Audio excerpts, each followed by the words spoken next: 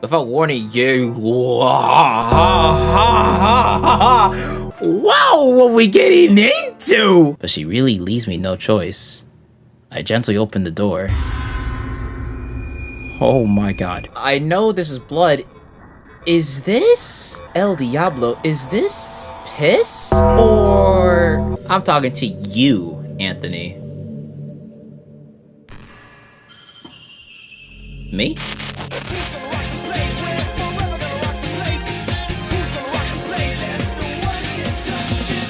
Here we go, chat. Look at this. Doki Doki Literature Club. We have the file right here. Like I said, we're playing this on PC. I'm pretty sure it's the best way to experience this is on PC. Here we go, ladies and gentlemen. Doki Doki Literature Club. I never personally played it to the end or made an actual stream or videos on it ever. So you're here, chat. So you were here. Ah, yes. This game is not suitable for children or those who are easily disturbed. Oh my god! Best girl Yuri. Ah, you already know the vibes. You know the vibes. Let's get straight into it, man.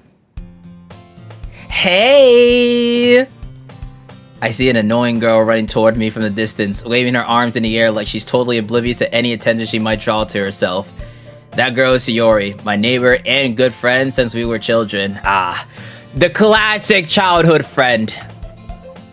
You know, the kind of friend you never see yourself making today, but it just kind of works out because you've known each other for so long. We used to walk to school together on days like this, but starting around high school, she would oversleep more and more frequently, and I would get tired of waiting up. I don't blame her, bro. I love my sleep, man. I don't blame her. I've done it multiple times. But if she's going to chase after me like this, I almost feel better off running away. However, I just sigh and idle in front of the crosswalks and let Sayori catch up to me. Oh, and there she is. I overslept again. But I got you this time. Maybe, but only because I decided to stop and wait for you. You said you were... Bro, this is gonna be such a funny ass fucking playthrough. You say that you were thinking about ignoring me. That means Anthony. Oh, wait. Wait. I didn't... Wait. Hold on. I didn't give my name. Wait, whoa. I did not type my name anywhere. Whoa. Hold on. It's one thing saying 8 hours there because I'm streaming. Fair enough. Whoa, hold on.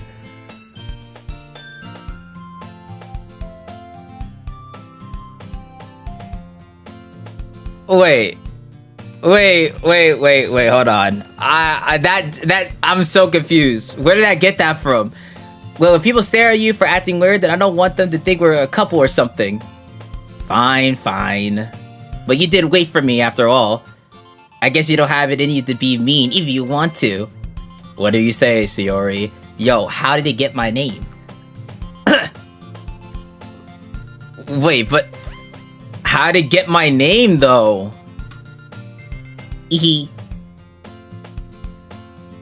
We cross the street together and make our way to school. As we draw near, the streets become increasingly speckled with other students making their daily commute. By the way, Anthony, have you decided on a club to join yet? A club. I told you already, I'm really not interested in joining any clubs. I haven't been looking either. That's not true. You told me you would join a club this year. Did I join any clubs in school? I think the only club I would join in school is probably like esports. I don't think I really joined any clubs personally. Did I? I'm sure it's possible that I did. In one of our many conversations where I dismissively go along with whatever she's going on about. Sayori likes to worry a little too much about me, when I'm perfectly content just getting by on the average while spending my free time on games and anime. Wait, low-key, that's actually me though! That's actually me though, I do just be playing games and watching anime! Wait, Just include streaming and making videos, then you're on the fucking mark. Uh-huh. I was talking about how I'm worried that you won't learn how to socialize or have any skills before college. Oh, hold on now. I'm pretty social. Your happiness is really important to me, you know? And I know you're happy now, but I die at the thought of you becoming a NEET in a few years because you're not used to the real world. You trust me, right? Don't make me keep worrying about you. Alright, alright. I'll look at a few clubs if it makes you happy. No promises, though. Will you at least promise me you'll try a little? Yeah, I guess I'll promise you that. Yay! I just think of the cat Yippee. Why do I let myself get lectured by such a carefree girl? More than that, I'm surprised I even let myself relent to her. I guess seeing her worry so much about me makes me want to ease her mind at least a little bit, even if she does exaggerate everything inside of her head. The school day is as ordinary as ever, and it's over before I know it. After I pack up my things, I stare blankly at the wall, looking for an ounce of motivation. Clubs. Shiori wants me to check out some clubs. I guess I have no choice but to start with the anime club. Okay, hold on. Anime club could be fire though. Could be fire though. Hello? Shiori? Shiori must have come into the classroom while I was spacing out. I look around and realize that I'm the only one left in the classroom. Damn. I thought I'd catch you coming out of the classroom, but I saw you just sitting here and spacing out, so I came in. Honestly, you're even worse than me sometimes. I'm impressed. You don't need to wait up for me if it's going to make you late to your own club. Well, I thought you might need some encouragement, so I thought, you know... Know what? Bro, my character is such a dense character. Like, you can... Like, she don't just care about you in a friendly way, gang. She blushing right now! How do you... Alright, hold on. High school me was also dense as fuck. I can't say shit. Well... that you could come to my club. Shiori? Yeah! There is no way I'm going to your club. Damn. Meanie. Shiori is vice president of the literature club. Not that I was ever aware that she had any interest in literature. In fact, I'm 99% sure she only did it because she thought it would be fun to help start a new club. Oh. What happened to my game? My game? Hello? Oh, okay. I was wondering what happened to my game. Says she was the first one to show interest after the one who proposed the club. She inherited the title Vice President. Yo, anyone in chat Vice President in school or anything? Run for school president or some shit? That said, my interest in literature is guaranteed to be even less. Yeah, I'm going to the anime club. You know, I'd do that myself, honestly. Come on, please. Why do you care so much anyway? Well, I kinda told the club yesterday I would bring in a new member. And Natsuki made cupcakes and everything. Ooh, cupcakes? Hee. Don't make promises you can't keep! I can't tell if Shiori's really that much of an airhead, or is she so cunning as to have planned all this out? I let out a long sigh. Fine. I'll stop by for a cupcake, okay? Yes, let's go! And thus, today marks the day I sold my soul for a cupcake. Alright, bro. Alright, you're not selling your soul. You're just going to a calm club with your childhood friends. You know, there's nothing wrong with that. Oh, actually, you know what? Hold on. Let me do this real quick. Hold on. No backseat gaming equals no spoilers or helping. I just realized because there's always those type of people that always do that. So let me make that the pin message real quick. Now there's literally no excuse. Okay, there we go. Now there's like literally no excuse. I dejectedly follow Shiori across the school and upstairs, a section of the school I rarely visit, being generally used for third-year classes and activities. Shiori, full of energy, swings open the classroom door. Hey everyone, the new member's here! I told you, don't call me a new member. I glance around the room. Oh, Yuri! I like this! I like this club already. Holy shit. I'm intrigued. Welcome to the Literature Club. It's a pleasure meeting you. Sayori always says nice things about you. Ah. You.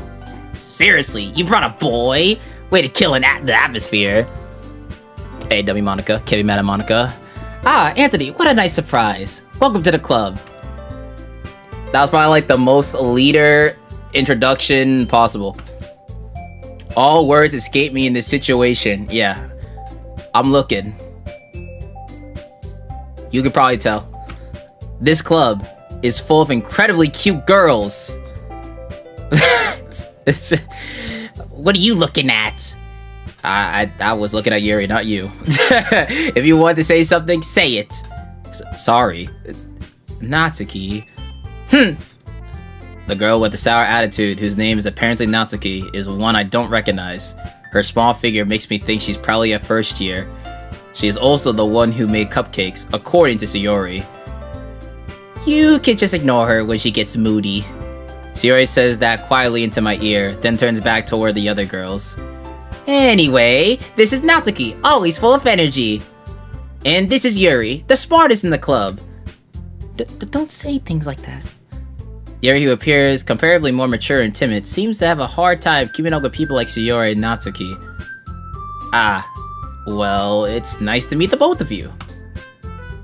And it sounds like you already know Monica, is that right? That's right.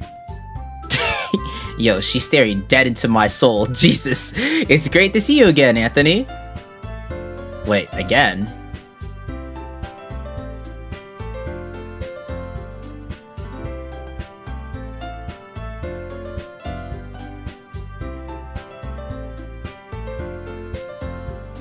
Wait. Again?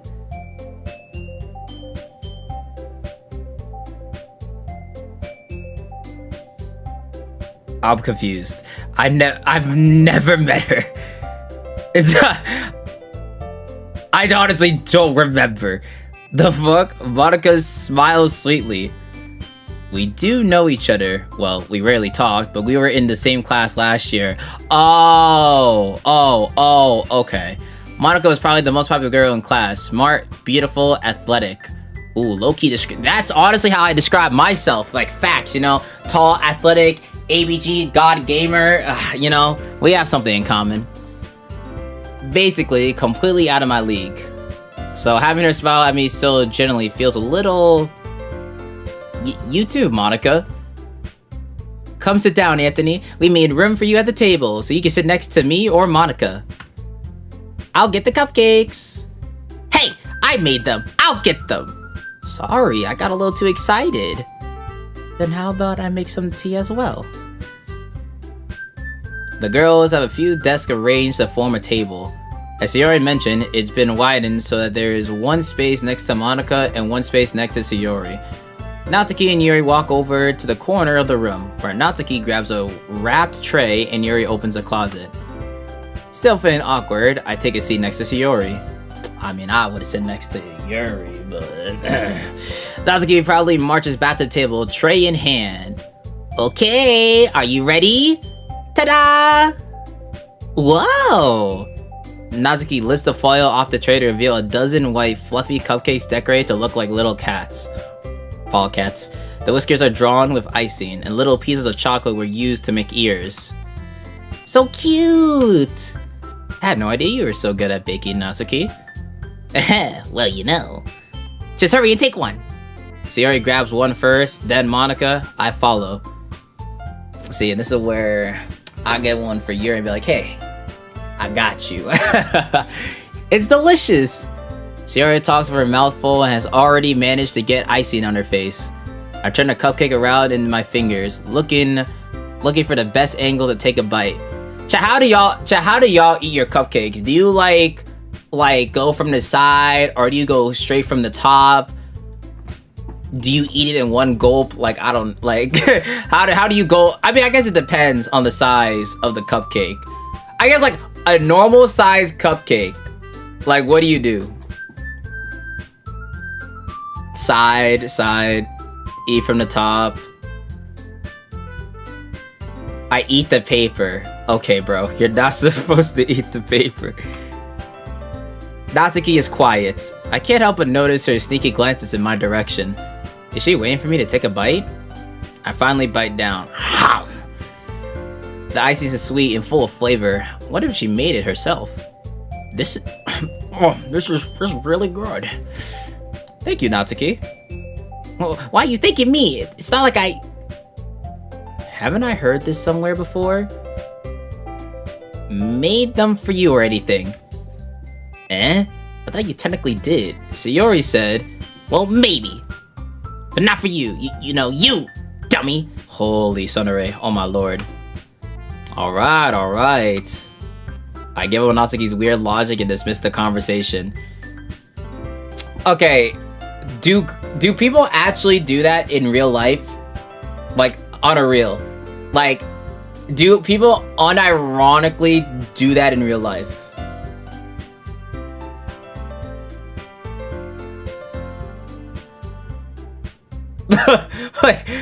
I haven't seen it before, but like, has anyone unironically do this in real life? Yuri returns to the table carrying a tea set. She carefully places a teacup in front of each of us before setting down the teapot next to the cupcake tray. Ooh, best girl. You kept a whole tea set in this classroom? Don't worry, the teachers gave us permission. After all, doesn't a hot cup of tea help you enjoy a good book? I guess?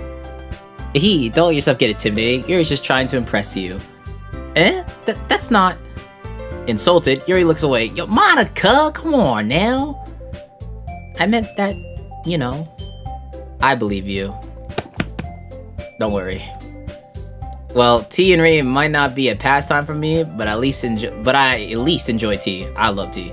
Mainly, I go for green tea. I'm glad. Yuri faintly smiles to herself in relief. Monica raises an eyebrow, then smiles at me. Hey, she know. Monica knows what's up. So, what made you consider literature club?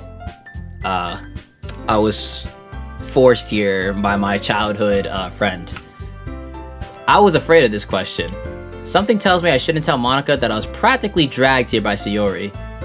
Well, I haven't joined any clubs yet, and Sayori seemed really happy here, so... That's okay. Don't be embarrassed. We'll make sure you feel right at home, okay? As president of the literature club, it's my duty to make the club fun and exciting for everyone. Monica, I'm surprised. How come you decided to start your own club? You could probably be a board member for any of the major clubs. Weren't you a leader of the debate club last year? I can see Monica debating shit. Aha! Well, you know. To be honest, I can't stand all the politics around the major clubs. Fair enough. It feels like nothing but arguing about the budget and publicity and how to prepare for events. I'd much rather take something I personally enjoy and make something special out of it. And if it encourages others to get into literature, then I'm fulfilling that dream. Monica really is a great leader. Yuri also nods in agreement. Then I'm surprised there aren't more people in the club yet. It must be hard to start a new club. You could put it that way. Not many people are very interested in putting all the effort to start something brand new. Especially when it's something that doesn't grab your attention, like literature. She ain't wrong, that's not the first club I would choose personally. You'd have to work hard to convince people that you're both fun and worthwhile. But it makes school's events, like the festival, that much more important. I'm confident we can all really grow this club before we graduate. Right, everyone? Yeah! We'll do our best. You know it! Everyone enthusiastically agrees. Such different girls, all interested in the same goal. Monica must have worked really hard just to find these three. Maybe that's why they're all so delighted by the idea of a new member joining. Though, I still don't really know if I can keep up with their level of enthusiasm about literature. Hello, you got my attention.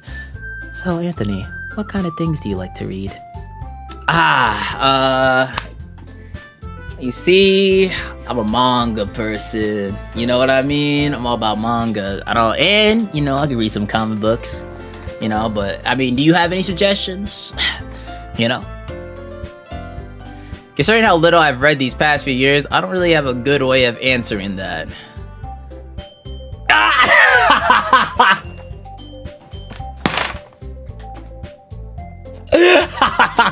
Wait, I actually said manga. This might be me. Wait, this might just be me. I muttered quietly to myself, half joking. Natsuki's head suddenly perks up. It looks like she wants to say something, but she keeps quiet. Why is that actually... dude. Sorry, not much of a reader, I guess. Well, that can change. I'll do it for you. Come on, now. What am I saying? No, you know exactly what you're saying, me. I spoke without thinking after seeing Yuri's sad smile. Anyway, what about you, Yuri? Well, let's see. Yuri traces the rim of her teacup with her finger. My favorites are usually novels that build deep and complex fantasy worlds. The level of creativity and craftsmanship behind them is amazing to me. And telling a good story in such a foreign world is equally impressive. Yuri goes on, clearly passionate about her reading. She seems so reserved and timid since the moment I walked in, but it's obvious by the way her eyes light up that she finds her comfort in the world of books, not people. Well, don't worry. I can be your protagonist in your book.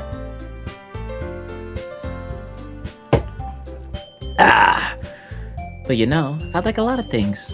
Stories with deep psychological elements usually immerse me as well.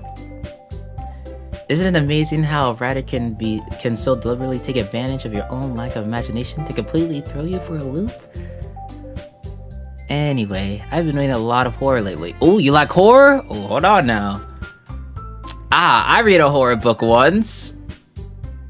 I mainly play horror games, but hey, same deal, right? I definitely grasp something I can relate to at a minimum level. At this rate, Yuri might as well be having a conversation with a rock. Really? I wouldn't have expected that, Yuri. For someone as gentle as you. I guess you could say that. But if a story makes me think, or takes me to another world, then I really can't put it down. Surreal horror is often very successful at changing the way you look at the world, if only for a brief moment. Ugh, I hate horror. Shut the fuck up, Natsuki. Oh, why's that? Well, Natsuki's eyes dart over to me for a split second. Never mind. That's right, you usually like to write about cute things, don't you, Natsuki? Oh, what? What gives you that idea? You left a piece of scrap paper behind last club meeting. It looked like you were working on a poem called... Don't say it out loud! Hey, give that back! Fine. Your cupcakes, your poems. Everything you do is just as cute as you are. Shiori slides up behind Natsuki and puts her hand on her shoulders. I'm not cute! Natsuki, you write your own poems? I guess I'm just... Well, I guess sometimes. Why do you care? I think that's impressive. Why did you share them sometime? No. Natsuki averts her eyes. You wouldn't like them. Not a very confident writer yet. I understand how Natsuki feels. Sharing that level of writing takes more than just confidence. The truest form of writing is writing to oneself. You must be willing to open up to your readers, exposing your vulnerabilities, and showing even the deepest reaches of your heart. Do you have writing experience too, Yuri? Maybe if you share some of your work, you can set an example, and help Natsuki feel comfortable enough to share hers. I guess it's the same for Yuri. Aw, I want to read everyone's poems. We all sat in silence for a moment. Hey, writing's not easy. Hey, sit down and try to write a full-length book. I promise you, it is not simple. Like trying to create an engaging story and all that, it is tough as fuck. Like, it ain't easy, gang.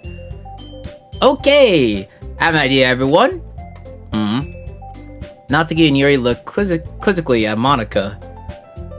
Let's all go home and write a poem of our own. Then, next time we meet, we'll all share them with each other, and this is why you're the leader. That way, everyone is even. Yeah! Let's do it! Woo. Plus, now that we have a new member, I think it'll help us get a little more comfortable with each other and strengthen the bond of the club. Isn't that right, Anthony? Monica smiles warmly at me once again. Hold on, there's still one problem. And what's that? Now that we're back to the original topic of me joining the club, I bluntly come forward with what's been on my mind the entire time. I never said I would join this club! Sayori may have convinced me to stop by, but I never made any decision. But I'll make an exception for it. Yeah. I still have other clubs to look at, and I lose my train of thought. Good one. All four girls stare back at me with dejected eyes. Shit. But I'm sorry. I thought. Anthony, you all. Bro. I'm defenseless against these girls. How am I supposed to make a clear-headed decision when it's like this? That is, if writing poems is the price I need to pay in order to spend every day with these beautiful girls. Yuri. Right. Okay, I've decided then. I'll join the literature club. One by one, the girls' eyes light up. Yes, I'm so happy! Sarah wraps her arms around me, jumping up and down. Hey, alright, okay. You really did scare me for a moment. If you really just came for the cupcakes, I would be super pissed. I mean, they were some good cupcakes. And then that makes it official. Welcome to the literature club. Thanks, I guess. Do we ever get to see what our character looks like? I wonder if we ever do. Okay, everyone. I think with that, we can officially end today's meeting on a good note. And remember tonight's assignment. Write a poem to bring to the next meeting so we can all share. Monica looks over at me once more. Anthony, I look forward to seeing how you express yourself. Yeah. Can I really impress the class star Monica with my mediocre writing skills? I already feel the anxiety welling up inside me. Meanwhile, the girls continue to chit-chat as Yuri and Natsuki clean up their food. Hey Anthony, since we're already here, do you want to walk home together? That's right, Sayori and I never walk home together anymore because she's always stayed after school for clubs. Sure, might as well. Yay! With that, the two of us depart the club room and make our way home. The whole way, my mind wanders back and forth between the four girls. Sayori, Natsuki, Yuri, and of course, Monica. Will I really be happy spending every day after school in a literature club? Perhaps I'll have the chance to grow closer to one of these girls. Oh, and you already know who! Alright! I'll just need to make the most of my circumstances, and I'm sure good fortune will find me. And I guess that starts with writing a poem tonight.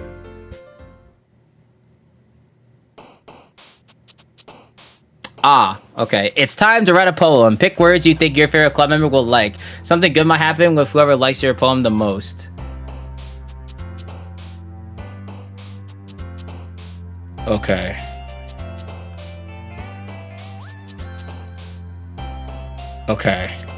So I need to choose stuff that would fit Yuri. Okay. I feel like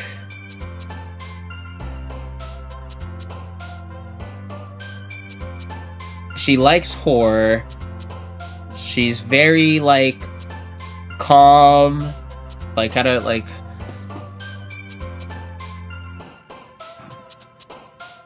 maybe 1 of 20. Oh, so I could do like 20.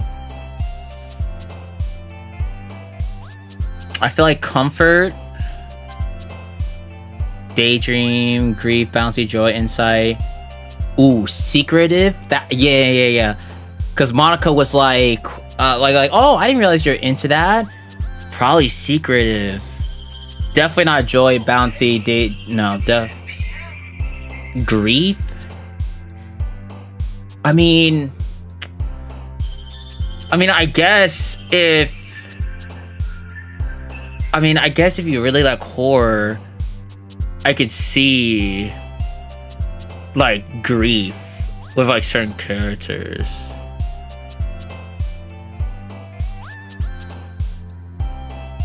I'm gonna do. Oh wait, can I? Oh, I could save. Oh, okay. So yeah, so I did play this March 30th, 2023. Wow, I clearly. So this is where I stopped years ago. Okay. Yeah, okay. So this is when I stopped years ago. Okay, I literally didn't get any further than... So where we're at right now is the furthest I got 3 years ago. Over 3 years ago. Okay. That might be why it has my name. Okay. Alright. We're gonna overwrite that save.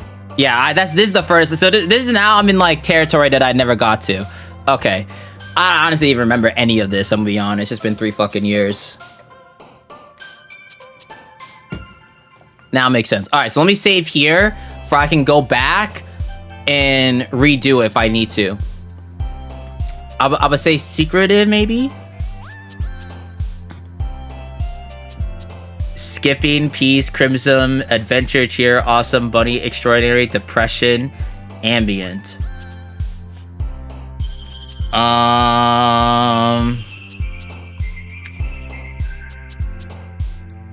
Maybe... I mean, she enjoys her peace to herself and just like enjoying her stuff, so maybe peace? Fireworks, time, forgive, sensation, wonderful, essence, determination, sparkle, color, ribbon.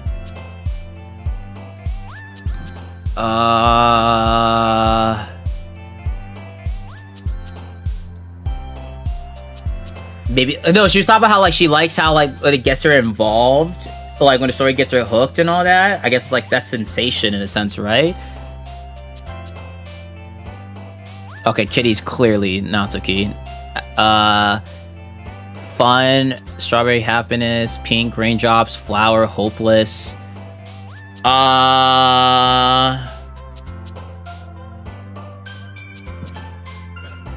Maybe...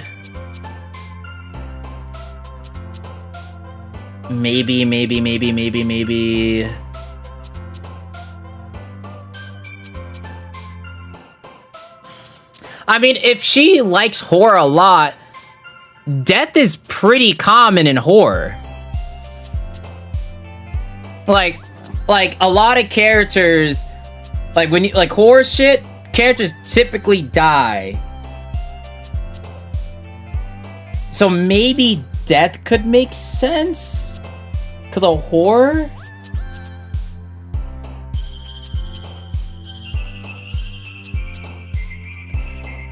I'm gonna go with that. Hopefully that works. Pleasure, embrace, uncanny. Special, contamination, extreme, portrait, puppy, holiday, existence.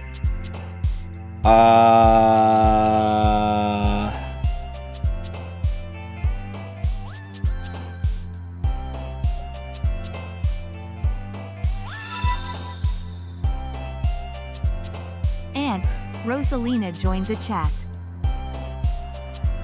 Oh, interesting. Hello, Rosa.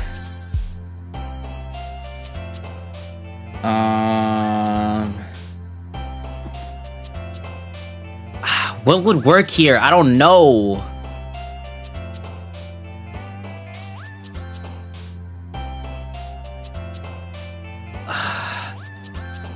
I don't know. These don't...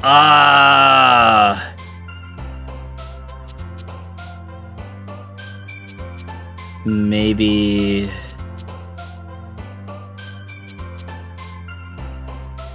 Bro. I don't even know, bro. I don't even know. I mean...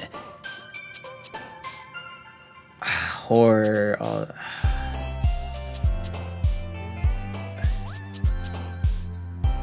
What if I did uncanny?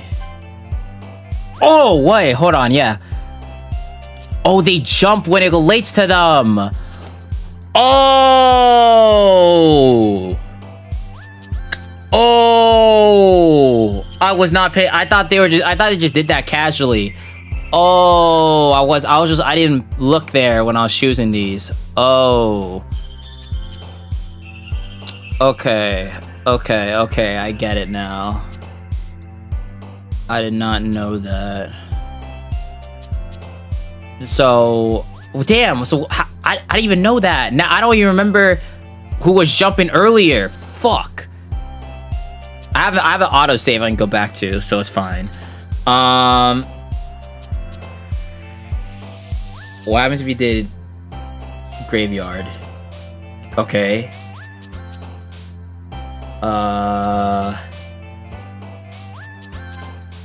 Fuck, that was Sayori.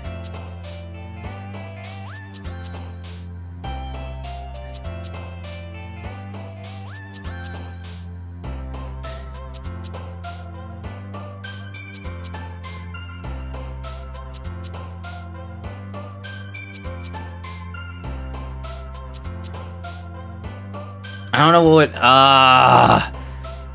bro, I deadass gotta memorize what is Yuri to make sure it's your, fucking A. Together, clouds, boop.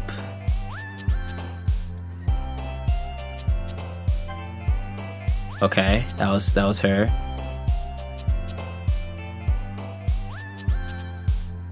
Anime is Natsuki.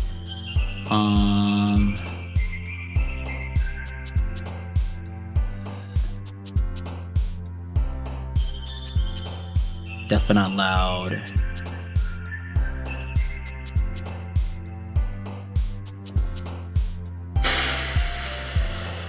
I don't know, honestly, for this one. I might just take a guess.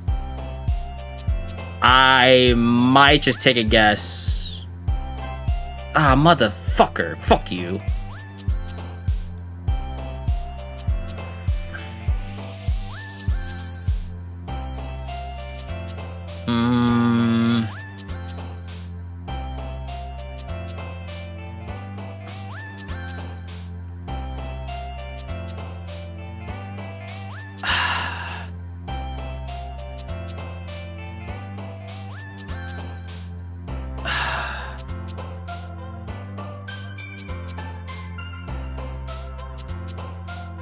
Maybe.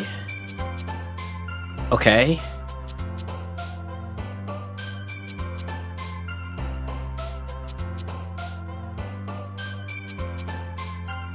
Okay. Back to back. Bang! Bang!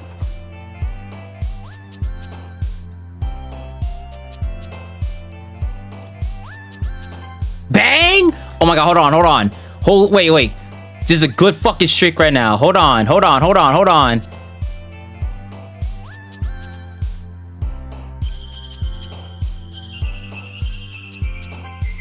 Yes! Oh my god, hold on.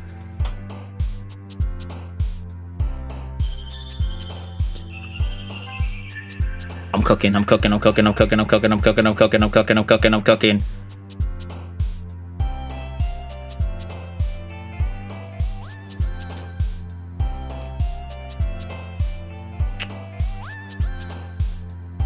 What's like a...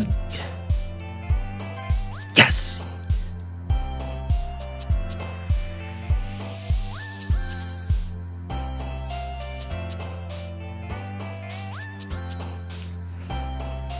Horror, frightening? Yes.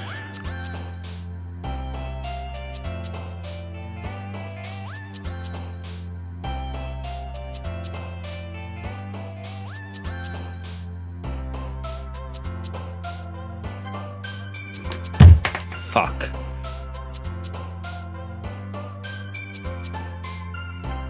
Okay. Was that enough?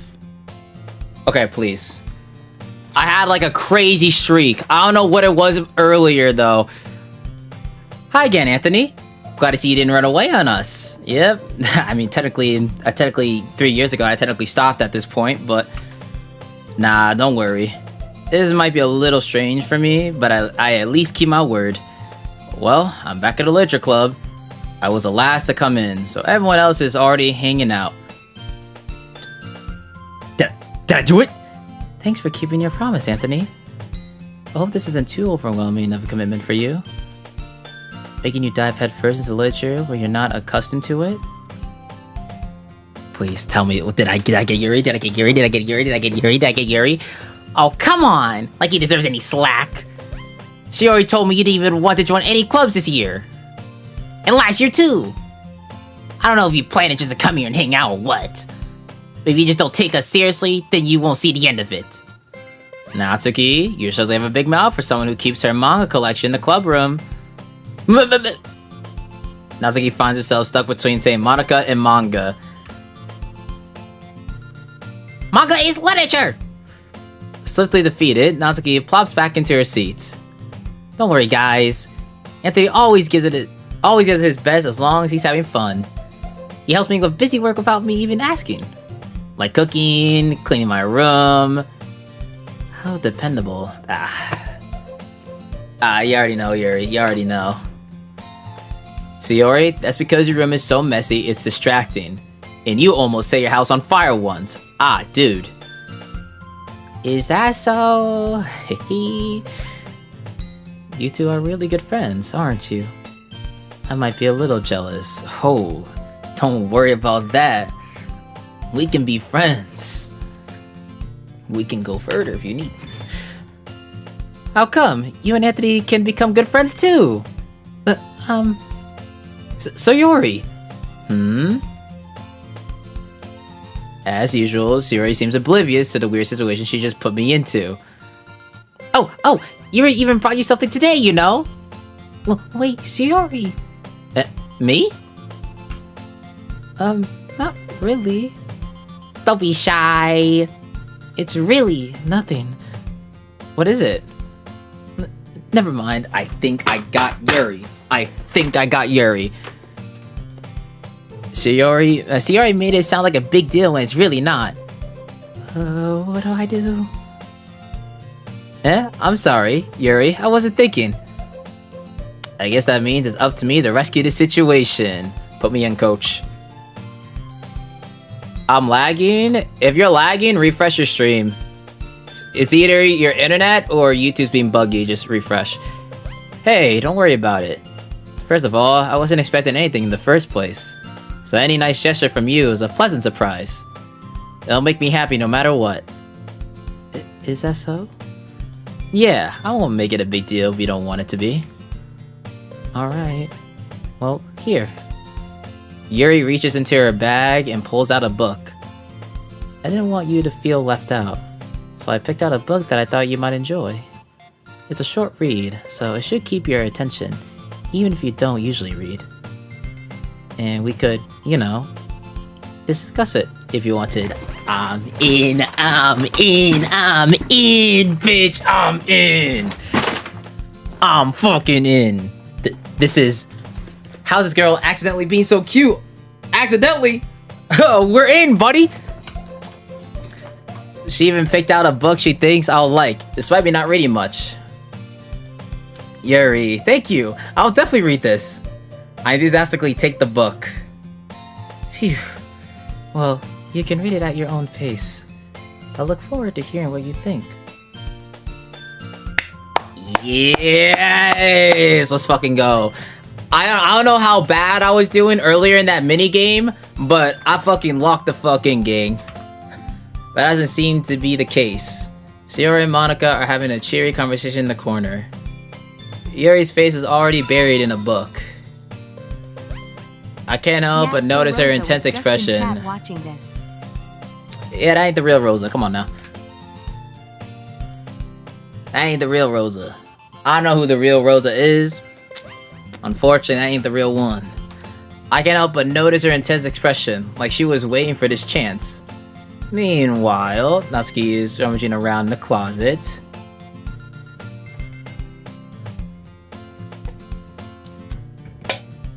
How would I know? Because I know. I know her in person. You know what I mean? I literally go to her observatory all the time. I would know. I'm really curious to talk to Yuri a little bit more.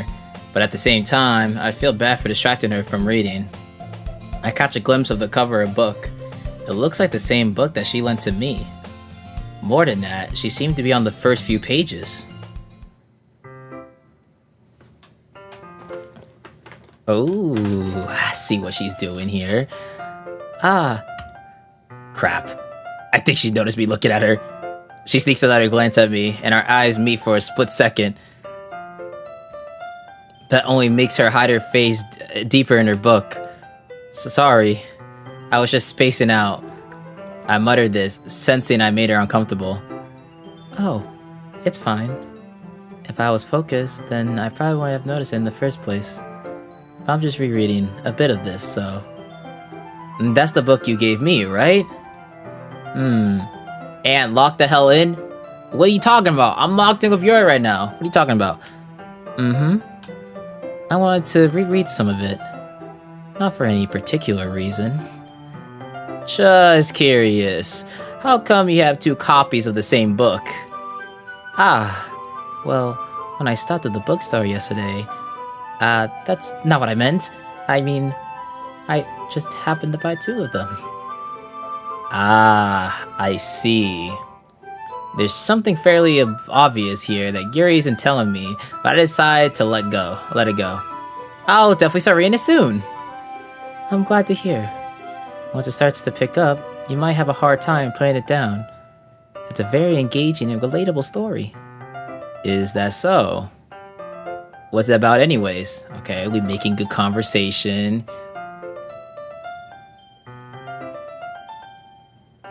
You looked Yuri up and down, bro. Carries, and you were fiending over fucking, oh, right, Vaporeon. Shut the fuck up. Over here telling me to lock in like you didn't have a Vaporeon phase. I'ma call you out, nigga. Calm yourself. Yuri closes the book and scans her eyes over the back. The book is titled Portrait of Markov. There's an ominous-looking eye symbol on the front cover. Alright, I just wanted to make sure I don't accidentally give anything away. Basically, it's about this girl in high school who moves in with her long-lost younger sister. But as soon as she does so, her life gets really strange. She gets targeted by these people who escape from a human experiment prison. And while her life is in danger, she needs to desperately choose who to trust. No matter what she does, she ends up destroying most of her relationships, and her life starts to fall apart. That's kind of dark, isn't it? Yuri made it sound like it was going to be a nice story, so that dark turn came from nowhere. Yuri gently giggles all of a sudden. Are you not a fan of that sort of thing, Anthony? No, it's not that. I mean, I can definitely enjoy those kind of stories, so don't worry. I hope so. Yeah, I totally forgot that Yuri is into those things. She's so shy and reclusive on the outside, but her mind seems to be completely different.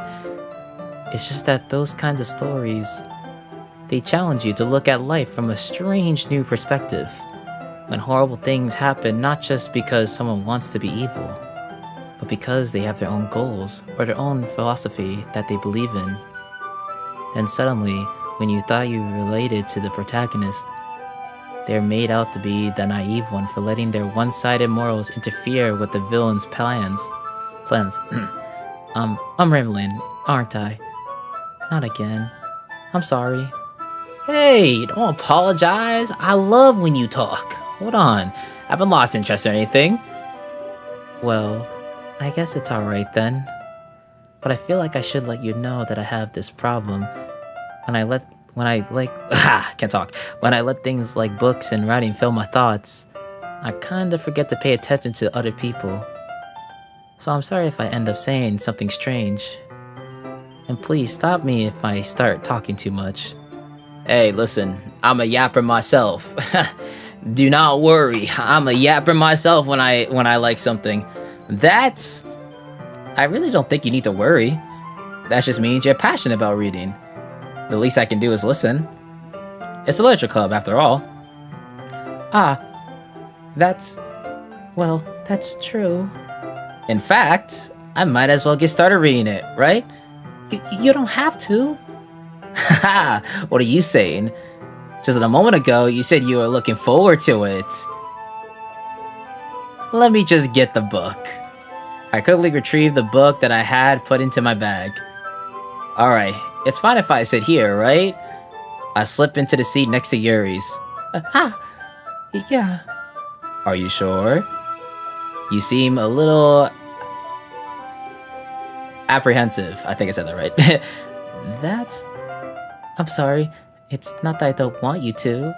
It's just something I'm not very used to. That is, reading in company with someone. I see. Well, just tell me if I end up distracting you or anything. Alright. I open the book and start the prologue. I soon understand what Yuri means about reading in company. It's as if I can feel her presence over my shoulder as I read. It's not a particularly bad thing. Maybe a little distracting, but the feeling is somewhat comforting. Yuri's in the corner of my eye. I realize that she's not actually looking at her own book. I glance over. It looks like she's reading from my book instead. Sorry. I was just... Yuri, you really apologize a lot, don't you? I do? I don't really mean to. Sorry. I mean...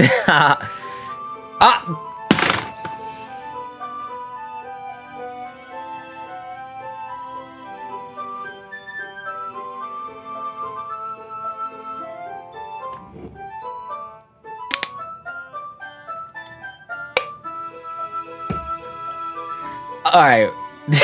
What are the odds that okay, bro.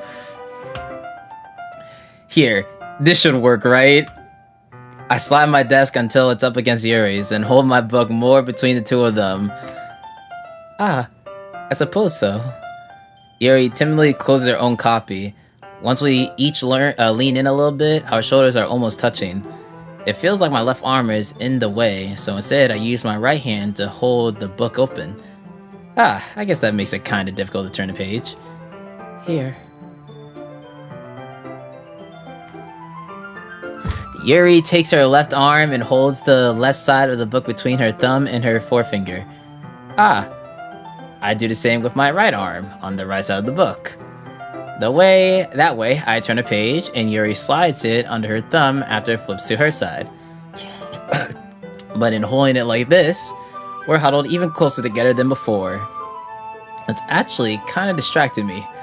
It's as if I can feel the warmth of Yuri's face and she's in the corner of my vision. Are you ready? To turn the page? Sorry. I think I got a bit distracted for a second. I glance over at Yuri's face again, and our eyes meet. I don't know how I'll be able to keep up with her. That's okay. You know, I was used to reading, right? I don't mind being patient if it takes you a bit longer. It's probably the least I can do. Since you've been so patient with me. Yeah. Thanks. We continue reading. Yuri no longer asks me if I'm ready to turn the page. Instead, I just assume that she finishes the page before me, so I turn it by my own volition. We continue the first chapter in silence. Even so, turning each page almost feels like an intimate exchange. My thumb gently letting go of the page, letting it flutter over to her side as she catches it under her own thumb. Hey, Yuri. This might be a silly thought, but... the main character kind of reminds me of you a little bit. You think so? How does she? Well, I guess she's more blunt in a lot of ways, but she also second guesses all the things that she says and does. Like she's afraid she'll do something wrong. It's not like I can see into your head or anything, but they're kind of reminiscent of some of your mannerisms. I see. Yuri remains silent for a moment. But Anthony, that's probably a terrible thing to have in common with her. That's so embarrassing that you think that. Wait, I didn't mean it in a bad way or anything. Sorry, I really didn't know you were self-conscious about that sort of thing. I guess I'm more meant that it's kind of cute. Ah, what are you saying all of a sudden? Okay, everyone! Ah, fuck. Nah, god damn it. Hi, Monica. I think it's about time we share today's poems with each other. We might not have enough time if we wait too long. Motherfuck. Ah, man. It was going. I was spitting game. Fuck. Oh, whatever. Yuri exhales, spare from finishing her thought. Is that alright, Yuri? You look kind of down. I'm sorry if you haven't been looking forward to this. It's not. It's fine. Yuri releases her hand from the book, causing it to close on top of my thumb. Alright. I guess I'll do some more reading tonight. Or would you prefer I only read it with you? I guess I don't have too much of a preference either way. In that case, I'll read a little more tonight. It'll be more fun to read with you after it picks up a bit, you know? That's a good reasoning. In that case, feel free to finish the first 2 chapters in your own time. Alright. I stand up, I make a mental note of where I left off in the book, then slip it back into my bag. By the way, did you remember to write a poem last night? Yeah. My relaxation ends. I can't believe I agreed to do something so embarrassing. I couldn't really find much inspiration since I've never really done this before. Well, now that everyone's ready, why don't you find someone to share with? I can't wait! Sayori and Monica enthusiastically pull out their poems. Sayori is on a wrinkled sheet of loose leaf torn from a spiral notebook. On the other hand, Monica wrote hers in a composition notebook. I can already see Monica's pristine handwriting from where I sit. Natsuki and Yuri reluctantly comply as well, reaching into their bags. I do the same myself. Who should I show my poem to first?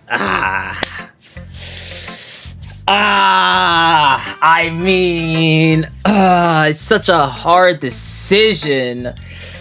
It's such a hard decision. I wonder who I will choose of these for. Maybe I'll go...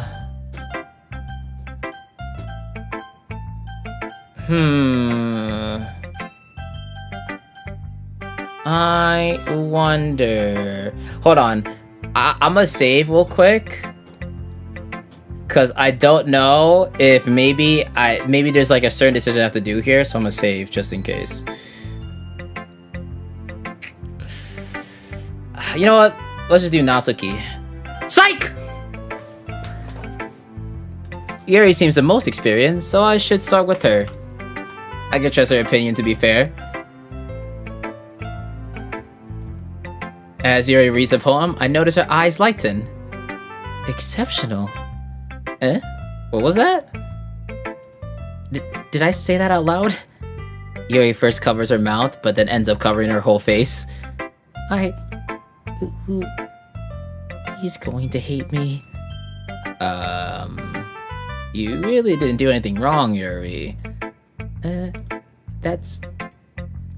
guess you're right. What am I getting so nervous for? Yuri takes a deep breath. So, what kind of writing experiences do you have?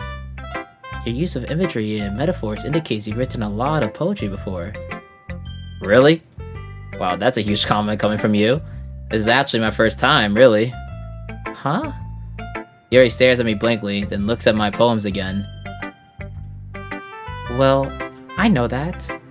I just meant, Yuri trails off, unable to find an excuse. She traces her finger along the words in the poem, as if breaking it down more thoroughly. Yeah, okay. This is the reason I was able to tell. It's just that there's a specific writing habits that are usually typical of new writers, and having been through that myself, I kind of learned to pick up on them. I think the most noticeable thing I recognize in new writers is that they try to make their style very deliberate. In other words, they tend to pick a writing style separate from the topic matter, and they form fit the two together. The end result is that both the style and the expressiveness are weakened. Once Yuri finds her train of thought, it's as if her demeanor totally changes. Her stammering is completely gone. She sounds like an expert. Of course, that's not something you can be blamed for. There are so many different skills and techniques that go into writing even a simple poem. You know, she is speaking facts. Not just finding them and building them, but getting them to work together is probably the most challenging part. It might take you some time, but it all comes with practice and learning by example and trying new things. I also hope that everyone else in the club gives you valuable feedback. Natsuki can be a little bit biased, though. Biased how? Well, never mind. I shouldn't be talking about people like that. Sorry. It's fine. I'm not sure if Yuri's apologizing to herself, to me, or to Natsuki. Do you mind if I read your poem now? Please do. I'd love to share my thought process behind it.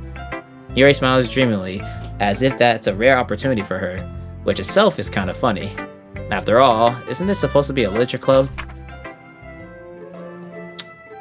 So she be writing in cursive. Okay.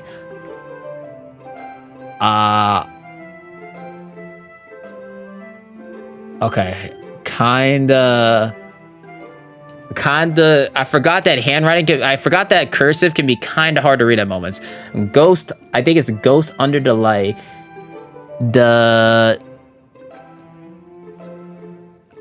I'm not gonna lie, cursive is not often I read this.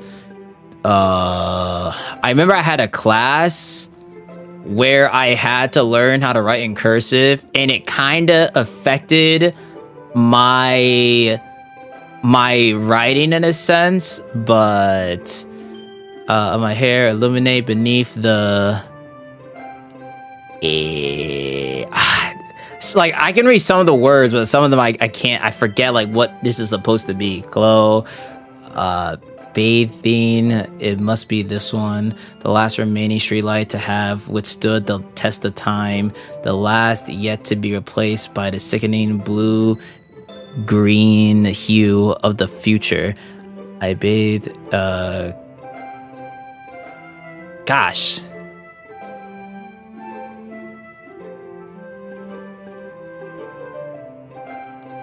There's like some of them I make sense, but some of them I can't tell. Calms. Is that calm? Calms breathing. Like, bro. Okay, so, you know what? It is what it is. Wait. Okay, there we go. Got it. Cursive has certain words that just oh, I didn't mean to do that. That makes certain things look a lot harder to read. So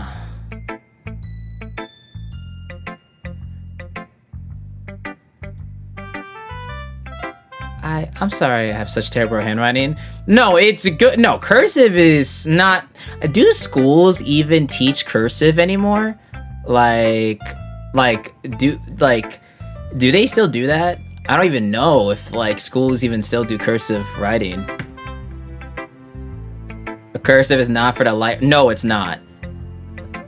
No, because some of the things that the way that I write is also influenced by cursive in a sense. Here, like if I get here, let me show you guys.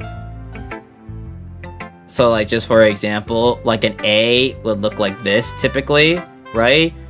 But for me, it's like I have a curve to it. It's like some of my letters have curves to it, like a little tail to it.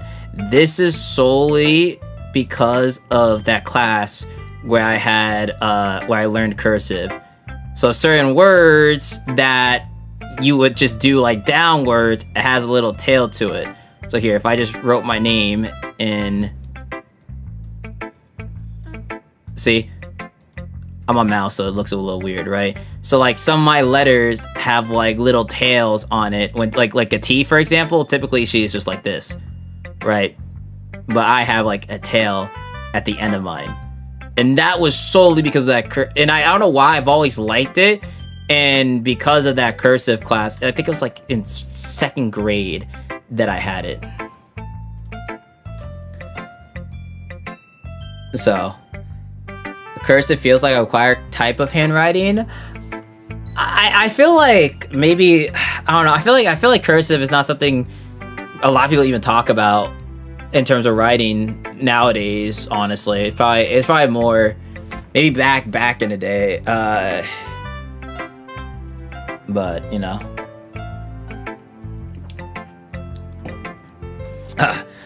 I'm sorry. Oh yeah, I read that. What? I wasn't thinking that at all. But it took you a long time to read. Well, I just don't read script very often. I actually think your handwriting is pretty. Eh? That's a relief. Also, I like the poem. Even though it's short, it was really descriptive. It wasn't too short. I usually write longer poems. Not at all. I'm really glad you like it. I'll be honest, since it's our first time sharing, I wanted to write something a little more mild. Something easy to digest, I suppose. Are you into ghosts, Yuri? Actually, the story isn't about a ghost at all, Anthony. Really? I must have totally missed the point. Well, I suppose you did only glance over it, after all. But remember, the poets often express their own thoughts, feelings, and experiences in their work. They usually do more than tell a simple story, or paint a picture. In this case, perhaps the subject of the poem is only being simply compared to a ghost, lingering in her last remaining place of comfort, unable to let go of the past, and soon to be left with nothing. That's a lot more solemn putting it that way. I hadn't even thought of that.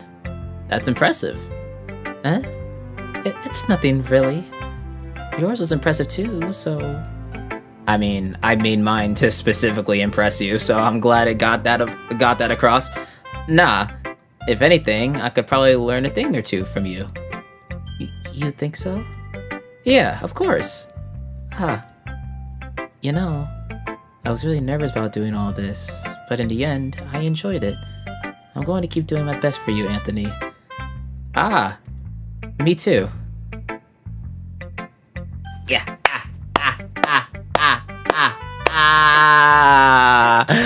Oh, I'm in there. I'm in there, baby. I'm fucking in there.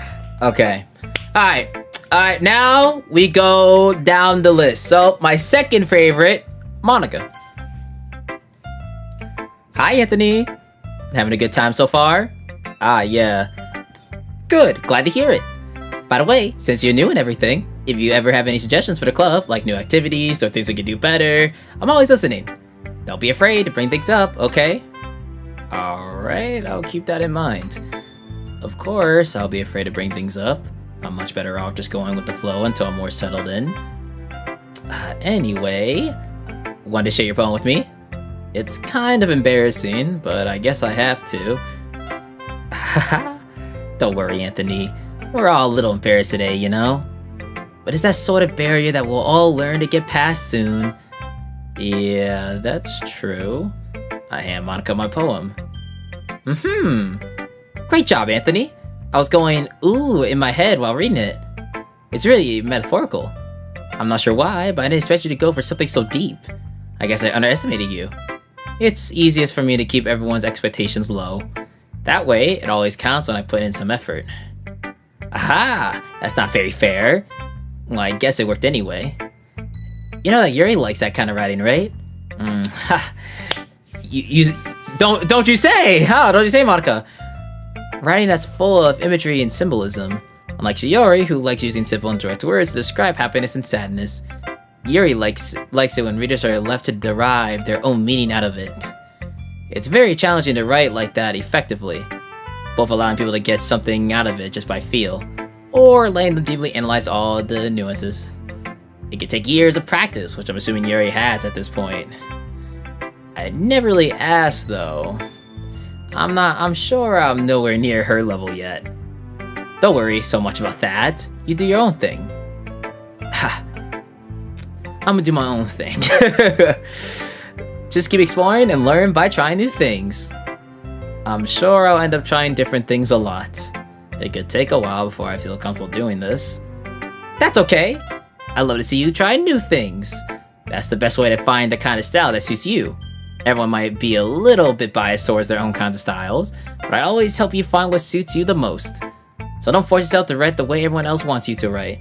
It's not like you have to worry about impressing them or anything. Anyway, do you want to read my poem now? Don't worry, I'm not very good. You sound pretty confident for someone who claims to not be very good. Well, that's cause I have to sound different. I have to sound confident. That doesn't mean I always feel that way, you know? I see. Well, let's read it then.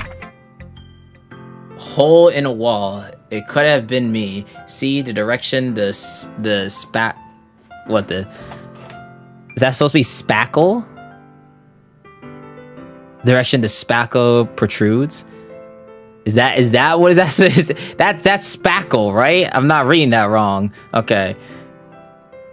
Interesting. A noisy neighbor, an angry boyfriend. I'll never know. I wasn't home. I peer inside for a clue. No, I can't see. I reel blind like a film left out in the sun, but it's too late. My retinas? My retinas? What's that say? Already scorched with a permanent copy of the meaningless image. It's a little hole. It wasn't too bright. It was too deep, stretching forever into everything. A hole of infinite choices. I realize now that I wasn't looking in. I was looking out, and he on the other side was looking in. Interesting. So, what do you think? It's very freeform, if that's what you call it. Sorry, I'm not really the right person to ask for feedback. Aha, it's okay. Yeah, that kind of style has gotten pretty popular nowadays. That is, a lot of poems have been putting emphasis on the timing between words and lines. When performed out loud, it can be really powerful. What was the inspiration behind this one? Well, I'm not sure if I know how to put it. I guess you could say that I had some kind of epiphany recently. It's been influencing my poems a bit. Epiphany. Yeah, something like that. I'm kind of nervous to talk about deep stuff like that, because it's kind of coming on strongly. Maybe after everyone is better friends with each other. Anyway, here's Monica's writing tip of the day. Sometimes when you're writing a poem or a story, your brain gets too fixated on a specific point. If you try so hard to make it perfect, then you'll never make any progress. Just force yourself to get something down on the paper and tidy it up later. Another way to think about it is this. If you keep your pen in the same spot for too long, you just get a big dark puddle of ink. So just move your hand and go with the flow. That's my advice for today. Thanks for listening. Good to know. Alright. Down to Sayori Natsuki. Now, my third favorite Doki, Sayori. This is a good poem, Anthony. Are you sure it's your first time? Of course. It's not that good. Am I the kind of guy who would be writing poems in his spare time? I guess you're right. But that's why it impressed me. Well, to be honest, I was afraid that you wouldn't do it seriously. Or that you wouldn't write one at all. I'm really happy just that you wrote one. It just reminds me of how you're really part of the club now. Not to mention the fact that I'm standing in front of you in the club room. Well, of course. I'm not really into it yet, but that doesn't mean I'll break my promise. See? It's like I said before, Anthony. Deep down, you're not selfish at all, you know? Trying new things like this for other people. That's something that's only really good people do. Thanks, Sayori. I'm not sure Sayori sees the full picture of my motive here. Then again, I can't deny that she's part of the reason I joined. Knowing how much this means to her and all. Yeah. And I'm gonna make sure you have lots of fun here, okay? That will be my way of thanking you. Alright, I'm going to hold you to that then. Yay! Now you read my poem too, right? Don't worry, I'm really bad at this. We'll see about that. Dear sunshine, the way you glow through my blinds in the morning, it makes me feel like you missed me, kissing my forehead to help me out of bed, making me rub the sleepy from my eyes. Are you asking me to come out and play? Are you trusting me to wish away a rainy day? I look above, the sky is blue. It's a secret, but I trust you too. If it wasn't for you, I could sleep forever, but I'm not mad. I want breakfast. Oh, hold on. That actually wasn't bad. Oh, wait. That actually wasn't bad. I look above, the sky is blue. It's a secret, but I trust you too. I mean, I kind of like this poem, low-key. Sayori, this is just a guess, but did you wait until this morning to write this? No. Just a little bit.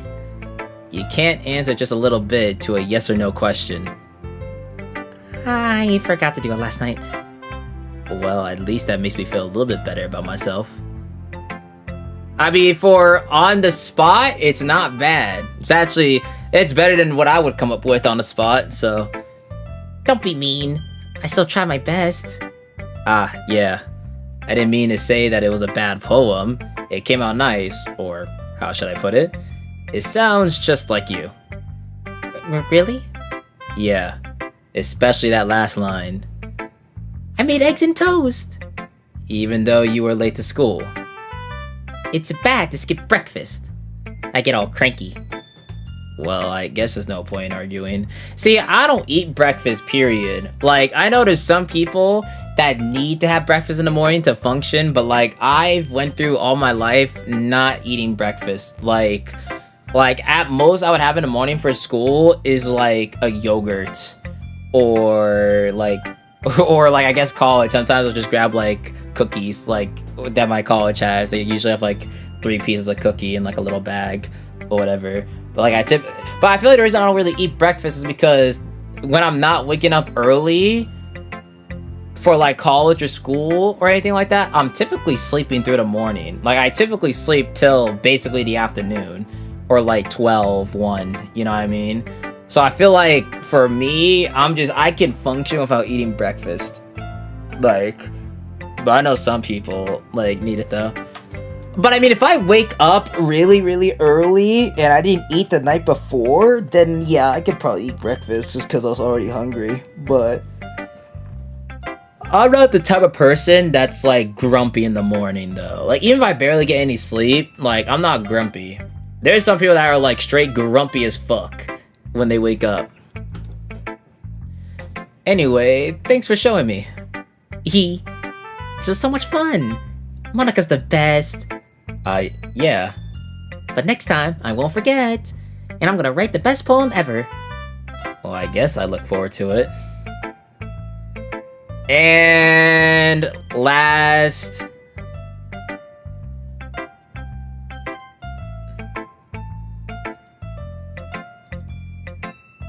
Anthony.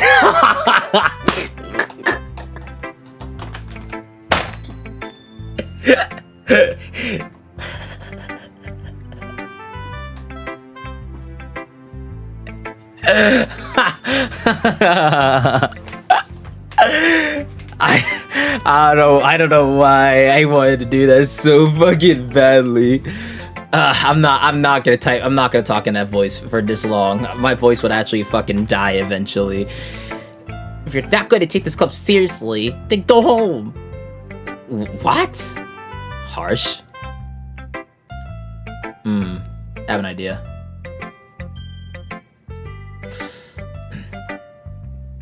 Well, you expect me to believe that you actually put effort into this.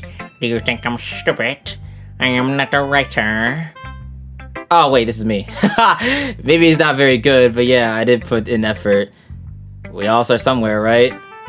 If you're still proud of the first poem you ever wrote, then I'd like to read it. Painful to think about. Fine. Well, sorry. You'll get better anyway. I'll tell you what to improve, but you're better off just trying again. Fair enough. Well, to each their own, I guess. Anyway, I guess I gotta share mine now. Knowing you, you'll probably think it's stupid. Eagles can fly, monkeys can climb, crickets can leap, horses can race, owls can seek, cheetahs can run, eagles can fly, people can try, but that's about it. Wow. Wow. I'm glad you told me the obvious, thanks. Yeah, I told you that you weren't gonna like it. I like it. What? Just be honest. I am. Why are you so convinced that I wouldn't like it? Well, because everyone in high school thinks that writing has to be all sophisticated and stuff, so people don't even take my writing seriously. But isn't the point of poems for people to express themselves? Your writing style wouldn't make your message any less valid.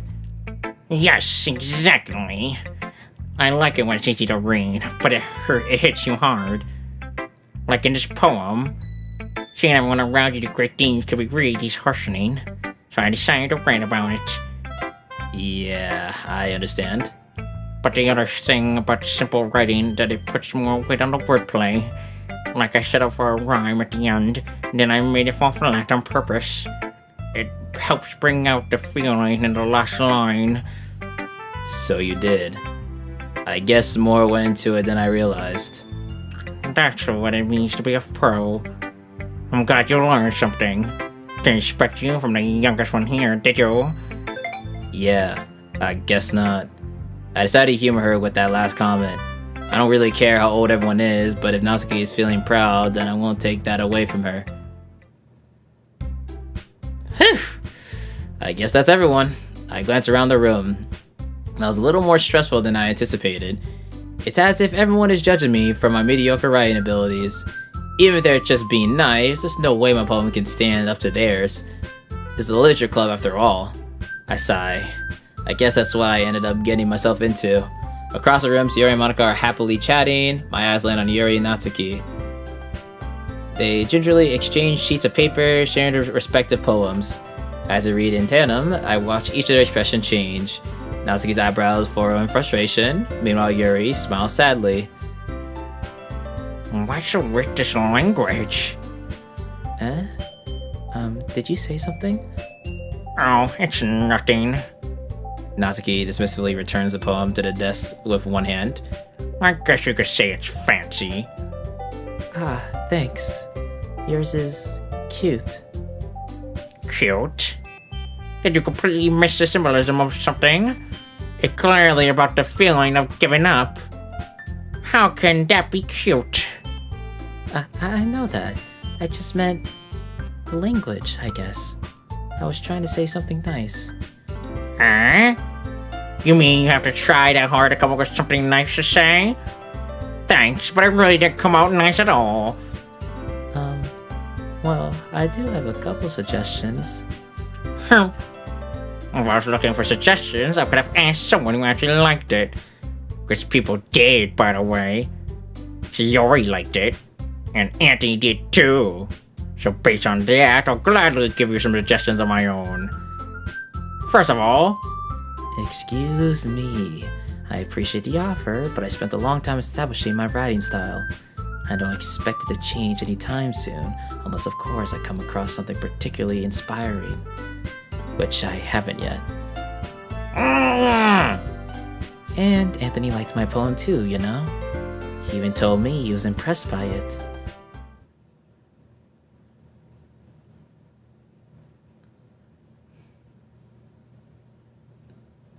Where did the music go? Why did... Where did...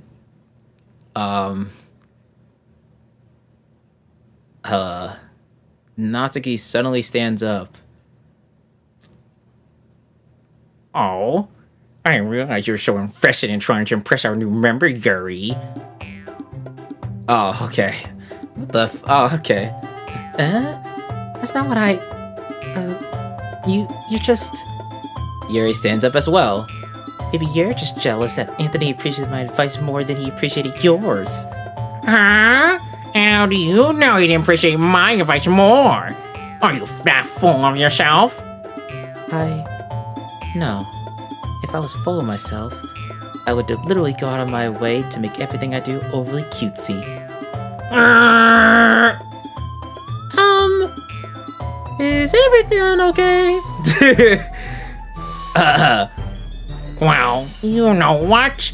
I wasn't the one whose boobs magically grew a size bigger as soon as Anthony started showing up. Oh, Whoa, wow, huh? Natsuki. Natsuki, that's a little... This doesn't involve you. I don't like fighting, guys. Suddenly, both girls turned towards me, as if they just noticed I was standing there. Anthony, she's just trying to make me look bad. that's not true. She started it. If she could get her over herself and learn to appreciate that simple writing is more effective, then this wouldn't have happened in the first place. What's the point of making your problems all convoluted for no reason? The meaning should jump out the reader, not force them to have to figure it out. Help me explain that to her, Anthony. Wait. There's a reason we have so many deep and expressive words in our language. It's the only way to convey complex feelings and meaning the most effectively. Avoiding them is not only unnecessarily limiting yourself, it's also a waste. You understand that, right, Anthony?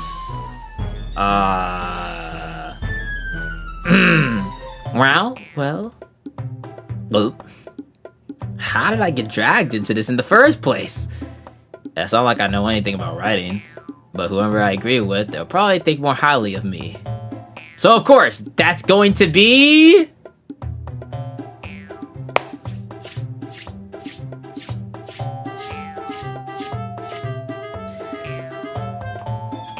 Just in case, for some odd reason, I need to go back to this part. We gotta go with Natsuki. Fuck you! Natsuki.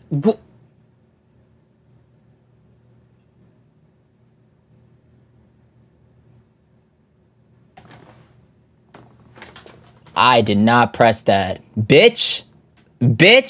I did not press that. I did not press that! Bitch!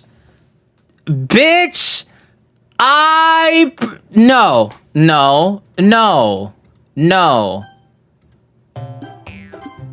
Bitch, I said Yuri! Oh, so we're fucking with me. Oh. So you're fucking with me.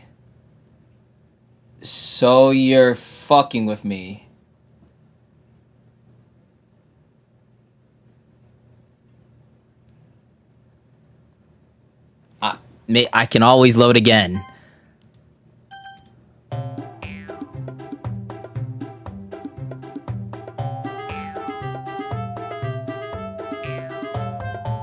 Wait, did I read it? Am I rereading this long? Like, what? Wait, hold on.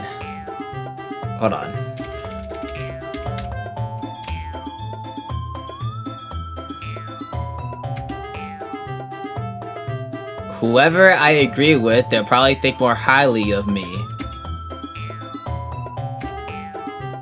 Yeah, so whoever I agree with will think more highly of me.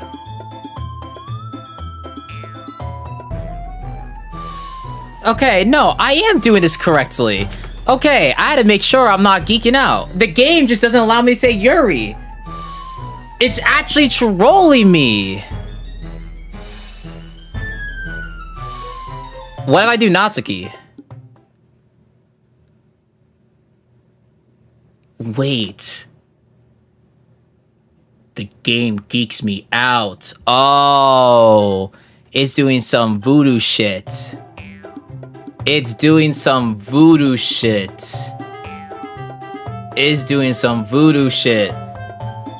this is why I saved. I had a feeling I had to save at this moment. It's doing some voodoo shit on me. And what if I do this? Okay, no. It's purposely fucking me over with Yuri. Yo, why is the game gay-caping Yuri? Why? Why are you gay-caping me? Are we serious? Ah, dude. Natsuki? You're right that I liked your poem. Oh, wait a second. See? Wait. That's not an excuse for you to be so mean. Oh. Oh. I don't know why I thought it was supposed to say Yuri. And then I thought my character was gonna be like, Yuri's is better. I agree with Yuri. I don't know why I was assuming that. Oh.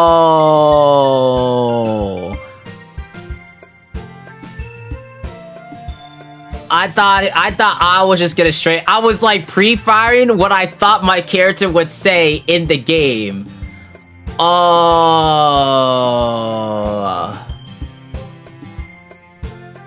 The IQ, bruh. Yo, shut the fuck up, Kyushu. I dog you in any video game we play. Shut up, nigga. That's not an excuse for you to be so mean. You shouldn't pick a fight just because someone's opinion is different. That's not what happened at all. You wouldn't even let me take my poem seriously. I understand. Yuri? You're a seriously talented writer. It's no secret that I was impressed. Well, that's... But here's the thing. But this is common sense to just read out the game. You know what? Fuck you, fuck you, fuck you, and fuck you. No matter how simple or refined someone's writing style is, they're still putting feelings into it, and it becomes something really personal. That's why Natsuki felt threatened when you said her poem was cute. I explained why I thought when it gave me the option, I thought, like, when it said, obviously, whoever agrees with me would think highly of me. So I kind of just assumed my character was just gonna say Yuri. Bros, Matt were right. You know what, Daisy? Go fuck yourself. You know what? Everyone said LIQ. You know what? Fuck all you guys. I'm ending stream. I'm actually canceling stream. You know what? Everyone, nope. We're not continuing anymore. Fuck you guys. You know what? This is your guys' punishment. This is your guys' punishment. Fuck you guys. I'm deleting the VOD too. Ain't no one gonna find this shit no more. Say goodbye. Say goodbye. Yep. You pushed me over my limit. Say goodbye. I'm surprised my preview enabled again.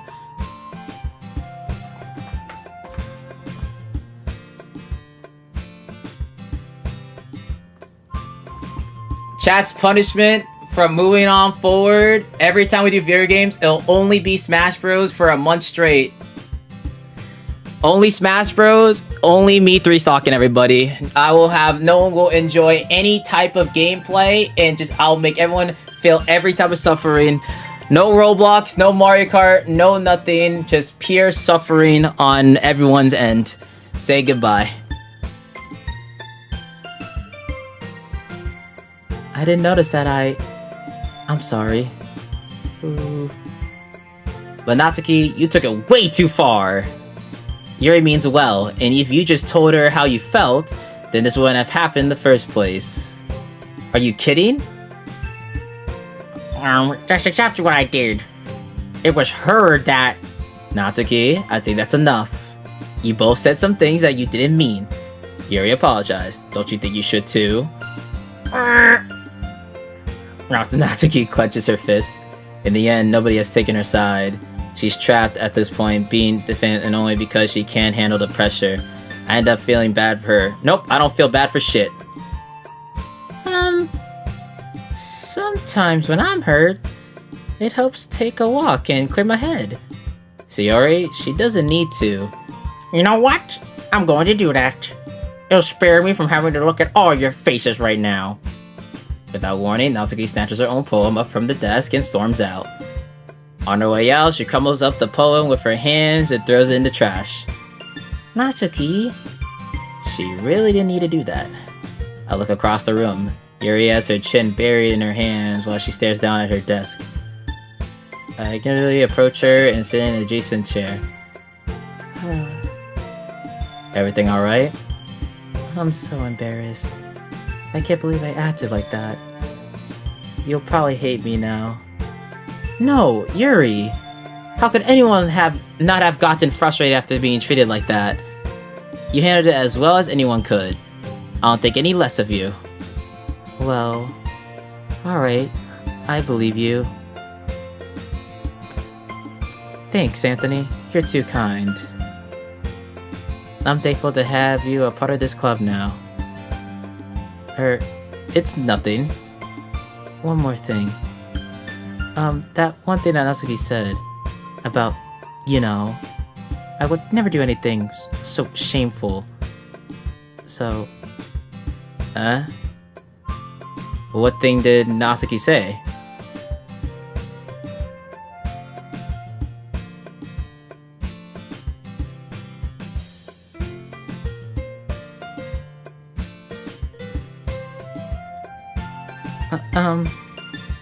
Well, never mind that. I'm going to make some tea. Ah, good idea. Make enough for more than one person, okay? Yeah. Okay, everyone. It's just about time for us to leave. How'd you all feel about sharing poems? It was a lot of fun. Well, I'd say it was worth it. Oh, it's alright. Well, mostly. Anthony, how about you? Yeah, I'd say the same. It was a neat thing to talk about with everyone. Y'all are looking at one part of Yuri's body that isn't her eyes. Admit it, chat. Whoa, hold on. Hold on now. What are we talking about? Okay? What are we talking about? It was a neat thing to talk about with everyone. Awesome. In that case, we'll do the same thing tomorrow. And maybe you'll learn something from your friends too. So your poems will turn out even better. I think to myself, what a wonder. I did learn a little more about the kinds of poems everyone likes. With any luck, that means I can at least do a better job impressing those I want to impress. I nod to myself with newfound determination. Anthony! Ready to walk home? Sure, let's go. Hee Sayori beams at me. It truly has been a while since Sayori and I spent this much time together. I can't really say I'm not enjoying it either. Sayori, about what happened earlier. What do you mean? Between Yuri and Natsuki. Does that kind of thing happen often? No. That's really the first time I've seen them fight like that.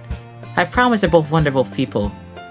You don't hate them, do you? No, I don't hate them. I just wanted your opinion, that's all. I can see why they'd make good friends with you. Phew. Anthony, it's nice that I get to spend time with you in the club, but I think seeing you get along with everyone is what makes me the happiest. And I think everyone really likes you too. That's... Every day is going to be so much fun. It looks like Yuri still hasn't caught on to the kind of situation I'm in. Sure, being friends with everyone is nice, but does it really need to stop there? Yuri. You know the vibes. We'll just have to see what the future holds, Sayori. I pat Sayori on the shoulder. I said that more to myself than to her, but it's easy to use Sayori as an internal monologue sometimes. Okay. Yeah. Let's do this.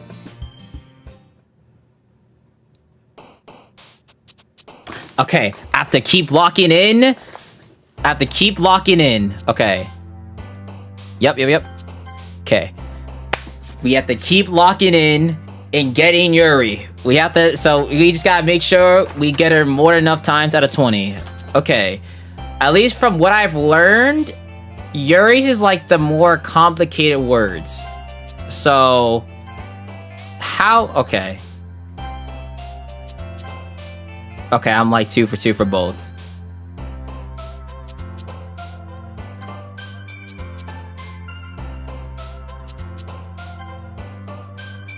Oh, they repeat some of the words actually, I just realized. Oh, not that, okay.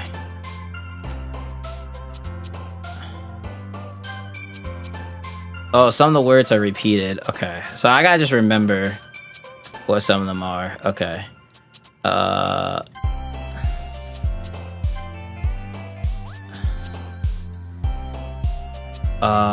What did I do for this one?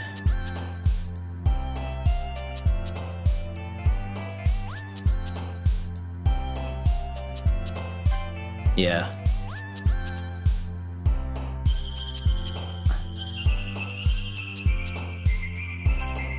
Ah, fuck.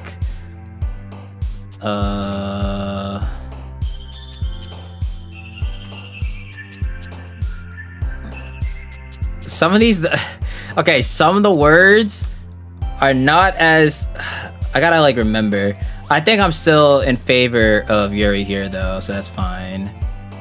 I don't really know what this one would be. Maybe... Ah, fuck, no, it wasn't that. Okay, yeah. Oh my gosh.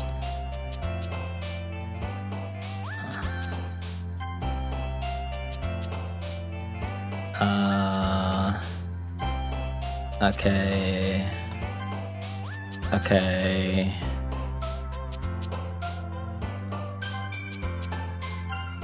Yeah, okay. Yeah. That was easily more Yuri. That was easy.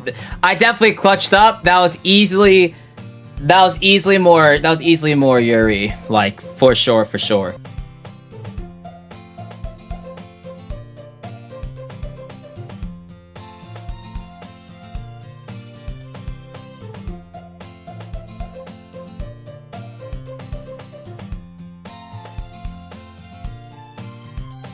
Another day passes. It's time for the club meeting already.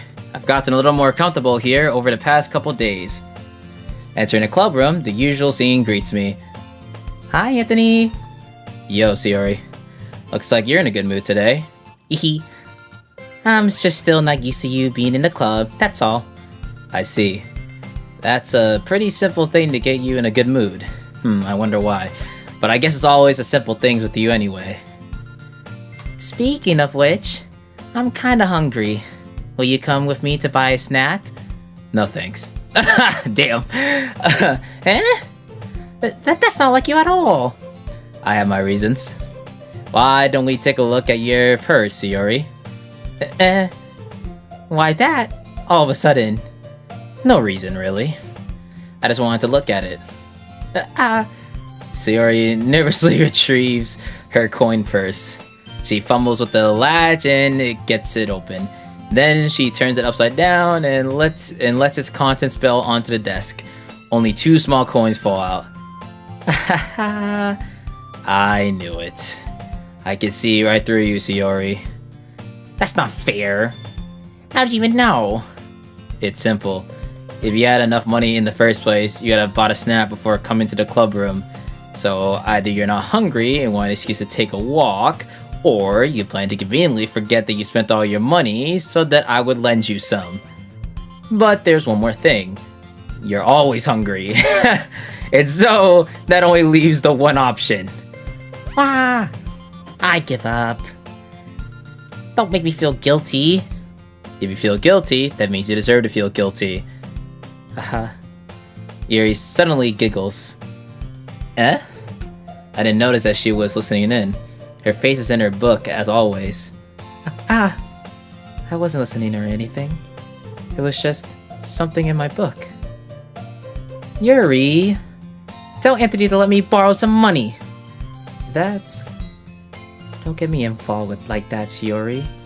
Besides, you should only buy what you can responsibly afford.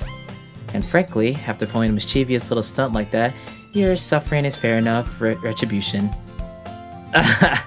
I mean, fair enough. Did I just... I didn't mean that. I got too absorbed into my book. Ooh. I really like when you speak your mind, Yuri. It doesn't help much, but it's a fun side of you. There's no way you could think that. You were right, though. I did something bad, and now I have to accept the revolution. Or retribution. That You know, big boy words. Still, coming from you, Sayori, I guess there's a little devil inside of all of us, isn't there? The devil on my shoulder. Let's go gambling. No, let's go gambling. One more. Put it on green. What? Don't let her fool you. Sayori knows exactly what she's doing. After all, she told you guys she was bringing me to the club before she even told me. But you wouldn't have come if it wasn't for the cupcakes. So I had to trick Natsuki into making them. Come on, give me more credit than that, Sayori. What the fuck? What? Yeah! Out of nowhere, something smacks Sayori in the face and tumbles onto who? What the fuck was that? I know damn well that wasn't me. Ow. What was... A cookie? Sure enough, it's a giant cookie wrapped in plastic. Sayori glances around. Is this a miracle? It's because I paid my restaurant. Okay. Retribution. Actually, that one almost worked. I was just gonna give it to you, but then I heard you blab about cupcakes. It was totally worth seeing your reaction, though.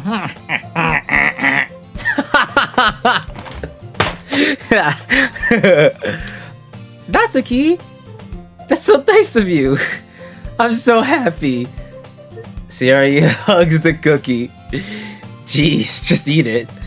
Sayori rapidly tears open the wrapper and takes a big bite. So good! Sayori suddenly claps her hand over her mouth.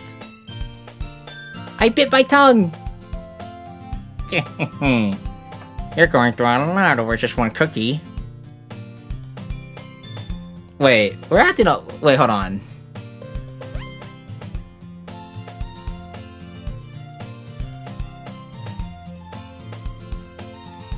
Wait, did I do the minigame wrong? It's a lot of focus on Sayori. I thought I got Yuri more. Because I feel like... no, I think I'm fine, right? Yeah, no, I got Yuri more times. Okay, maybe this is just supposed to happen. Hold on, let me just keep playing. Because I remember last time, it was Yuri frame 1. So, okay. I'm just trying to make sure I'm not going too far, and I messed up. Because I could always go back, so I didn't want to go too far. Okay. Natsuki takes a bite of her own cookie. Ah, yours looks really good too, Natsuki. Can I try it? Jeez. Beggars can't be choosers. But yours is chocolate. Yeah? Why do you think I gave you that one? Fine. Still, I'm really happy that you shared this one with me. Hehe. Sayori gets out of her seat and goes behind Natsuki, then wraps her arms around her. Ah, jeez. I get it. Cookie still in hand, Natsuki reaches up to nudge Sayori off her. Oh. Sayori suddenly leans down and takes a bite out of Natsuki cookie. What? Ah! Hey! Did you seriously just do that? Wow, holy big back. Mouthful, Sayori trots away to safety. Holy cookie monster. Yuri and I laugh as well. Jeez, you're such a kid sometimes. Monica, can you tell Sayori? Now she glances around. Monica isn't in the club room. Ah, where's Monica anyway? Good question. Have any of you heard anything about her being late today? Not me. Yeah, I haven't either. That's a bit unusual. I hope she's okay. Of course she's okay. She's probably just had something to do today. She's pretty popular after all. Eh? You don't think she has a... I wouldn't be surprised. She's probably more desirable than all of us combined. I don't know about that, but you know. That's true. Excuse me, princess. Suddenly, the door swings open. I thought of the most craziest thing to say. Sorry, I'm super sorry. Ah, there you are. I didn't mean to be late. Hope you guys weren't worried or anything. Eh? Monica chose the club over her boyfriend after all. You're so strong-willed. But boyfriend? What on earth are you talking about? Monica quizzically glances at me. Never mind that. What held you up anyway? Ah, well, my last period today was study hall. To be honest, I kinda just lost track of time. Ah. That makes no sense, though. You would have heard the bell ring at least. I must not have heard it since I was practicing piano. Oh, you can play piano. I used to learn how to play piano years ago. Kinda wish I did though, but piano. I wasn't aware you played music as well, Monica. I don't really. I kinda just started recently. I've always wanted to learn piano. That's so cool. You should play something for us, Monica. That's... Monica looks at me. Maybe once I get a little bit better, I will. Yay! That sounds cool. I'd also look forward to it. Is that so? In that case, I will let you down, Anthony. Monica smiles sweetly. Ah, I didn't mean any pressure or anything like that. Ah, don't worry. I've been practicing a whole lot recently, and I really love the chance to share once I'm ready. I see. In that case, best of luck. Thanks! So I didn't miss anything, did I? Not really. I choose to leave out Sayori's mischievous escapade. I'm sure Natsuki will end up playing to her anyway. Looks like everyone has already settled down. Sayori somehow already finished her entire cookie, big back. Yuri's back to her book, and Natsuki disappeared into the closet. Which means... back to business. Hey, Yuri. Huh? I suddenly noticed that Yuri's reading a different book from the one we've been reading together. Sorry, I didn't mean to interrupt. No. I was just kind of waiting for you. If that's the case, why don't we go ahead and get started? Yes, let's. Actually, I have a request. Do you mind if I make some tea first? Not at all. Thanks very much. If there's one thing that can make my reading time here any better, it's a nice cup of tea. Not to mention for yourself as well. Yuri stands up and makes her way to the closet. I follow and watch as she retrieves a small water pitcher from the shelf, the kind with the filter inside. Can you hold this for a second? Sure. Yuri hands me the water pitcher and also fetches an electric kettle. This is all just casually in the classroom. Okay. I'm going to plug this in at the teacher's desk, and then we'll go get some water. She walks past me and sets the kettle down on the teacher's desk. I simply watch her movements. To my surprise, the way she moves really contrasts her speaking mannerisms, especially because of her long legs. Yuri appears elegant and methodical. So we're looking at the legs, are we now?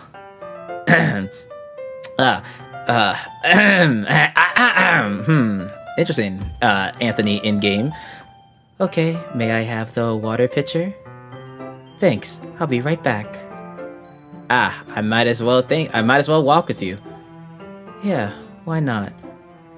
Shall we go then? Yeah.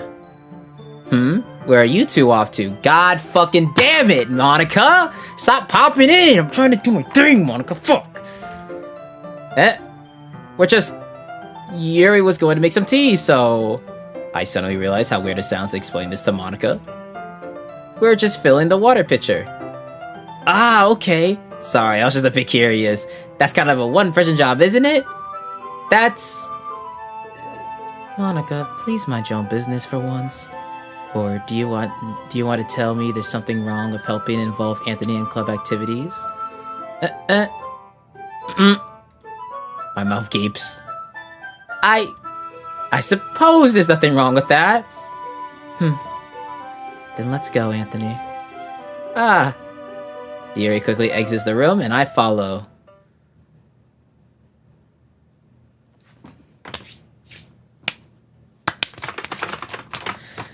Once in the hallway, she suddenly puts her forehead against the wall. I spoke without thinking. How could I say something like that? Yuri? Something about the way she said that. It made me feel so irritated. What's wrong with me? No, Yuri. I think you did the right thing. I wasn't expecting it, but it's also not right for Monica just to judge people like that. Anthony, how come even when I do something bad, you're being nice to me? Because nothing you do is as bad as you make it seem in your head. Nobody's perfect. We have emotions, and we can't always hide them away. But you always amplify things in your head. Your mind turns a light rain shower into a hurricane. No. Wouldn't you hate me for something as terrible as that? Why would I hate you? I can't hate someone for having emotions. What kind of friend would do that? Friend, you say? Yuri lifts her head. Anthony, I really like being friends with you. Thanks, Yuri. I like being friends with you too. I feel kind of awkward saying something like that, but I'm doing my best to help Yuri feel better. Anyway... yeah. Shall we go? Yeah. Yuri and I walked to the nearest water fountain. Once we fill up the water pitcher, we return to the classroom. Anthony, do you like oolong tea? Yeah. Anything is fine. Very well. Yuri sets the temperature on the kettle to 200 degrees. Now, it's time to get the teapot. You really do this properly, don't you? Of course. I shouldn't do any less when I'm making tea for others. Even if I'm not an expert on tea or anything? Ooh. In that case, you'll only be even more impressed. Perhaps I will. Yuri fetches the teapot and begins measuring the tea leaves. To my surprise, she even starts humming a little to herself. You must be in a good mood now. Is that so? I was laying a show, and you noticed. I was doing a bit of thinking, and I've decided that I would try expressing myself a little bit more. It turns out it's not very hard for me to do. When it's you who's around anyway. I'm in there. That's great, Yuri. Just don't push yourself too much. You're always worrying about me, Anthony. It's very endearing. Yuri wasn't kidding. I don't even know if I can keep up with this. I watched Yuri pour a cup of tea for each of us. Anthony, I have another request. Do you mind if we sit on the floor today? Why's that? It's just a little bit easier on my back. I can read with my back against the wall rather than bending over at my desk. Sorry, I didn't realize. No worries. I just have back pain fairly regularly, so I do my best to manage it. Is that so? I wonder why that is.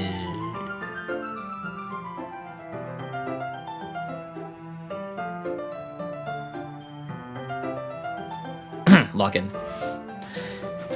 It's most likely because of my your posture. Yes, posture. You gotta have good posture. Yes, indeed. That's definitely what you meant. Always hunch over like that while reading. Yes, I have a terrible reading posture. So that's why we should sit on the floor. Fair enough. I'll go ahead and get the book. I retrieved the book from my bag. I have some chocolate as well. It's a bag of small chocolate candies that I kept hidden from Shiori's candy radar. That's crazy. I take it since it will go well with the tea. Yuri and I then sit against the wall, teacups at our sides. As if in sync, we assume the same reading position as last time, each holding one half of the book. Except this time, our bodies are even closer to each other. I can't see too well. Yuri slides closer till our shoulders are touching. I'm so in. How am I supposed to focus on reading like this? Yuri was always kind of cute, but when she's being less offensive, it's almost more than I can handle. Your teacup. Yuri hands me my teacup. Holding it with my hand that's not holding the book, I end up in a position that makes it even harder to focus. Because now I need to worry about making sure I don't accidentally touch her chest. Meanwhile, Yuri hasn't noticed a single thing. She wears her intense reading expression, and I can only presume the world around her has faded away. I use all my willpower to focus on reading. After a few minutes, I finally manage to relax a little. I put the teacup between my legs and fumble with the chocolate wrapper. Ah, sorry. I briefly let go of the book to finish opening the wrapper. You can have as much as you want. Ah, that's okay. I won't take any. Eh? Are you sure? Well, if I touch it, then I might get smudges on the pages. Ah, you're right. I didn't even think about that. My bad. No need to apologize. I'll hold the book, okay? Are you sure? Of course. Holy art. Yuri opens the book with both hands. She holds it so that I don't have any hard of a time reading from it. But as a result, her left arm is practically resting on top of my leg. Well, in that case, Yuri's already totally focused on reading again. I take a chocolate candy and pop it into my mouth. Then, I take another chocolate, and I hold it up to Yuri. She doesn't even look away from the book. She simply parts her lips as if this situation was completely natural. But that means I can't stop here. I apparently place the chocolate in her mouth. Aw, shit, I am so in there. Just like that, Yuri closes her lips over it. Huh? Aw, Yuri's expression suddenly breaks. Did I just... Yuri looks at me like she needs to confirm what just happened. Anthony? Sorry, I guess I shouldn't have done that. That's... Well, you were just helping. That's something that friends do. Yeah, friends. Yep, just friends. Sure. Right? I mean, on paper. No, definitely not on paper. Not really in this kind of context, but... Yeah. That's all it was. Yeah. Then... You don't need to stop or anything. I see. The situation had gotten really tense. Yuri tries to return the book, but I can tell just by her expression that even she can't focus now. My heart is pounding. I nervously take another chocolate between my fingers, but this time, Yuri's eyes meet mine. Oh shit. How did it even come to this? Yuri doesn't avert her gaze. I notice her chest rising and falling to the rhythm of her breaths. I raise my arm. Like before, Yuri parts her lips, but it's different this time. I take the chocolate and place it in her mouth. I feel her hot breath on my fingers. Oh shit.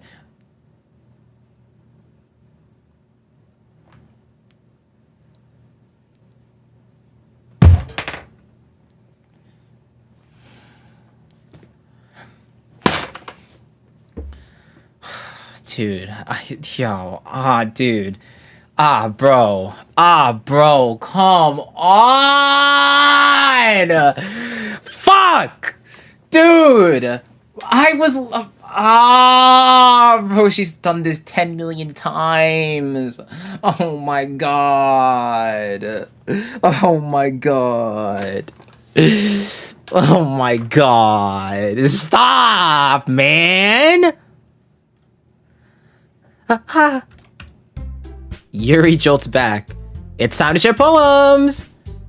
Anthony, can you help Yuri put away the tea stuff, right? Yeah, of course. Okay, thanks. The spell is abruptly broken. I'll take care of the cups. Yeah. Yuri picks up the teacups from the floor. I pick up the bag of chocolates. In the end, we hastily clean up without so much as a word between us.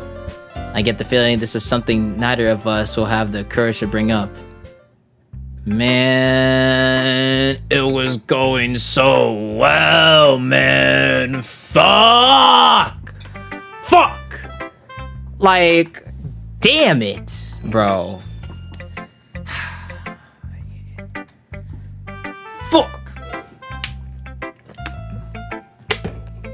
had it, man. I was locked in. Fuck. Sag, bro. I was locked in, man. Damn it.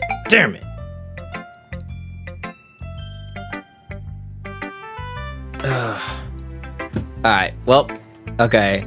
Well, we will do the same order like we did last time. So, you know, we gotta go best girl first. Yuri. Hey. Let's see what you've written for today. Oh. Yuri stares at the poem with a surprised expression on her face. Do you like it? Anthony, this one might even be better than yesterday's. How did you even pick up on this so quickly? Just yesterday, I was telling you the kind of techniques worth practicing. Maybe that's why. You did a good job explaining. I really wanted to try giving it more imagery. Yuri visibly swallows. Even her hands appear sweaty. I'm not used to this. Used to what? I don't know. It's fine. Take your time. Yuri breathes and collects her thoughts. I know that Yuri likes to think before she speaks, so I offer that patience to her. Yeah. Just being appreciated like this, I guess. It probably sounds really stupid, but seeing someone motivated by my writing, it just makes me really happy. Are you saying you've never shared your writings before? Yuri nods. Really? I don't believe it. I really only write for myself. And besides, people would just laugh at me. Do you really think that? Again, Yuri nods. Huh. Even your close friends? Yuri doesn't respond to that. I wonder why. Anyway, do you want to share the poem you wrote today? Yeah, I do. If it's with you. Oh, yeah, okay, yeah, she really went more into detail this time. The cursive is not easy to read, holy. The raccoon. It happened in the dead of night while I was slicing bread for a guilty snack. My attention was caught by the... was that scuttering? Or... I think that's scuttering of a raccoon outside my window. That was, I believe, the first time I noticed my strange tendencies as an unordinarily human. Oh wait, unordinary human. Should I scroll too far? I gave the raccoon a piece of bread, my subconscious, well aware of the consequences, well aware that a raccoon that is fed will always come back for more. The enticing beauty of my cutting knife was the symptom. That the bread, my hungry curiosity, the raccoon,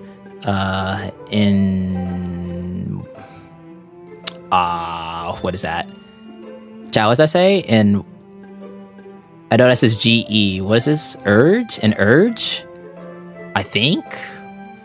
The moon increments, urge. Okay, the moon increments its phase and reflects that much more light off my cutting knife. The very same light that glistens in the eyes of my raccoon friend. I slice the bread, fresh and soft. The raccoon becomes excited. Or perhaps I'm merely projecting my emotions onto the newly satisfied animal. The raccoon has taken to following me. You could say that we've gotten quite used to each other. The raccoon becomes hungry more and more frequently, so my bread is always handy. Every time I brandish my cutting knife, the raccoon shows me its excitement. A rush of blood, classic Pavlian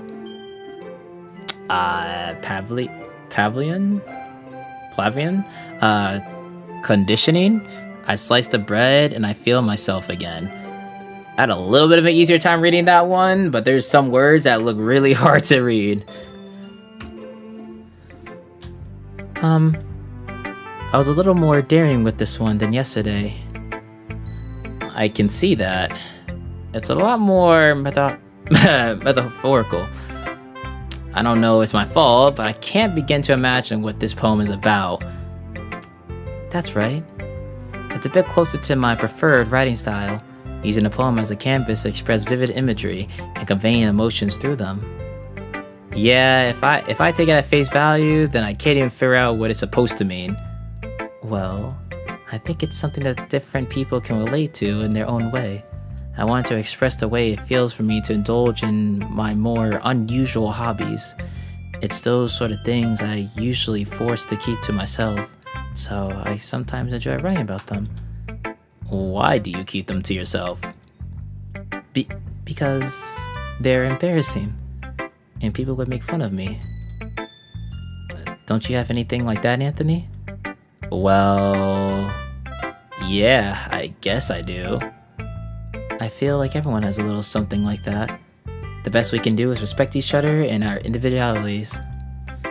Even if it's difficult sometimes, some things make us uncomfortable. After all, if I hadn't learned to embrace my own weirdness, I would probably hate myself. I might be ranting a little bit now, but I'm glad that you're a good listener. You're good at a lot of things. Writing, listening. There really aren't many people like you, Anthony. I mean, I am the one and only ABG God Gamer 3-time champion, tall, athletic. That's exaggerating a little bit. It's just how I feel. I never thought I would feel so comfortable sharing my writing, but now I almost feel like I look forward to it. It's just a really nice feeling, and you're to thank for that. It's nothing really. Yuri smiles sincerely at me. For just a moment, her timidness seems to disappear. I am in there. I am in there. You already know. Alright, well, yeah, just go Monica next. All that glaze is low-key and ick. It's not even glaze if it's facts. There's a difference. There's a difference here.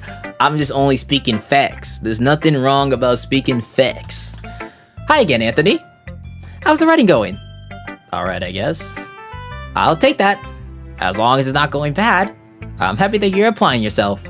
Maybe soon you'll come up with a masterpiece. I wouldn't count on that. You never know. Want to share what you wrote today? Sure, here you go. I give my poem to Monica. Alright! This one's good! It feels like you're not only getting more comfortable with your style, but the imagery is better than the last one I read. Just wondering, but have you been finding inspiration in Yuri's writing style? I guess so. You can't deny that she's talented. Yeah, totally. I think her poems are the most romantic. That's the best way to describe it. She's like a totally different person when she picks up a pen. I noticed that too. Or when she's talking about literature, it's like a light turns on inside her. Sadly, it's hard to get much personal conversation out of her. Trust me, I've tried. Who knows what goes on in that head of hers? I hope you don't mean that in a bad way. No, of course not. I just meant that I wish she didn't keep so much to herself. But still, defending her like that? You must be pretty into her. Eh? She right. You completely misunderstood. No, you completely understood. Aha! Calm down. I'm kidding. Besides, I'm pretty sure she's already got a boyfriend. Fuck! Wait, really? Yeah, a fictional one anyway. We're good. Monica kind of whispered that last part to me. It's just a hunch, but... well, there's not really anything wrong with that. Oh, well, I know. I was just saying... but anyway, you want to read my poem now? I like the way this one turned out, so I hope you do too. Alright, let's take a look. Alright, save me. The colors, they won't stop. Bright, beautiful colors, flashing, expanding, piercing, red, green, blue, an endless, cacophony of meaningless noise. The noise, it won't stop. Violent, grating waveforms, squeaking. Wait, what the hell? I've never seen anyone write their cue like that. What the hell? What the hell? Usually when people do like cue, or at least for me, I have my tail at the end of it. I think for most people it's like just down. But like she does hers like this. I've never done that before. I've never wrote it like that before. Or at least I've never seen it. Huh. That's interesting. I've personally never seen that. Yeah, I never... Huh, that's interesting. Okay. Screeching, piercing, sine, cosine, tangent, like playing a chalkboard on a turntable, like playing a vinyl on a pizza crust, an endless poem of meaningless. Load me. Wait. Save me. Load me.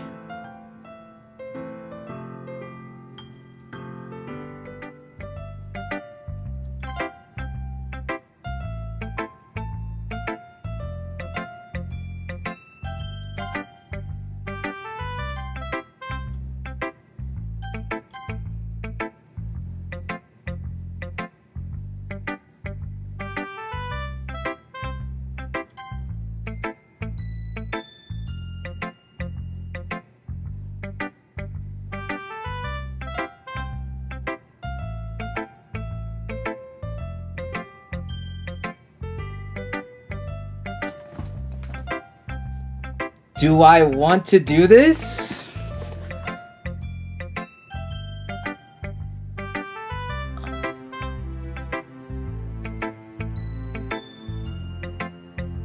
I don't want to unsave everything I just did with Yuri. But I don't want to save I don't want to lose everything I just did with Yuri. That's the thing. So I'm just gonna... I guess I can always go back, so it's fine. It's even more abstract than your last one, huh? Aha! I guess it's just the way I write. I'm sorry if you don't like it. No, I never said that. It's just a kind of thing I'd never really seen before, I guess. I kind of like playing with my space on the paper. Choosing where and how to space your words can totally change the mood of the poem. It's almost like magic. The way I wrote the lines really short makes it feel like they're trying to speak over the noise. I see. It's so hard for me to tell what it's about, though. Aha! Sometimes asking what a poem is about isn't the right question. A poem can be as abstract as a physical expression of a feeling, or a conversation with the reader. So putting it that way, not every poem is about something. Anyway, here's Monica's writing tip of the day. Sometimes you'll find yourself facing a difficult decision. When that happens, don't forget to save your game.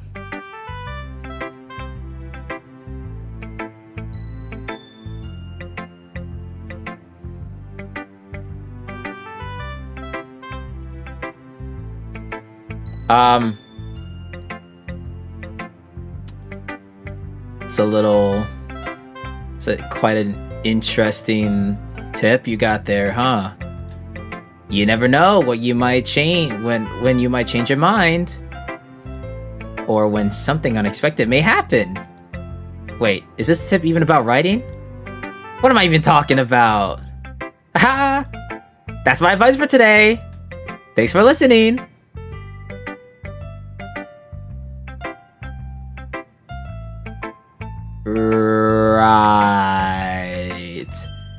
Right. Interesting. Alright, well, Sayori. Oh! I like this one, Anthony. It has some nice feelings in it. Ah, I'm glad. Does that mean it's better than yesterday's? Let me think.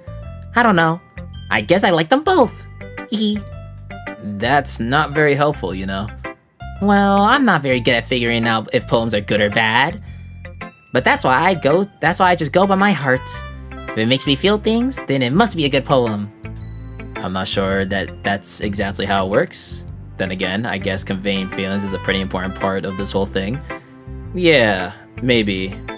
Honestly, I don't even know what kind of writing you like in the first place. Yeah, me neither. Ugh. Why don't you at least try giving it some thought? Aww, you wanna write something for me? That's so sweet. Yeah, right. But you're always thinking about other people. You need to think about yourself once in a while. If you don't, you might end up getting hurt at some point. Huh? Well, I don't really know what you mean, but I'll try to keep that in mind. Well, whatever. Anyway, let's see. I guess I like happy poems. Wait, sometimes I like sad poems too. Sometimes a little bit of both. There's a word for that, right? What's the word I'm looking for? Bittersweet? Yeah! I like things that are happy and things that are sad. Happy and sad. I can't see you liking something sad, Shiori. Well, I like happy the most. But sometimes when you have a little rain cloud in your head, a sad poem can help give the rain cloud a little hug and make a nice happy rainbow. Shiori, that's unexpectedly poetic. It is? Maybe I'm getting better at expressing my feelings after all. Thanks, Anthony. I should go write that down then. You can read my poem now, okay?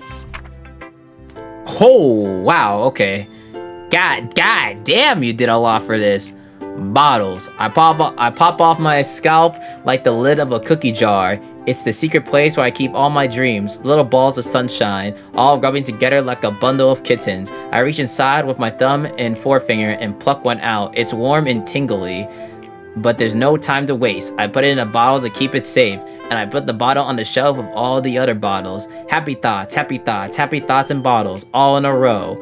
My collection makes me lots of friends. Each bottle is starlight to make amends. Sometimes my friend feels a certain way. Down comes a bottle to save the day. Night after night, more dreams. Friend after friend, more bottles. Deeper and deeper my fingers go, like exploring a dark cave, discovering the secrets hiding in the nooks and crannies. Digging and digging, scrapping and scrapping. I blow dust off my bottle caps. It doesn't feel like time elapsed. My empty shelf could use some more. My friends look through my locked front door. Finally, all done, I open up and in come my friends. In they come, in such a hurry. Do they want my bottles that much? I frantically pull them from the shelf, one after the other, holding them out to each and every friend, each and every bottle. But every time I let one go, it shatters against the tile between my feet. Happy thoughts, happy thoughts, happy thoughts in shards all over the floor. They were supposed to be for my friends who aren't smiling. They are all shouting, pleading, something. But all I hear is echo, echo, echo, echo, echo inside my head.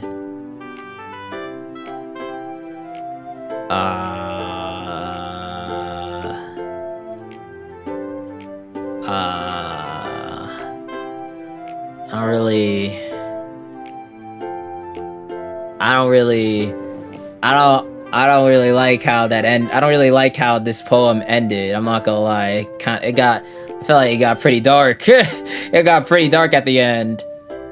Holy crap. Shiori, did you really write this? Of course I did. Didn't I tell you yesterday I was gonna write the best poem ever?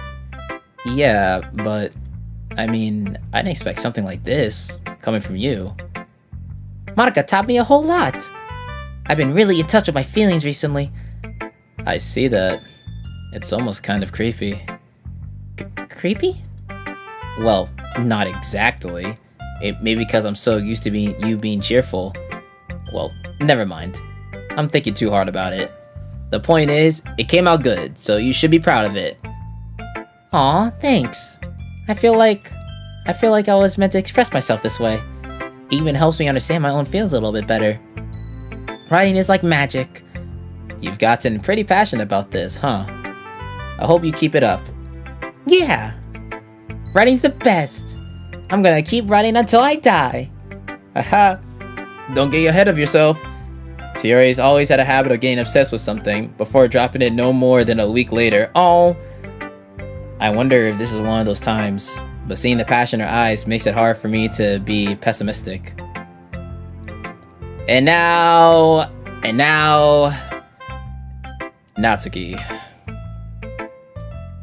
Well, I can admit that it's better than the last one. It's nice to see that you're putting in some effort. That's good. But I still don't like this at all.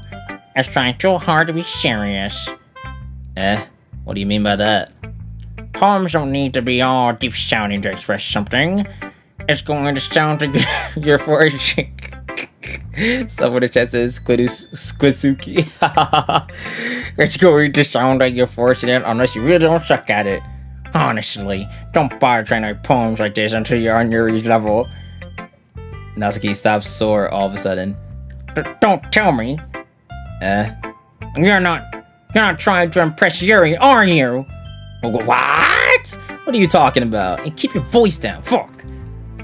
You know, Yuri would love this kind of, this HD. Just because she's a talented writer doesn't mean...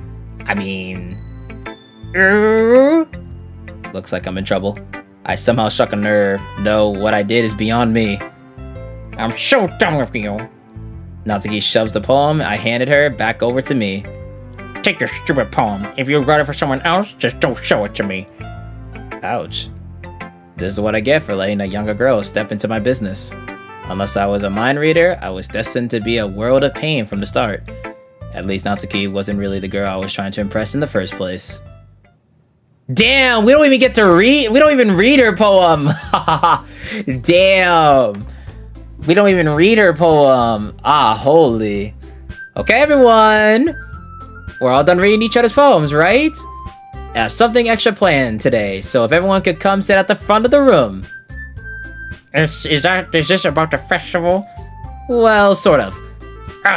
Do we really have to do something for the festival?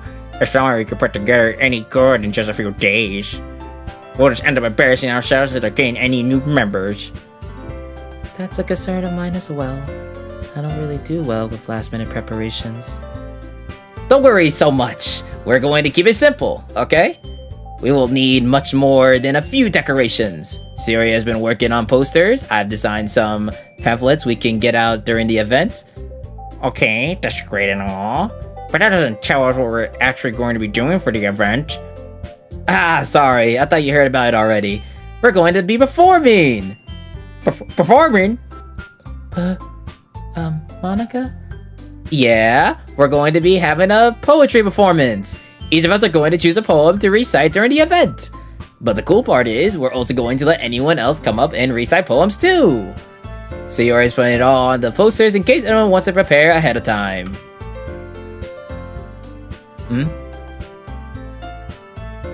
What's the green thing around you for? I mean, on your name tag? Oh, so anyone in chat that has green in their username in the YouTube chat, they're a member.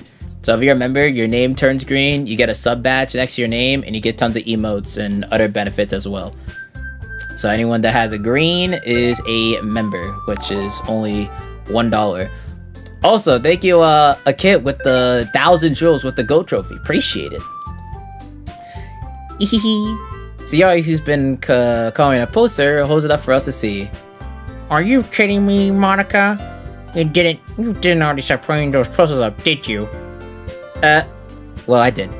Do you really think it's that bad of an idea? Well, no. It's not a bad idea. But I didn't sign up for this, you know.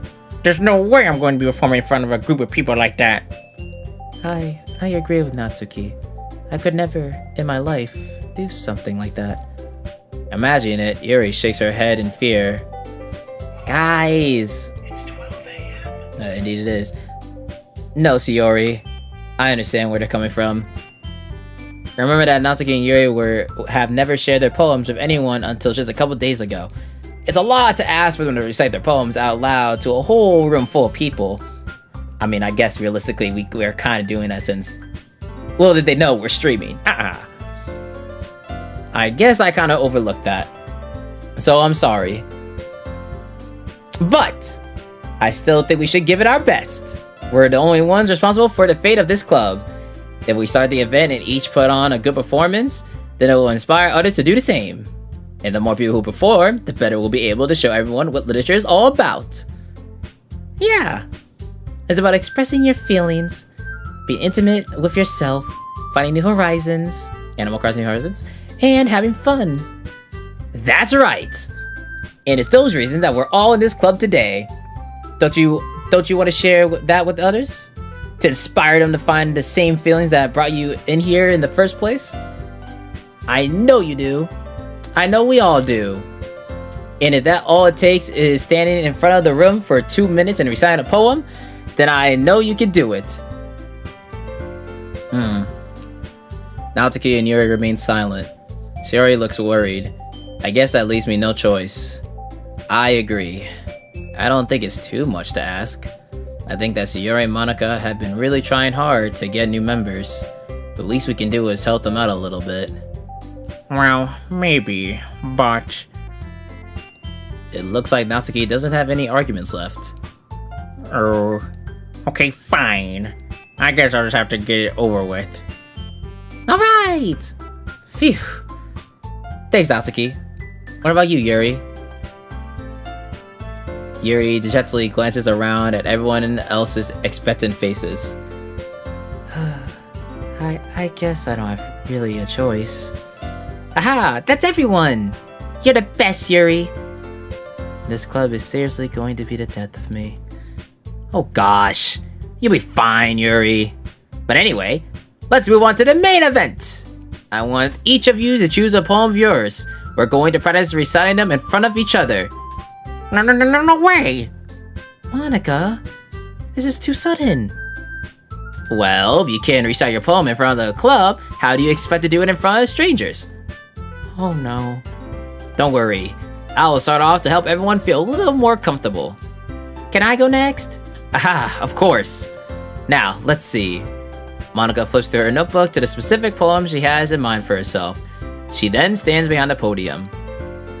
The title of this poem is The Way They Fly. Monica begins reciting her poem. Her clear, confident voice fills the room. More than that, her inflection is pristine. She knows exactly how to apply emotion behind each line she recites, bringing the words to life. Is this something she's done before, or is she simply a natural? I glance around me. Everyone has their eyes on Monica. Sayori looked amazed. Yuri has an intense expression on her face that I don't understand. Finally, Monica finishes the recitation. The four of us applaud. Yeah. Monica takes a breath and smiles. That was so good, Monica! Aha, thank you so much. I was just hoping to set a good example. Are you ready to go next, Yuri? I'll go next. Oh. What? Yuri's fired up all of a sudden. Yuri clutches a sheet of paper between her hands and stands up. Keeping her head down, she walks quickly over to the podium. Yeah, Yuri, let's go! This poem is called... Yuri anxiously glances at each of us. You can do it, Yuri! It's called After Image of a Crimson Eye. Yuri's voice shakes as she starts reading the poem. Just a moment ago, she practically refused to do this. Why is she so suddenly putting in so much effort? As Yuri gets past the first couple of lines, her voice changes. It's almost like what happens when Yuri gets absorbed into her books. Her quivering words transform into the sharp syllables of a fierce and confident woman. The poem's full of twists and turns in a structure that she intuits with perfect timing. This must be a weird glimpse into the whirling fire Yuri keeps concealed inside her head. Suddenly, she's finished. Everyone is stunned. Yeah! That's my girl!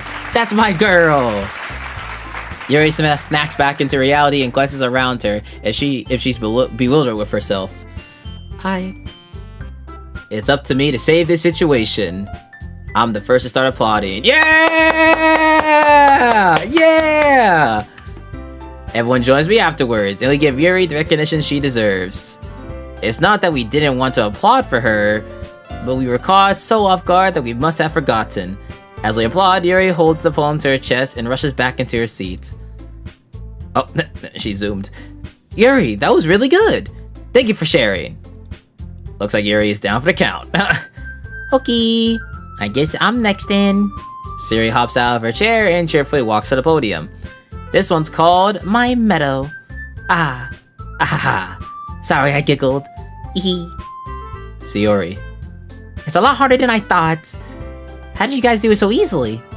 Try not to think of it like you're reciting to other people. Imagine you're reciting it to yourself, like in front of a mirror or in your head. It's your poem, so it'll come out the best way. It'll come out the best that way. I see. Okay then. Sayori begins her poem. Somehow, it feels like her soft voice was made as a perfect match. The poem isn't aimlessly cheery like Sayori is. It's serene and bittersweet. If I were to read this on paper, I probably wouldn't think much of it. But hearing it come from Sayori's voice almost gives it a whole new meaning. Maybe this is what Sayori meant when she says she likes my poems. It's like I get to reach more deeply into someone I thought I knew through and through. Sayori finishes, and we applaud. I did it! Good job, Sayori. Even Anthony liked it. I guess that's a good sign. What does that even mean? It came out nicely, Sayori. The atmosphere of the poem fits you really nicely. But it might be that other poems wouldn't work quite as well with that kind of delivery. Huh? I don't really understand. In other words, I've seen poems of yours where that sort of gentle delivery wouldn't work as well. They might need a little more force behind them, depending on what you're reading. Oh, I know what you mean. Well, I've been practicing that kind of thing. It's just embarrassing to do it in front of everyone. Then next time, I'm going to make you pick a poem that challenges you a little more. We don't have much time for the festival, you know? Okay. Now, who's next? Natsuki. Don't make me go for Anthony. What did that mean? It's not like I can compare to you guys anyway. Might as well let Anthony lower everyone's standards a little before I have to do it. Hey, fuck you. Natsuki. It's fine. I might as well get it over with. But it's not like I have much of a selection of what to read. I just have to go with what I wrote for today. I stand up in front of the podium. Hi, Yuri. Everyone has their eyes on me, make me feel terribly awkward. I recite my poem. Since I'm not exactly confident in my own writing, it's hard to put energy into it. Despite that, once I finish, I receive applause anyway. Sorry, I'm not really as good as everyone else. Don't worry about it so much. I think it's less about your abilities and more about your lack of confidence in your writing. That's something that will improve over time, though. Yeah, maybe. Alright then. That just leaves you, Natsuki. Yeah, I'm going. Natsuki begrudgingly gets out of her seat and makes her way to the podium. The poem is called... Why are you all looking at me? Because you're presenting. Oh wait, because you're presenting. I read that so fast I thought it was still Natsuki. Anyway, the poem is called Jump. Like, jump up superstar? Natsuki takes a breath. Once she starts reciting the poem, her sour attitude disappears a little. While she's still a little enthused, her poem has rhythm and a rhyme to it. It's Natsuki's trademark style, and it works surprisingly well when spoken aloud. The words feel like they bounce up and down, as if giving life to the poem. Natsuki finishes, and everyone applauds. She hops back to her seat. That wasn't so bad, was it? Easy for you to say. You better not make me do that again. Well, do you at least feel prepared enough to recite a poem in front of other people? I mean, doing it in front of other people would be way easier. I could put on whatever face I want for other people. But when it's just my friends, it's just embarrassing. That's a surprise, Natsuki. I think it'd be the other way around for me. Well, that's just how it is, so... Well, I guess in that case, you won't have much to worry about for the festival. That said, I want to thank everyone for coming through. It might be hard, but I hope you all have an idea of what it's like now. Make sure you pick a poem and get enough practice before the festival, everyone, okay? I'll be making pamphlets, so let me know ahead of time what you'll be reciting. Jeez, I should probably find some other poems to recite instead. That's fine too. It doesn't have to be your own. I'm already pleasantly surprised that you're putting in all this effort for the club. It makes me really happy. Yeah, no problem. Okay, everyone! I think that's about it for today. I know the festival's coming up, but let's try to write poems for tomorrow as well. It's been working out really nicely so far, so I'd like to continue that. As for the festival, we'll finish planning tomorrow, and then we'll have the weekend to prepare. Monday's the big day. I can't wait. I can do this. I can do this. Alright. I stand up. There's no way I'll be able to find the same enthusiasm as Sayori and Monica, but I'll do my best to get through it. If it's for the sake of the club and impressing Monica, then I'll have to do my best. Ready to go, Sayori? Yep. Look at you two, always going home together like that. It's kind of adorable, isn't it? Hee. Jeez, guys. Don't make such a big deal out of it. It must be a little nice, though. Well, how am I supposed to respond to that?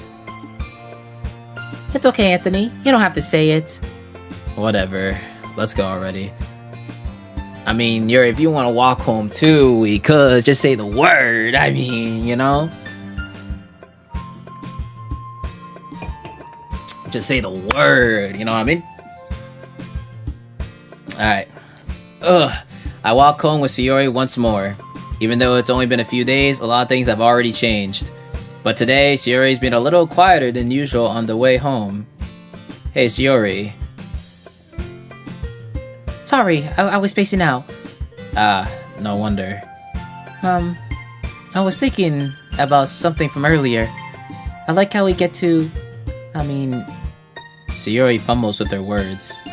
So, let's just say that one day, Yuri asked to walk home with you. Huh? What would you do? What kind of question is that? Yes, but what kind of question is that? You're kind of putting me on the spot here. Ooh, just gonna put a save here, just in case.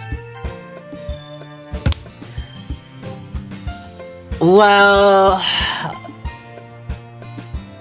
God, she's gonna feel... Dude, she's gonna feel a type of way if I say Yuri. She's gonna feel a type of way. I just know it, bro.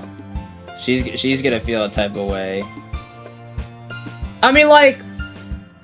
If my character says, like, I would walk home with Yuri, but I still find time for you as well here and there. You know, we are neighbors. You know, I can still save it. You know what I mean?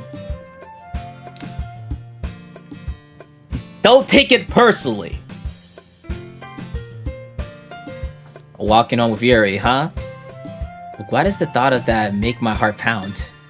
I mean, given how hard it is for her to socialize, I would feel awful turning her down, so... Isn't she so beautiful and smart? That has nothing to do with what I just said. You admitted it! Jeez. There's not even any point in speculating something that's never going to happen. Well, maybe. But I just like to think about it. It's not long before you won't need me anymore, you know? Need you? Sayori, I can't figure out how you're seeing things in your head right now. Sorry. Everyone is different. Nobody in the club is a replacement for you. If you say so. The conversation trails off and I'm left feeling awkward. Yeah, she definitely felt the type of way saying that, but...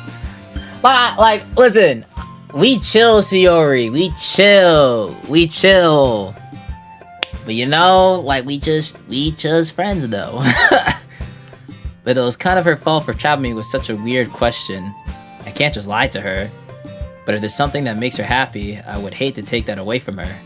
That's why I said there's no point in speculating. Then again, the festival's only a few days away. Who knows what will happen in that time?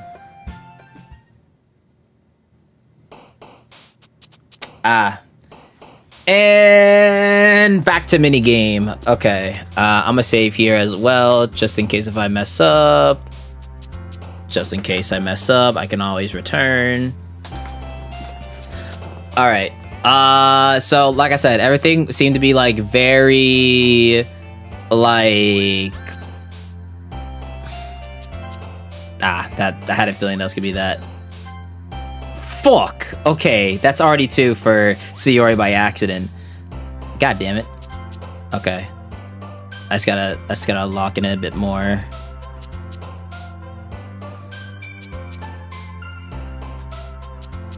Okay.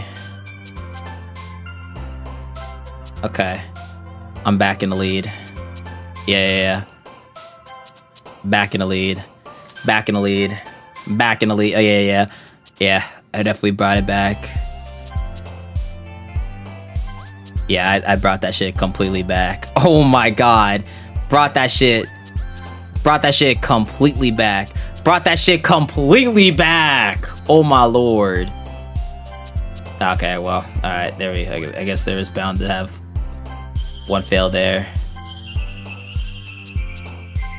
Oh yeah. Ah, fuck, I forgot that was for Natsuki. That was 2 Natsuki. That's fine. That was like way more, that was way more Yuri, so it's fine. I locked in with Yuri overall. It's all good though. Okay. Ah, man. The last one here again. Don't worry, I just walked in too. Were you practicing piano again? Yeah. You must have a lot of determination. Starting this club, and now picking up piano. Well, maybe not determination, but I guess passion. Remember that the club wouldn't be here if it wasn't for all of you. And I'm super happy that you're all willing to help out for the festival too. Ah, I can't wait for the festival. It's gonna be great. Eh? Weren't you complaining about it yesterday, Natsuki? Well, yeah. I'm not talking about our part of the festival, but it's a whole day of school where we get to play and eat all kinds of delicious food. You sounded a bit like Sayori all of a sudden.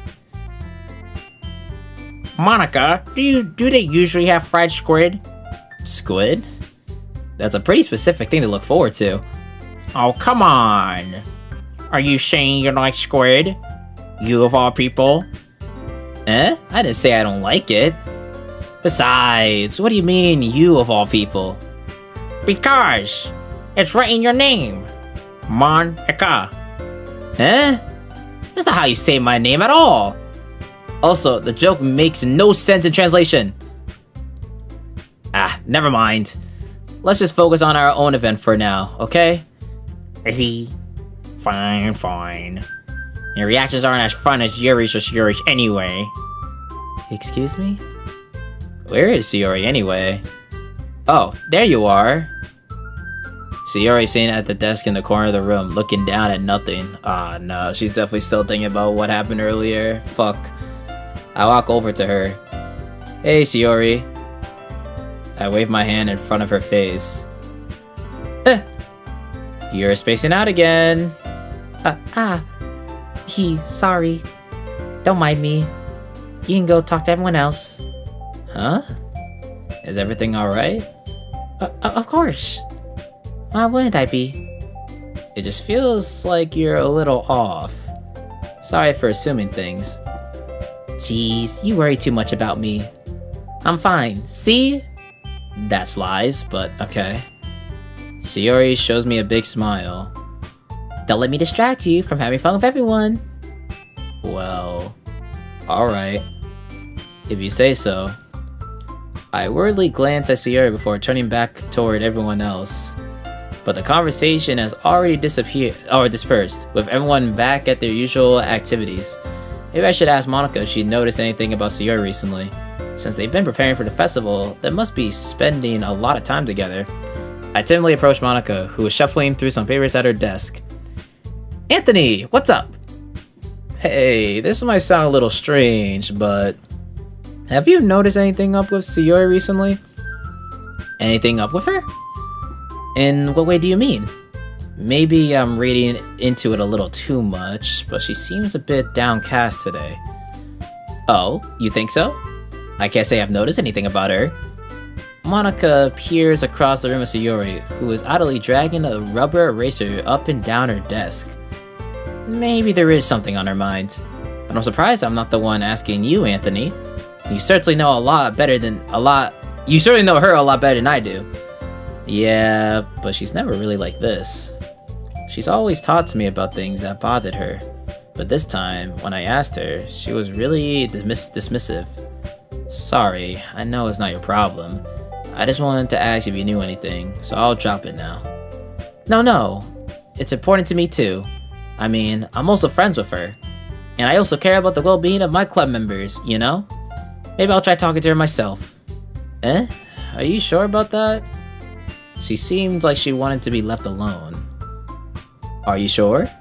Maybe she just had a hard time bringing up with the person of interest. Person of interest? What do you mean by that? I'm saying that maybe that the thing on her mind is you, Anthony. Me. How on earth would you come to that conclusion? Well, I probably shouldn't say too much, but she already talks about you more than anything else, you know? Eh?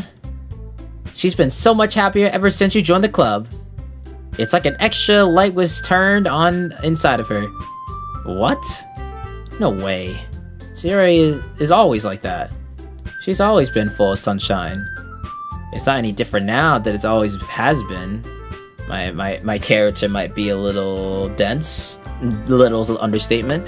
You're so funny, Anthony. Have you thought about maybe you're always seeing her as a cheerful because that's just how she is when she's around you? Ah, I said too much. I'm sorry. What do I know anyway? I didn't mean to jump to conclusions, so you should just forget about what I said. I'll try to talk to her, so try not to think about it for now. Alright. Monica smiles meaningfully. I know she said to forget about it, but I already know that I won't be able to get her words out of my head. Monica stands up from her desk and walks across the room to where Sayori is sitting. I watch her kneel down next to Sayori and gently talk to her. But she's keeping her voice so quiet that I can't hear her from here. I sigh and sit myself down. I know Sayori told me not to worry about her and to have fun with everyone else, but that's impossible to do when she's behaving like this. Exactly how much do I care about her? That's I'm letting this weigh me down so much. Now it feels like I'm the one behaving out of the ordinary, but there's nothing I can do besides wait for Monica. Why does it feel like I'm being watched? I glance around the room. Suddenly, I notice Yuri peering at me from over her book. But she looks away just as quickly with a flustered look on her face. I realize that she won't get anywhere like this. I never really seen Yuri approach anyone or start a conversation on her own accord, so I have no choice but to approach her myself. By now, it's a little easier for me to do that. I stand up from my desk and sit in one next to her own. Man. I do not like what's happening with Sayori, but it's not like it's not like I'm lying to her. Like, I'm not lying to her or anything like that. It's just, you know?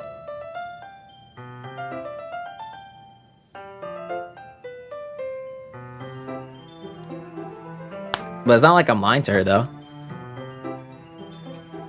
So, surely she'll be fine. I didn't mean to bother you or anything. Relax, you didn't even do anything. But I could tell you wanted to be alone with your thoughts. Alone with my thoughts? How were you even able to tell that I was thinking like that? Well, it's something that I do a lot. So it wasn't hard for me to spot based on your posture and expression. Not that I was staring or anything. I didn't do anything creepy like that. In any case, I guess you were right. I'm sorry if I caused you any concern. Don't apologize. Your troubles are only the concern of those who willingly share in that concern. Of course, there are certainly those who find the most comfort in keeping to themselves. But if you would prefer to share what's on your mind, then I would be glad to listen. It's really not that big of a deal. I was just feeling a bit uneasy about Sayori. Sayori? Yeah, she seems a little off today, but when I asked her about it, she didn't want to admit it to me. So I can't help but wonder if something happened to her. Oh, that's quite romantic. Huh? Sorry, I didn't mean to say something stupid. It's not that, I just didn't want you to misunderstand. Sarah and I have just been friends for a long time, that's all. I see. She definitely had a deep breath. Then perhaps it is unusual for her to be dismissive to you about her feelings? Or maybe I'm just reading into it a little too much? Anthony, the world is full of meaning, often hidden deep beneath plain sight. And there are many untold mysteries behind every person, no matter how well you may know them. So you think there might be something behind it after all? I think that Sayori is a very complex person. Her mannerisms on the outside don't always match what may be going on inside her head.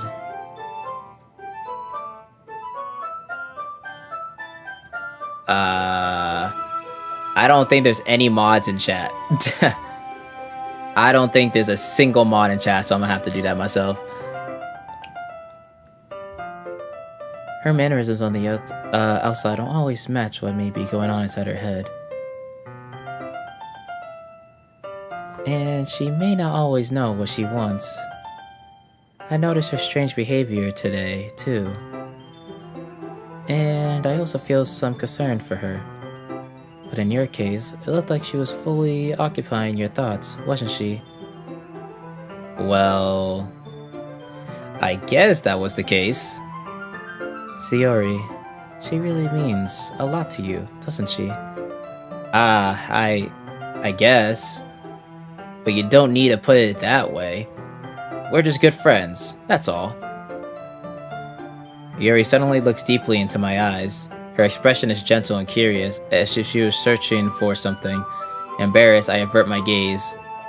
Sometimes, a person's mysteries are untold even to themselves, and you, as someone honest and caring, may uncover feelings you weren't aware were in you. That is, I think that she would be a very fortunate person to have you feel that way about her. Yuri? You're giving me too much credit. I'm a pretty simple guy, so I think I'm pretty good at understanding my own feelings. I'm not nearly as sophisticated as you. That's not a compliment, is it? It is what it is. Anyway, anyway, as long as we're here, why don't we do some reading? Well, as long as you're okay with it. Yeah. I should be taking my mind off this whole thing anyway. I don't like this. Wait, why? I hate when the music just cuts. Okay. Okay. I don't know what it is. Every time games do that, I think something's gonna happen. Every time they do some shit like that. Okay. But we're still good. We're still good though. Okay, everyone. After some time passes, Monica calls out to the club room. Why don't we share our poems now?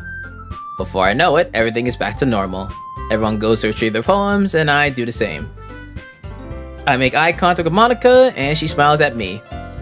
I wonder what she was talking about with Sayori. Alright. Okay. Well, I mean, we've been doing the order that we've been doing from basically the beginning, so we may as well stay consistent and keep on to that pattern. So yeah. Let's do Yuri. Anthony, your writing has only improved in these last few days. Every poem you've shown has been nothing short of spectacular. I can really feel the emotions. I'm a little envious, even. I don't think it's ever came to me this naturally. Yuri, that's the wrong way to put it.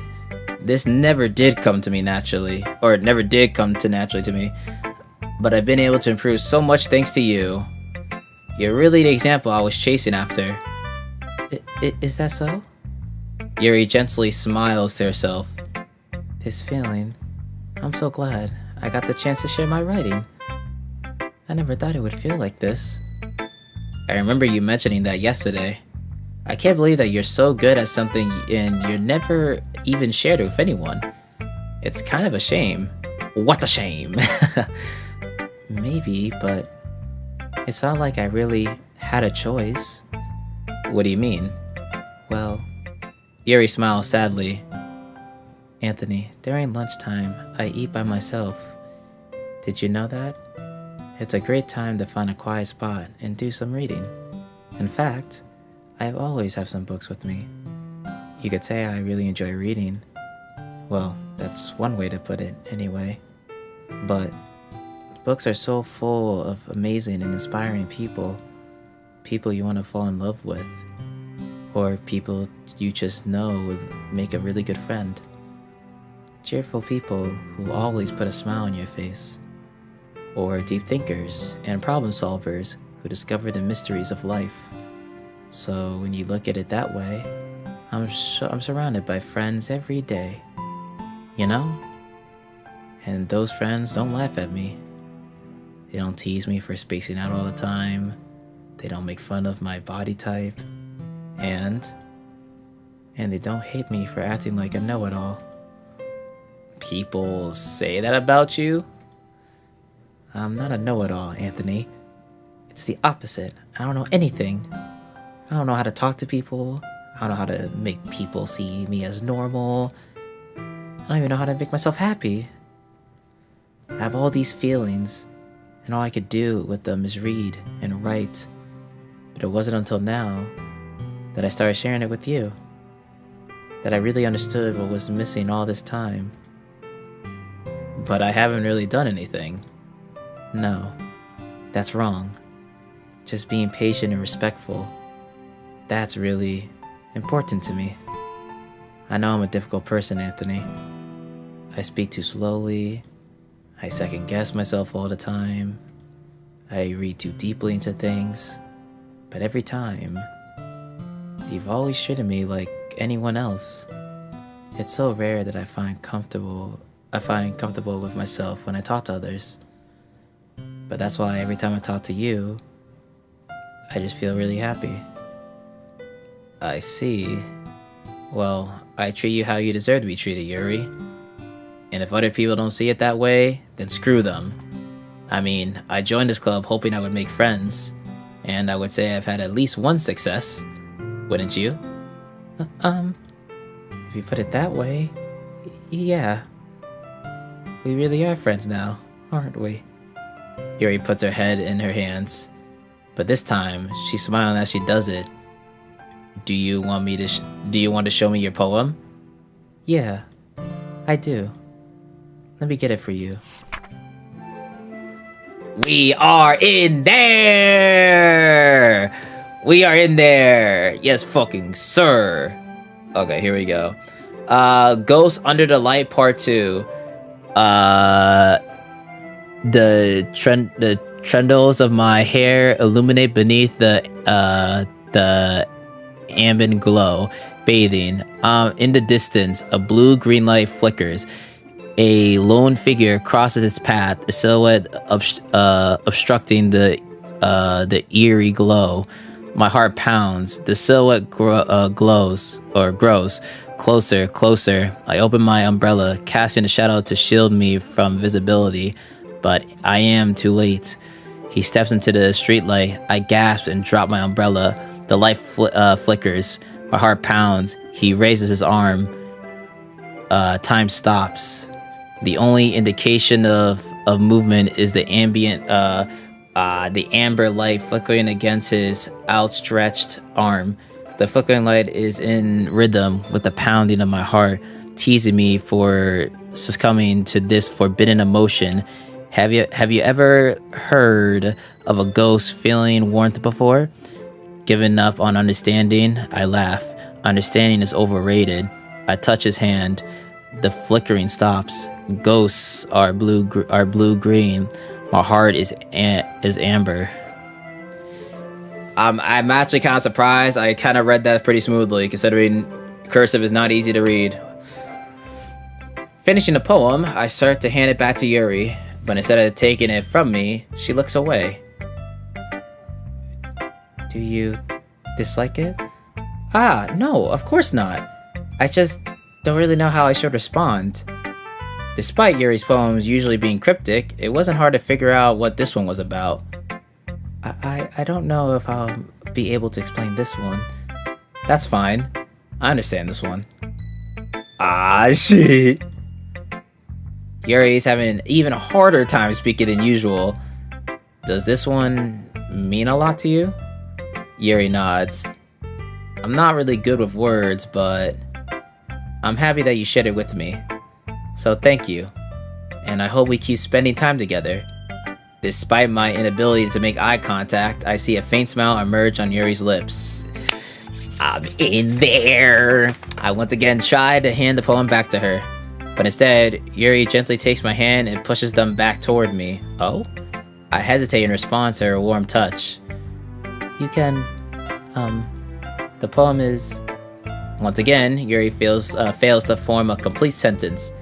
You mean I can keep it? Yuri nods. I'd love to. Again, Yuri faintly smiles, as if she doesn't want me to notice. You always make me feel nice. I know I'm not good with people, but I hope that I can return the favor sometimes. Yeah, don't worry. I think you do a good job. Yuri finally turns back toward me. I guess we should move on before Monica says something. But I'm sure we can talk again later. Yeah, I'm sure we will. With that, Yuri timidly smiles at me, and I return to my seat so I can put her poem away.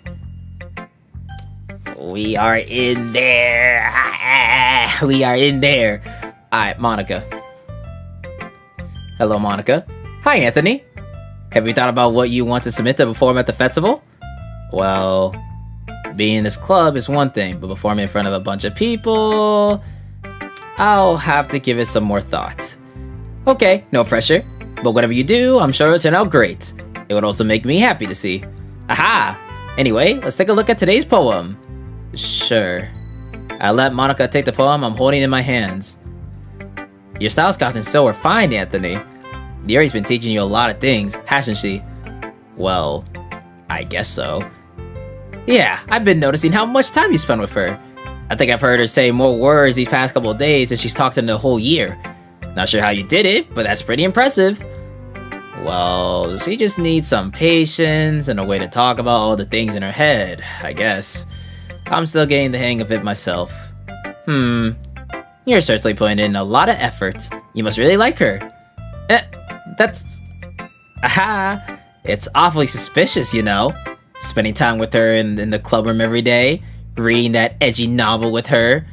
Well, I just feel bad that she has a hard time socializing. It makes me want to make sure she doesn't spend all her time alone.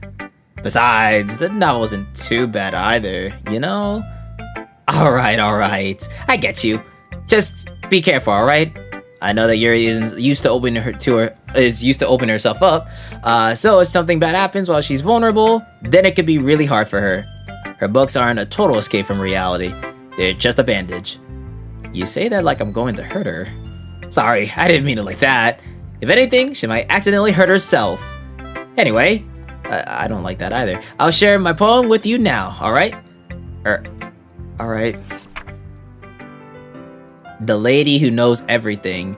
An old tale tells of a lady who wanders Earth. The lady who knows everything. A beautiful lady who has found every answer, all meaning, all purpose, and all that was ever sought. And here I am, a feather, lost adrift the sky, victim of the currents of the wind. Day after day, I search with little hope, knowing legends don't exist.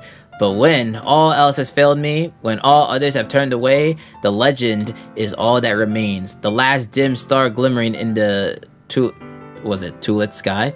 Until one day, the wind ceases to blow. I fall, and I fall and fall, and fall even more, gentle as a feather, a dry quill, expressionless. But a hand catches me between thumb and forefinger. The hand of a beautiful lady. I look at her eyes and find no end to her gaze. The lady who knows everything knows what I am thinking. But before I can speak, she responds in a hollow voice. I have found every answer, all of which amount to nothing. There is no meaning, there is no purpose, and we seek only the impossible. I am not your legend does not exist. And with a breath, she blows me back afloat, and I pick up a gust of wind.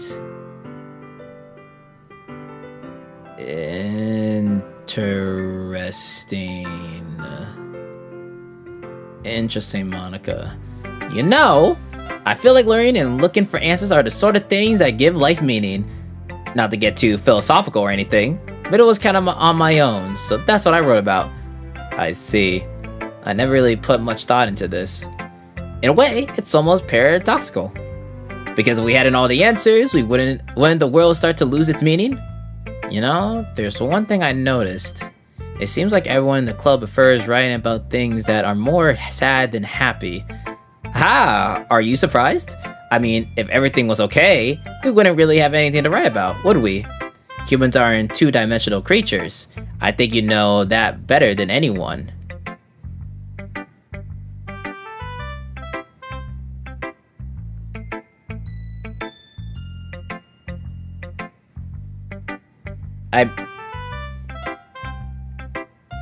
I hate how, like, she says that with this stare that she's just giving me.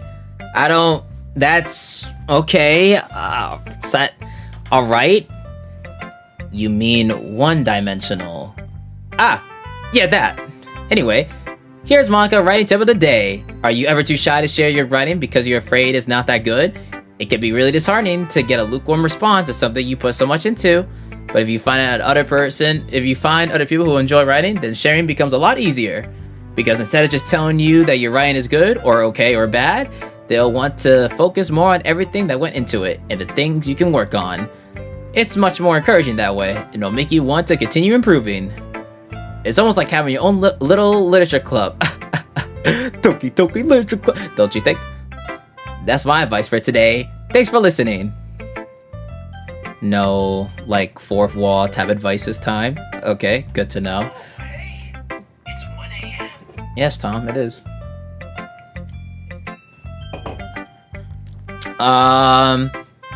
Okay, let's do... I mean, yeah, Sayori. Oh, God. Sayori, how are you? You seem okay. Never mind. It's nice, I guess. Come on, I can already tell you don't like it. Well, you don't need to worry about what I think.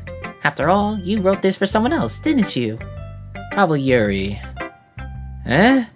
I didn't write this for anyone specifically. Maybe that's not really what I meant though. But it's okay. You're making new friends, just like I was hoping. Yeah, she's for sure jealous. That's for sure. That makes me really happy. And you're happy too, right? In this club? Well, of course I am. Good. That's all that matters to me. Thank you, Anthony. Sayori? Is there something wrong? Huh? No, nothing. I'm just a little tired today. Hee. Alright. Just tell me if you need anything. I will. Don't worry about me, okay? You can go play with everyone else now. If you insist. Yay! I'm gonna go home a little bit early today. Sayori? Tell Monica I wasn't feeling well, okay? I'll see you tomorrow. Before I can say anything else, Sayori cheerfully walks out of the classroom, humming to herself. That is not a good sign. I don't like that at all. That's not a good sign. That's not a good sign. Maybe we can make it up to her later or something, but that's not good. That's not good. All right, Natsuki. Yeah, no thanks. You didn't even... Next! Okay, alright. Okay, you three! We're all done sharing poems, right? Why don't we start figuring out... Hold on a second. Is this me, or did you say something strange just now? Eh? Something did sound a bit unusual. That's right. You deviated from your usual catchphrase when addressing the club. Catchphrase? I don't have a catchphrase. Jeez. Why is the mood so weird today? Look, even Yuri isn't immune to it. Stagnating air is common foreshadowing that something terrible is about to happen. In your books, maybe. Look, the only thing different is that Sayori isn't here. It seems you're right. Sayori always helps lighten the mood a little bit, doesn't she? It's almost like everyone's balance is thrown off a little when she's not around. Where the heck did she run off to anyway? I thought she just went to pee. Natsuki, please show some decency. Oh, come on. She actually wasn't feeling too well and went home early. Is that so? I hope she's alright. Yeah, hopefully. Seriously? Of all the times to not go home with her, you picked a time she's not feeling well? So much for you two being all lovey-dovey. No! First of all, stop misunderstanding my friendship with Sayori. And second, she's kind of been avoiding me today, so I didn't want to force it. Oh. That curious expression coming from Yuri, of all people. Calm down, guys. I talked to her earlier and everything's fine. What did she say? Anyway, whoa, wait, don't just ignore. Hey, what? Hey, we can't. Hey, don't just skip by. Come on now. Anyway, we need to figure out the rest of the festival preparations. So, let's decide what everyone will be doing this weekend. I already know what I'm doing. That's right. Natsuki will be making cupcakes, but we might need a lot of them in different flavors. Can you handle that all by yourself, Natsuki? Challenge accepted. And as for myself, I'm going to be printing and assembling all the poetry pamphlets. Sayori will be helping me design them. And as for you, Yuri, you can, guys, can you help me come up with something for Yuri? I'm useless. No, that's not it at all. You're the most talented person here, you know. Now Natsuki's pouting too. Jeez, even I could tell now. I guess I never gave Sayori enough credit, but I could tell things are even harder on you when she's not around. That may be the case, but if I can also be the leader of my own, then I won't grow as a person. So Yuri, you have a beautiful handwriting, you know? So you should make some banners and decorations to help set the atmosphere. Atmosphere? About that, I love atmosphere. Yuri's expression suddenly changes as she stares at her desk in focus and starts nodding to herself. Your mind is already racing, I see. That's great! You'll be a wonderful help, Yuri. But anyway, that just leaves you, Anthony. The one who is truly useless. Ah, don't say that! In fact, both Natsuki and Yuri have some pretty heavy tasks to handle. It would probably go a long way to give one of them a hand. You could always help me out as well. I would be really appreciative of that. Is Monica suggesting I spend the weekend with one of my club members? How on earth are they going to respond to a suggestion like that? I suppose I wouldn't mind a bit of help. Well, even if you don't know how to bake, there's always some dirty work I could give you. It's not like Mom's just going to give me a choice. You shouldn't be sitting on your butt anyway. Natsuki tries to mumble a bunch of excuses like that. If I recall, Natsuki, you mentioned that you would like to handle the baking on your own. Anthony may not like to be around if you only make them out to be a nuisance. So therefore, he may be more suited to assisting with the decorations. She want me with her. I'm in there. Hold on, I never said that. How could it be to make a few decorations anyway? Sounds more like you're just making excuses for Anthony to... What are you saying? It'll be extremely meticulous work. And baking isn't? Just what do you think? Guys, let's settle down for a moment. In the end, I think it's up to Anthony to decide how he'd like to contribute. Besides, he hasn't really gotten a chance to spend any time with me yet, you know? So I'm sure he's interested in... You literally just said... I'm surprised as well. Sorry. I was just saying, though. Jeez. Can we just settle this already? Yeah. Anthony, you're okay with this, right? In the end, it's up to you. Of course. Very well. In that case, everyone look straight at me. Alright, this is another save moment. Okay. Well...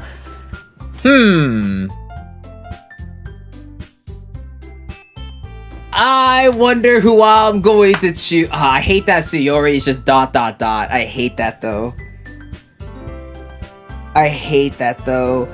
Cause like, dude. Gosh.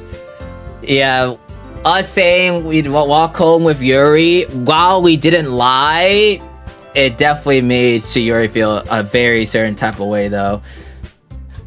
But you already know. Yuri! You already know. Well, I'm probably be most useful helping out Yuri. Me? Are you serious? Why would you... Natsuki? I can already tell you're about to say something mean. No. Oh, it's a shame. Ugh. So, you'll be helping Yuri then, Anthony? Yeah, that's what I'm going to do. I'm glad. I have a bad habit of overthinking these sort of things, so I think your assistance will be very useful. That's great to hear. Natsuki, will you be able to handle the baking yourself? I mean, yeah. I already said I would be fine. Okay. Everyone can tell that Natsuki is feeling a little sour. So, is that everything we needed to go over? Yeah, that should be about it. Are you guys excited? Well, I'm excited. Excited may not be the right word, but I suppose I'm looking forward to it a little bit. Do you feel the same way, Anthony? Me? I guess you could say I'm interested to see how it'll turn out. That's good enough for me. What about you, Natsuki?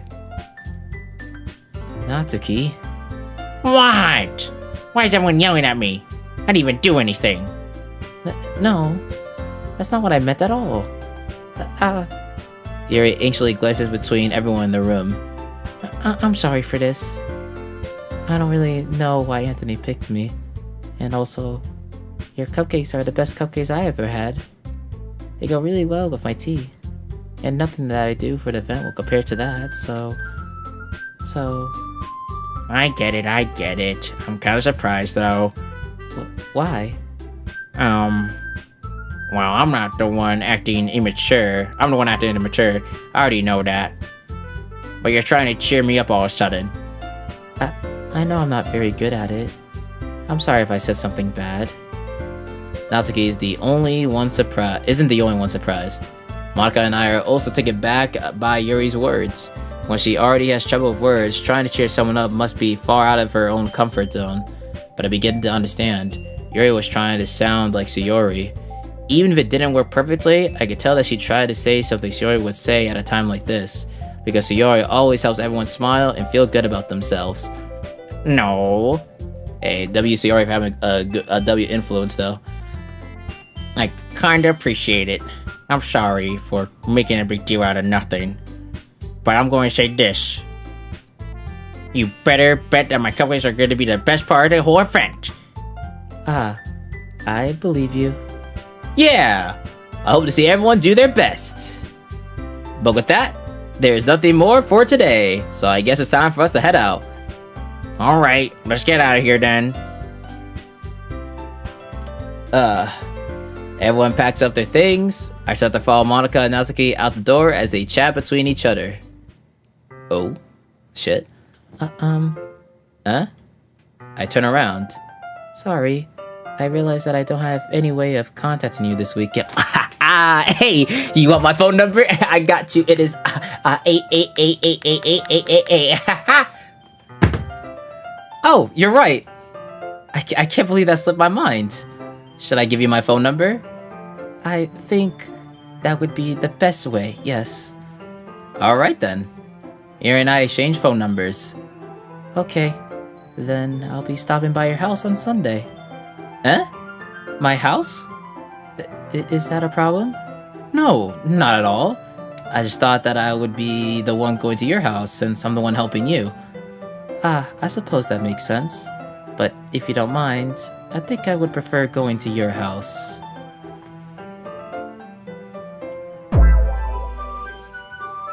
Alright. In that case, it won't be a problem. I decide not to press Yuri for a reason. It's not like it should matter much either way, so I'll just need to make sure my room is clean. I hope I manage to make myself useful in some way. I'm not nearly as creative as you are. Don't underestimate yourself, Anthony. I think we'll make a very productive team. Even if you only choose me because you felt bad or something. Wait, you don't actually think that, do you? I don't know.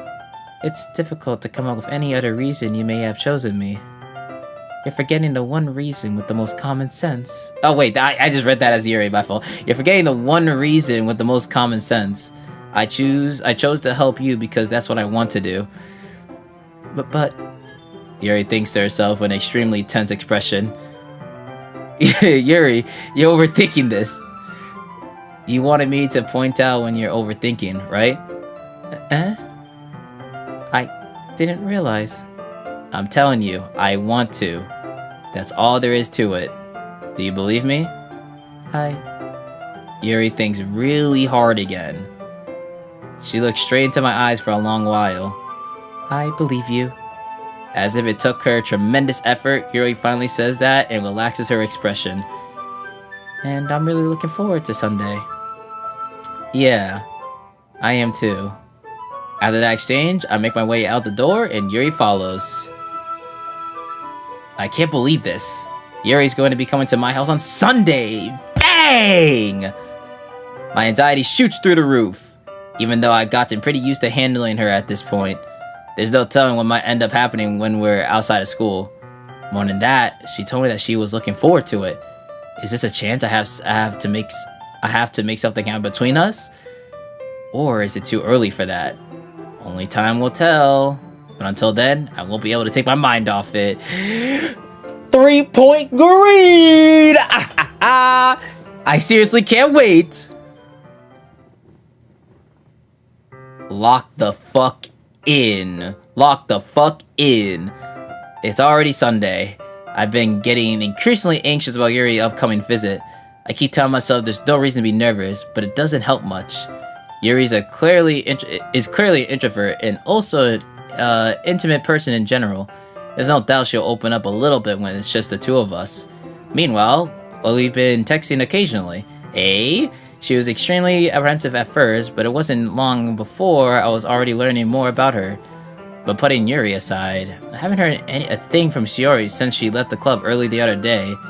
It's not like we text each other at all or the time or anything, but I've been worried about her in the back of my mind. Between what Shiori said and what Monica said, is it really okay for me to put Shiori's feelings aside when she might need me? I decide to visit Shiori before Yuri comes over. Rather than asking, I simply tell her, I'm coming over, much like we've done in the past. Once I reach Shiori's house, I knock on the door before entering it myself. I hate that there's no music. Again, we used to play so often that we made it a habit of simply entering each other's houses like we were family. The house is quiet. Shiori isn't anywhere on the first floor, so I assume she's up in her room.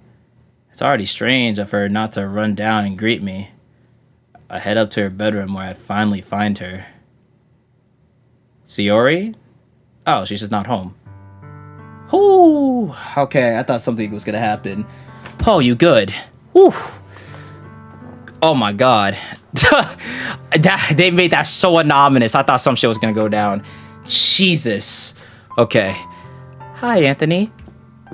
I sit down in her room. Shiori forces a smile, but it's easy to tell that she's different. There's a minute of silence between us. You haven't come over like this in a long time, have you? I guess you're right. It has been a long time. I mean, her room's pretty chill. Big cow plushie. Not much has really changed, has it? Sierra's room is as messy as it's always been. I also recognize the same stuffed animals and wall decorations that she had for years now. Hee. If you came over more often, it wouldn't be such a mess. That's because I end up cleaning it for you. How come you suddenly wanted to come over today? Aren't you supposed to see Yuri today? Yeah, but... Wait, how did you know that? Shiori had already left by the time we decided the last meeting. Monica told me. It's only natural for her to keep me informed about the festival preparations, right? That's true. But what about you? Aren't you going to be helping Monica today? Of course! But I'm just helping her online. We didn't plan to meet up or anything. So it's just me and Yuri then. Yep. There's more silence between us. Shiori stares in a random direction. Everything about her behavior is really uncharacteristic. I finally get to the point. I just want to see how you were doing. After you left on Friday. When something's wrong, you can't hide it from me. I know you too well. So, Shiori smiles, shaking her head. That's no good, Anthony. Eh? Why can't we just be like it's always been? This is all my fault. If I didn't get so weak and accidentally express my feelings, if I didn't make that stupid mistake, then you would have been worried about me at all. You wouldn't have been worried about me at all. You wouldn't have come here. You would have even been thinking about me right now. But this is just my punishment, isn't it? I'm getting punished for being so selfish. I think that's why the world decided to have you come over today. It just wants to torture me. Eehee. Don't just eehee after that. Sayori. I grabbed Sayori by the shoulders. What on earth are you saying? Are you listening to yourself right now? I know something happened to you. There's no other explanation for you to be like this. So tell me already. Until I know, I won't be able to stop thinking about it. Ah. Sayori gives me an empty smile. You really put me in a trap, Anthony. But you're wrong. Nothing happened to me. I've always been like this. You're just seeing it for the first time. Seeing what? What are you talking about, Sayori? Hehe. You're really just gonna make me say it, aren't you, Anthony? I guess I have no choice this time.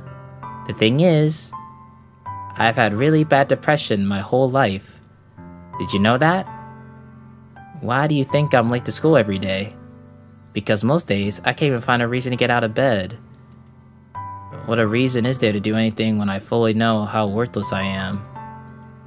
Why go to school? Why eat? Why make friends?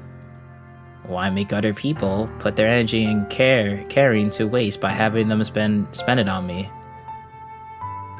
That's what it feels like. And that's why I just want to make everyone happy, without anyone worrying about me. Jesus. I'm in shock. I can't even figure out how to respond. How is it possible that Sayori kept this from me the entire time that I've known her? Did she really want so badly for me just to not think about her? Why, Sayori? Eh? Why is it that you've never told me about this? It almost feels like I've been betrayed as your close friend. Because if I knew, I would have done everything I could to support you. Even if there's only so much that I could do, I would have tried a little bit harder to make every day a little better for you. That's why I'm your friend. All you had to do was tell me. You don't understand at all, Anthony. Why do you think I didn't tell you? Because if I told you, then you would have to waste effort caring about me instead of doing important things. I don't want to be cared about. It's bittersweet when people try to care about me. It feels nice sometimes, but it also feels like a bat being swung against my head. Aha! That's why I wanted so badly for you to make friends with everyone else. Helping everyone be happy together is the best thing for me. But then I discovered something else too. Seeing you make friends and get close to everyone in the club, it feels like a spear going through my heart. So that's why I decided the world just wants to torture me. Every path leads to nothing but hurt. Aha! You're right that I don't understand. I don't understand your feelings at all, Sayori. But I don't need to understand. Whatever it takes for me to help you stop hurting, that's what I'll do. No, Anthony. There's nothing. Nothing at all. The only thing that could have helped is if everything could be like it always was. But I was selfish. I finally showed you what a horrible person I am. Tears streaked down Sayori's face. Aww. No. I made you join the Literature Club because I was selfish, and I was punished by my heart hurting in a way that I couldn't understand. And now you came here and I made you hurt too. I'm just weak and selfish. That's all I am. That's why I'm going to accept these punishments. Because I deserve every last one. Without thinking, I once again grab Sayori's shoulders. This time, I pull her in a tight embrace. Anthony? Sayori, I don't care if you feel selfish. I'm really happy that you convinced me to join this club. seeing you every day makes it worthwhile enough. If I make friends with everyone else, then that's just a bonus. But please never underestimate how much I care about you. I wouldn't have it any other way. Anthony. Sayori isn't hugging me back. Despite my arms being wrapped around her, Sayori's arms remain at her sides. She starts sobbing next to my ear. No, don't do this to me. Please don't do this. Anthony, Sayori barely manages to speak between her sobs. I don't know if I'm doing the right thing, but all I want is for her to know that I care. If you have it in you to call yourself selfish, then you have to let me be selfish too. No matter what it takes, I'll figure out what needs to change. I'll make these feelings go away. And if there's anything that you need me to do, then you better tell me. I'll get mad if you don't. I don't know. I don't know. I don't know. Gently, Sayori finally puts her arms around me in return. I don't know anything. It's all really scary.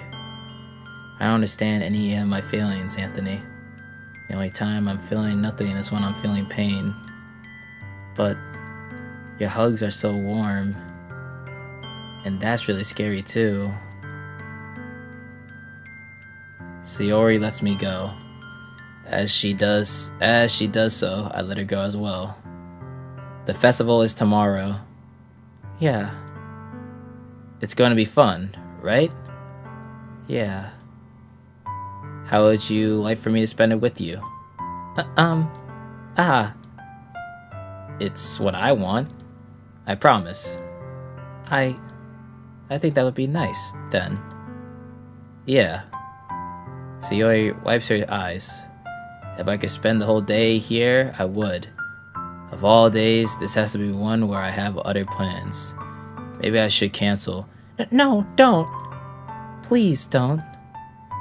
If you did that, then I wouldn't forgive you. But it's almost time for you to meet me at my house. At the very least, do you want to come along and help out? It would be fun. To my surprise, Sayori shakes her head. I'm sorry. I don't know if that would be very good for me today. You understand, right? It's kind of hard for me to fully understand, but I'm trying my hardest. It's okay. Don't worry too much about it. I'll see you tomorrow, okay? Alright. I look forward to it. I don't know, man. I'm glad that our character actually went to her house and talked to her and, but like at the same time, it's like, fuck, like I don't know if it's enough though. I say goodbye to Sayori and exit her house. On the way home, I find myself still feeling uneasy. Yeah, see, this is what I mean. But it's hard for me to keep thinking about it when Yuri's about to come over too. I think Sayori's right. I shouldn't be worrying too much, and we're definitely going to have a great time tomorrow. I should just focus on what's ahead of me.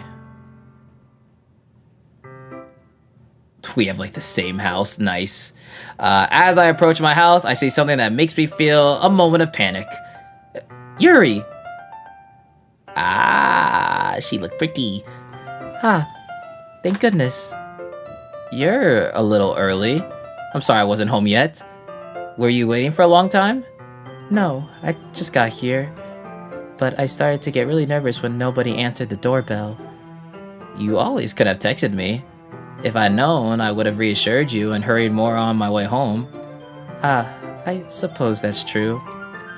I didn't think of that for some reason. It should be common sense to do that, but I decided to ignore it. Anyway, let's go inside. I see you brought a lot of stuff with you. That's right. And did you manage to find everything I asked you to buy as well? Yeah, pretty much. At least, I hope I got everything. I'm sure it'll be fine. I take Yuri to my room. Okay. We got a pretty calm room, you know, got TV. I'm assuming we got that's our books, manga, got our computer set up to the right there. You know, pretty calm, pretty calm. You know, personally, I'd have some posters here or there, maybe add LED lights, you know what I mean? But, you know, still pretty chill. Yeah, honestly, it reminds me of my room, honestly. My actual bedroom is very simple. It's just like I have my setup. I have like my little setup that I had where I was in my room for a little bit. And my bed, and that's really, I mean, I'm not really in my room all the time, so. The first thing she does is glance around curiously, which makes me feel anxious. It's so clean. I cleaned it before you came over, so. That's very considerate of you to do. No. I would be really embarrassed for my room to be a mess while you were here.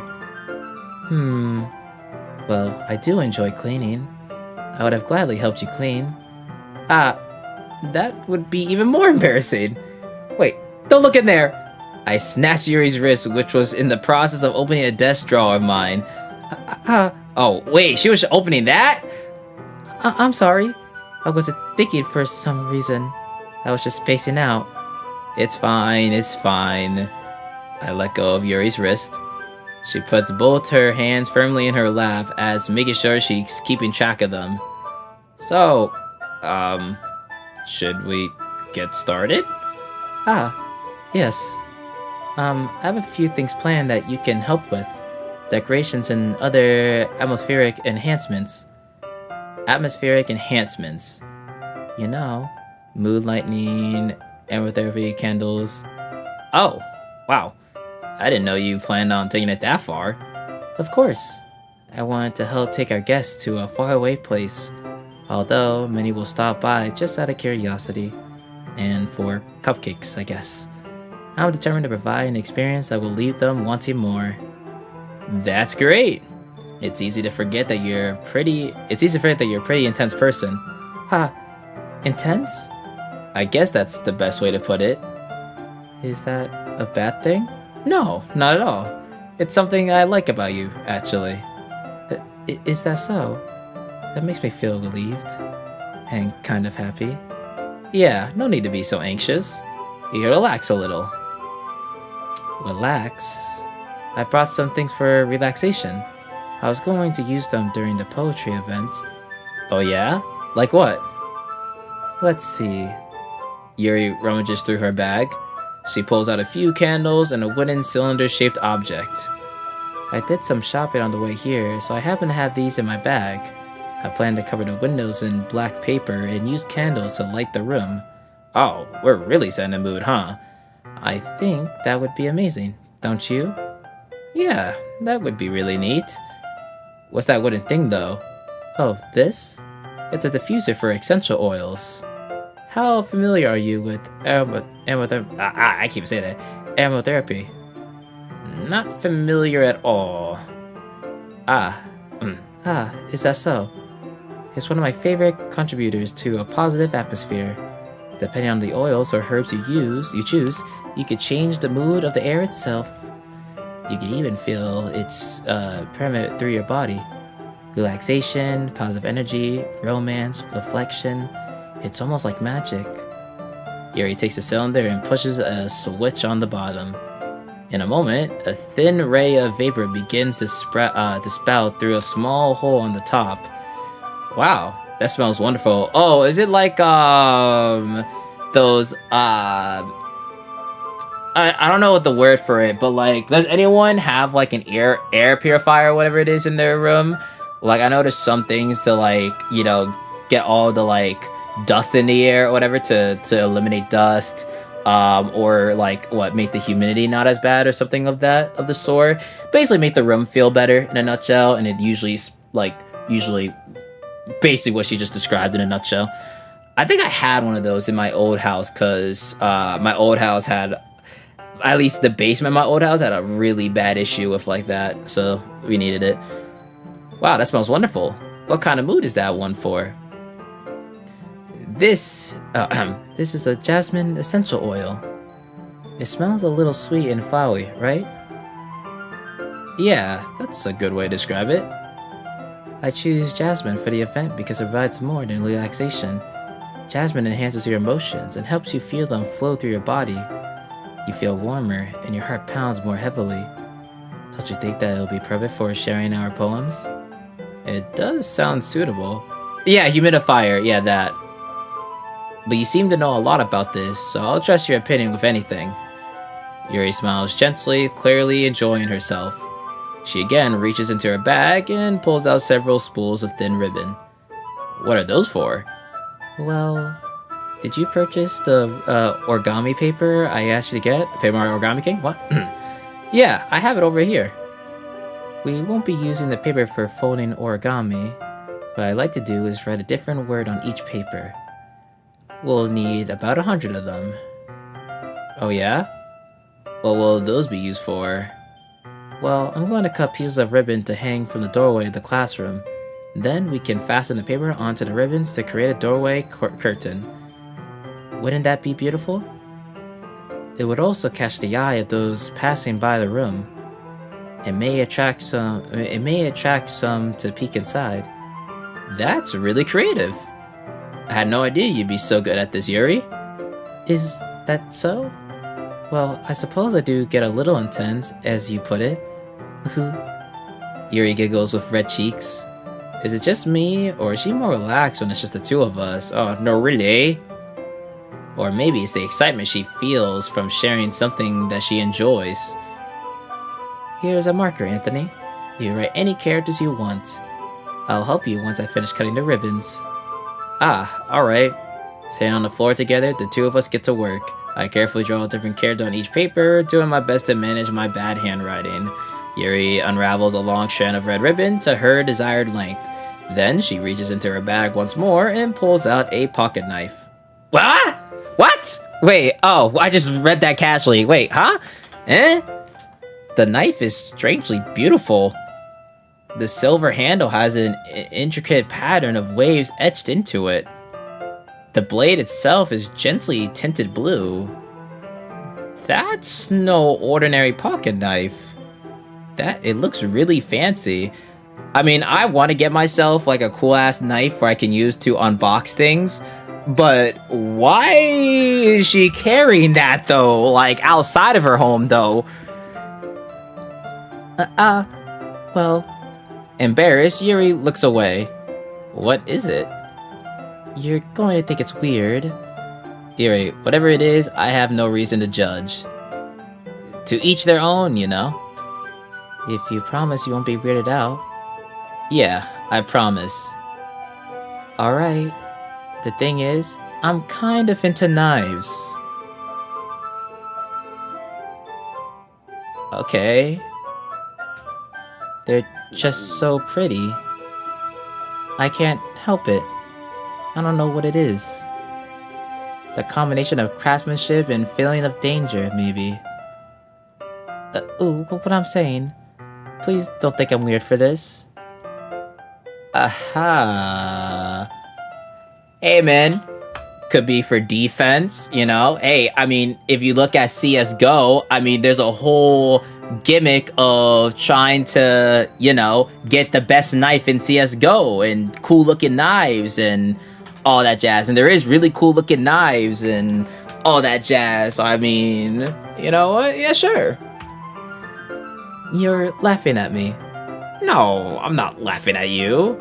It's just funny how nervous you got about sharing.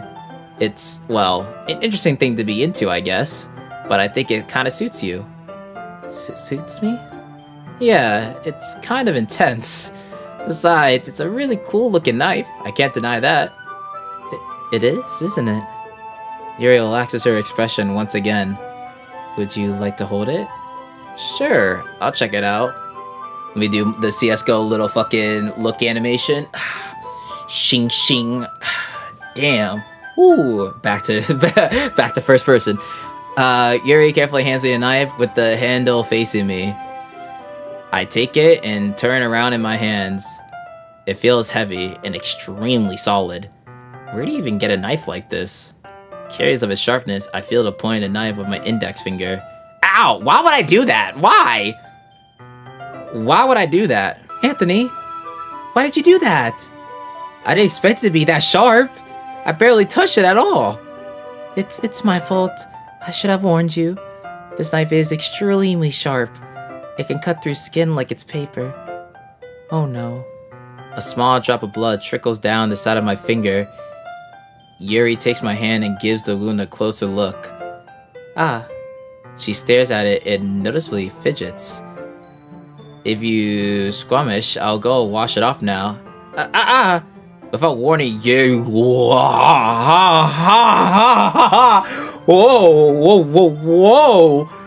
Without warning, Yuri puts my finger in her mouth and licks the. Wow! What we getting into? Okay? I feel her tongue curl around my finger. Startled, I instinctively pull my hand back. Oh, please forgive me. I wasn't thinking.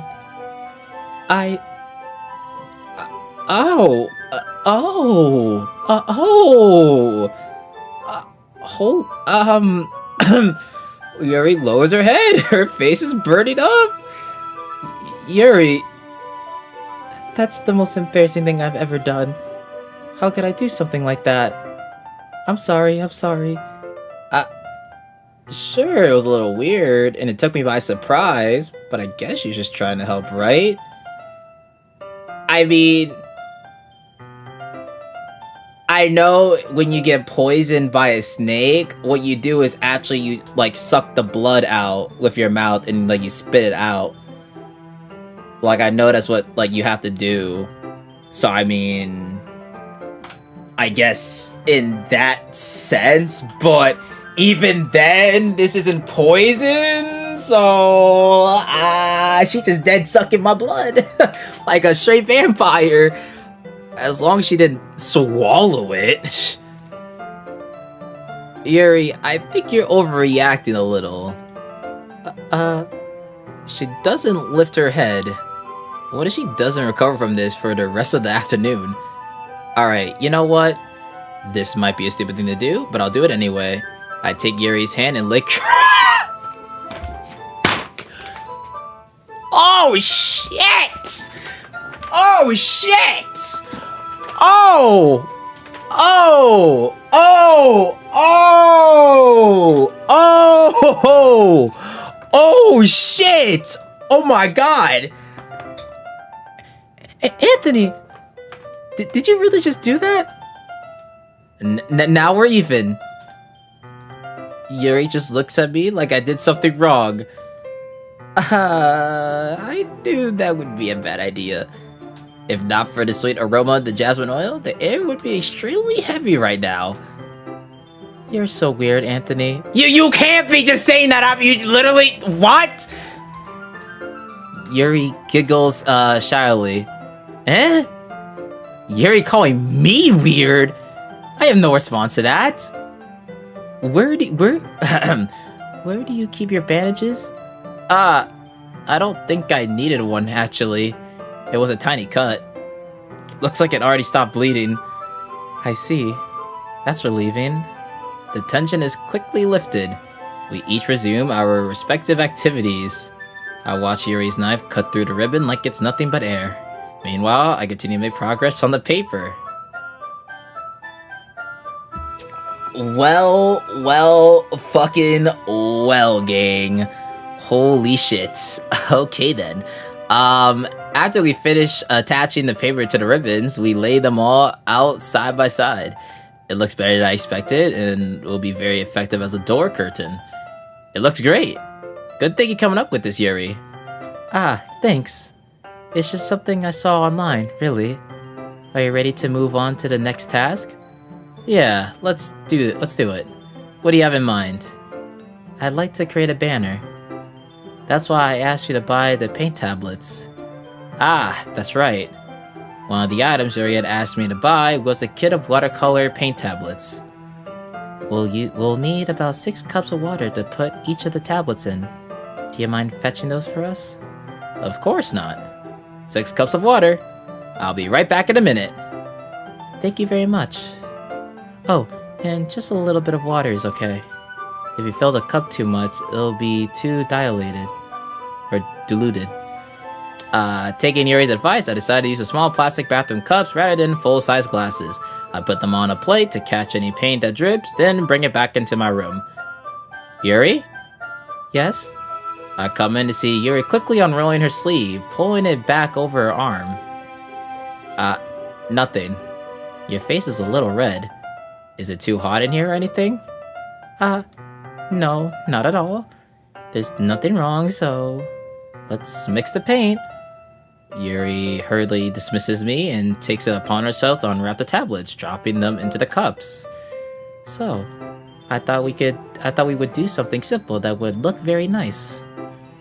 I'd like to paint a gradient across the banner, starting with the colors for a sunshine, then a daytime, then sunset and nighttime. Once it dries, I'll write an inspirational quote across the banner.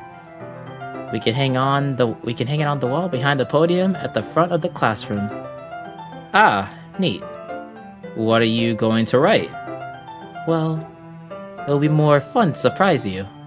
Yuri smiles at me. If you say so. After rolling out the banner, Yuri and I kneel on the opposite side so we don't get in the way of each other. Yuri uses a brush and adds a few dots of different colors across the banner to serve as a color guide when we paint. This kind of reminds me of elementary school. Painting on a banner with watercolor feels a lot like the art class projects we had back then. It's relaxing.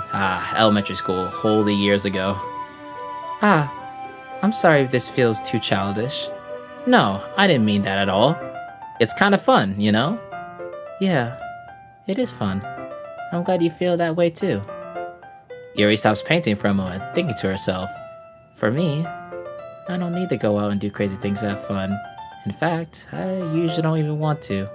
I just like where I can spend time with one other person. Even if it's something simple like reading, it doesn't even matter if we don't talk much. Just having a friend next to me makes things feel a little bit nicer. I think that's all it takes for me to be happy. Is that so? Even if Yuri and I are quite different, I can understand where she's coming from. I feel that way about things like anime and games, where simply sharing the experience with someone can make me happy. I think I feel the same way. Yuri smiles gently. I knew you'd understand. Yuri leans over the banner to grab an unused paintbrush, but I move at the same time, causing my head to bump into hers. Oh, the classic. Yeah! Sorry! Yuri reels back and I quickly lift my hands in surprise. Are you hurt? No, I'm not hurt. It just startled me, that's all. Sorry, I should have asked you to get it for me. It's not your fault. Your face. There are droplets of paint on Yuri's face and neck. Is there something on my face? Yeah, I accidentally got paint on you. Sorry, it's totally my fault. I'll get a towel right away. I rush out and fetch a small towel, then I dampen it with hot water. I return to my room and kneel back down in front of her. Aww. Here. Wait, I'm white!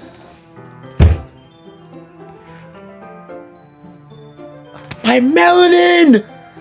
My melanin! No! My melanin! Is something wrong? It's hot. I just didn't expect it. Sorry, I didn't want us to use cold water. Having finished, I start to retract my hand. But Yuri suddenly holds my wrist. Wait. Eh? Just for a little longer. It feels really nice. I keep my hand still against Yuri's neck. She looks into my eyes. It's an intense expression that I recognize from when she reads her books. Almost as if she's lost in a daze, enveloped by her own thoughts.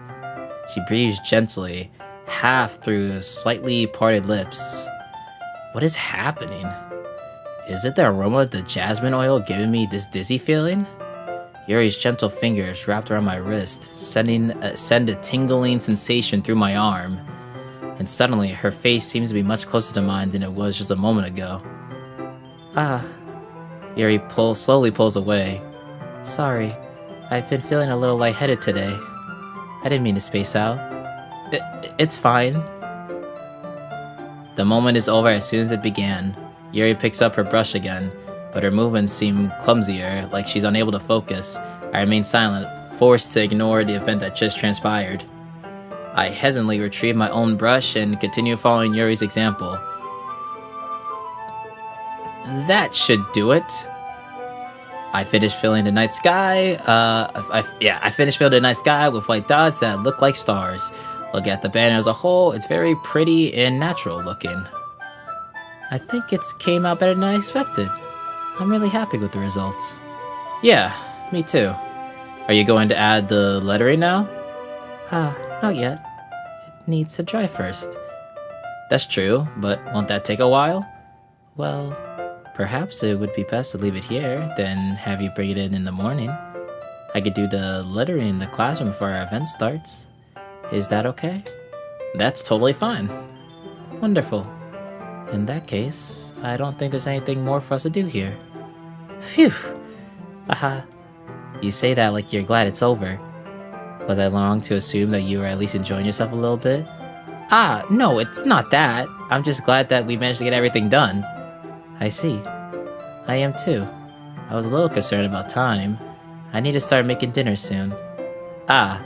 So you don't have any time left? I was secretly hoping we would have extra time after finishing the work. Yeah, same here, bro. Don't worry. I feel you.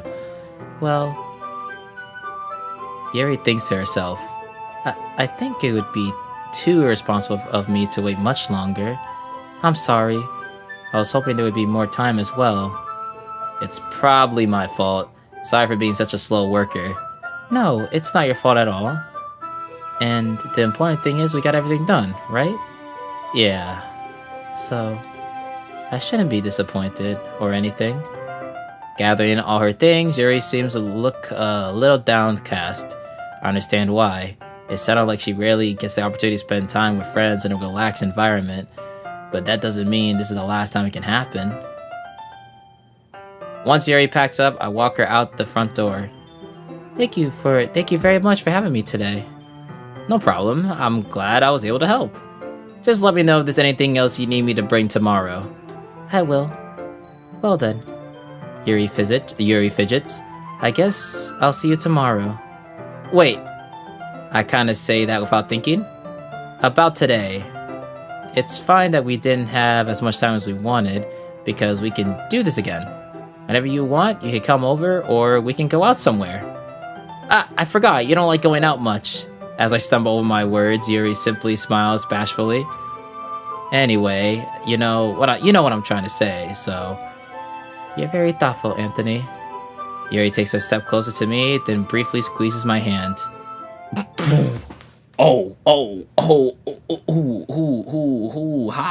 Hi. Got me blushing. I kinda like that about you. Well, how am I supposed to respond to that? But I don't even get a chance to, as Yuri suddenly pulls back. Wait, Sayori? Huh?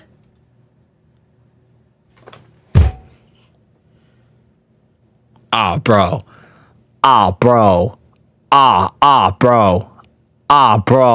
Dude. No, you are not supposed to see that. Bro.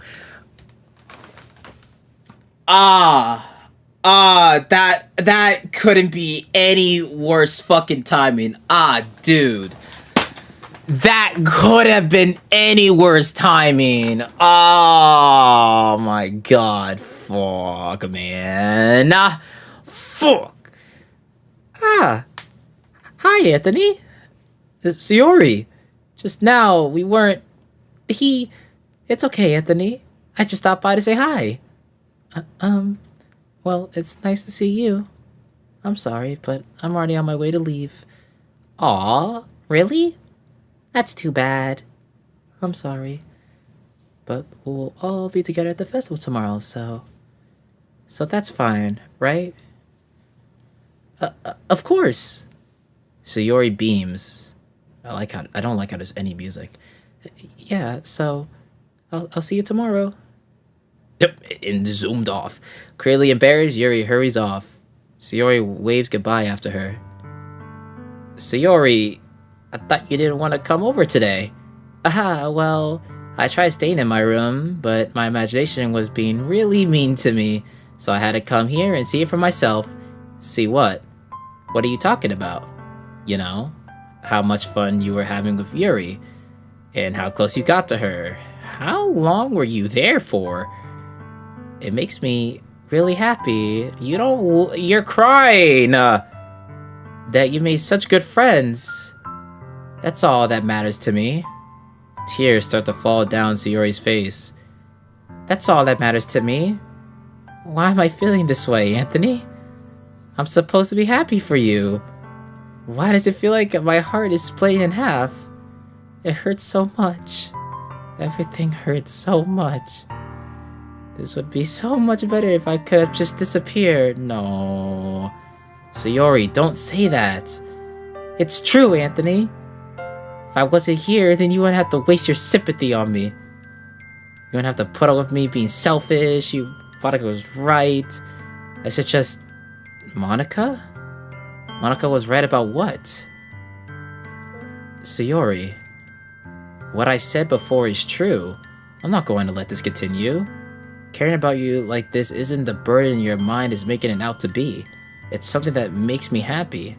It's something that I wouldn't trade for anything else. So even if it takes an entire lifetime, I'm going to be by your side until you don't feel any more pain. But Sayori looks away. I put a hand on her shoulder to reassure her. I'm scared, Anthony. I'm really scared. What are you scared of, Sayori? I'm scared that I might like you more than you like me. Sayori? It's true, isn't it? I was weak and started to like you too much. I did this to myself.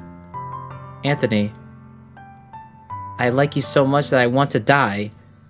That's how I feel. And that's enough, Sayori. I don't want you to hurt anymore. I slide my hand down Sayori's arm and squeeze her hand in my own. Do you remember how I said I always know what's best for you? Do you still believe me? Wordlessly, Sayori nods. Even if you don't understand all of your own feelings, I know what you need the most right now. And that's what I'm going to give you.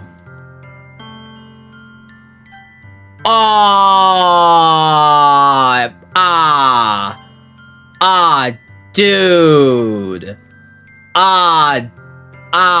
Bro.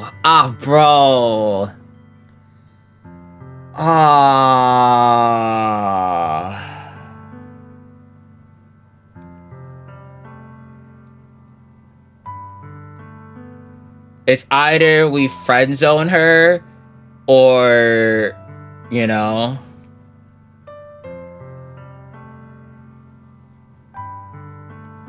do you want bitches or do you want one bitch, Anthony? Okay, hold on. Let's not phrase it like that, first of all. Second of all, no. Listen.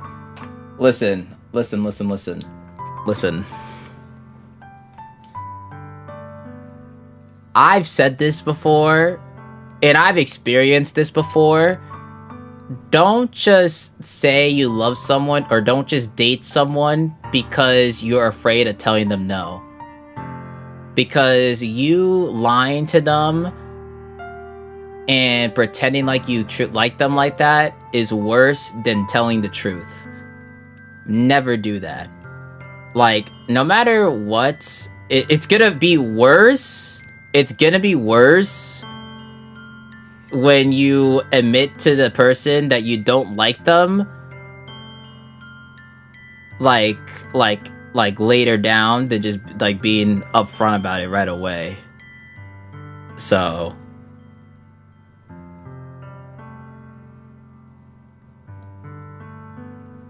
I'm going for Yuri. So I'm not gonna say I love you just because I don't want to hurt her. I'm hurting her more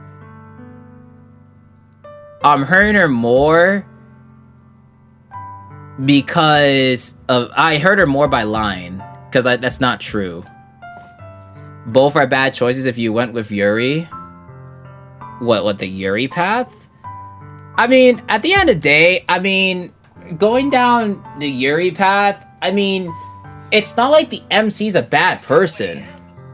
It's just Shiori, it's just the MC just doesn't like her. And there's nothing wrong with the MC not liking her in that way.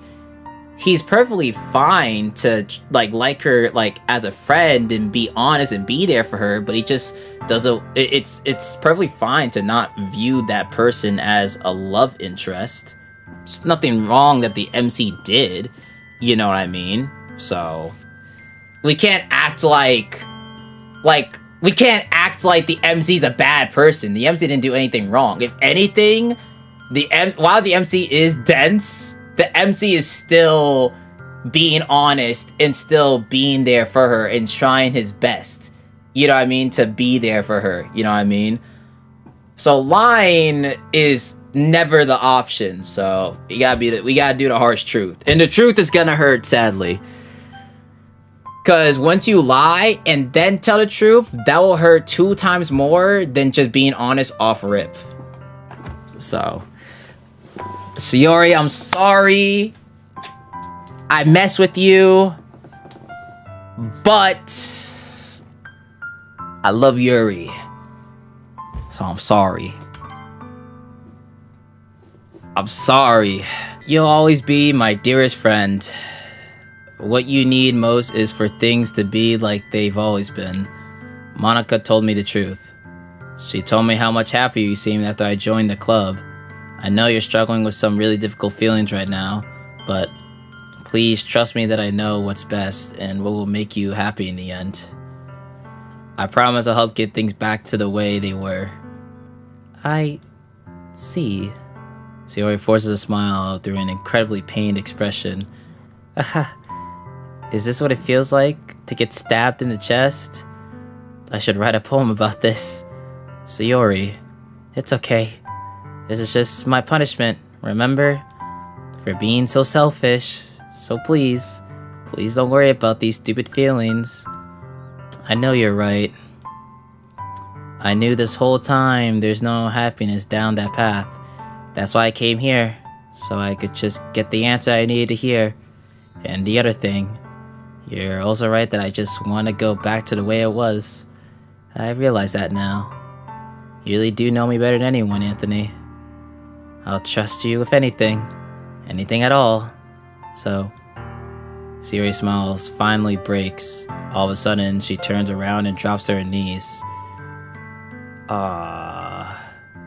Clutching her head with both hands, she screams as loudly as she can. I'm so shocked that I don't even know how to react.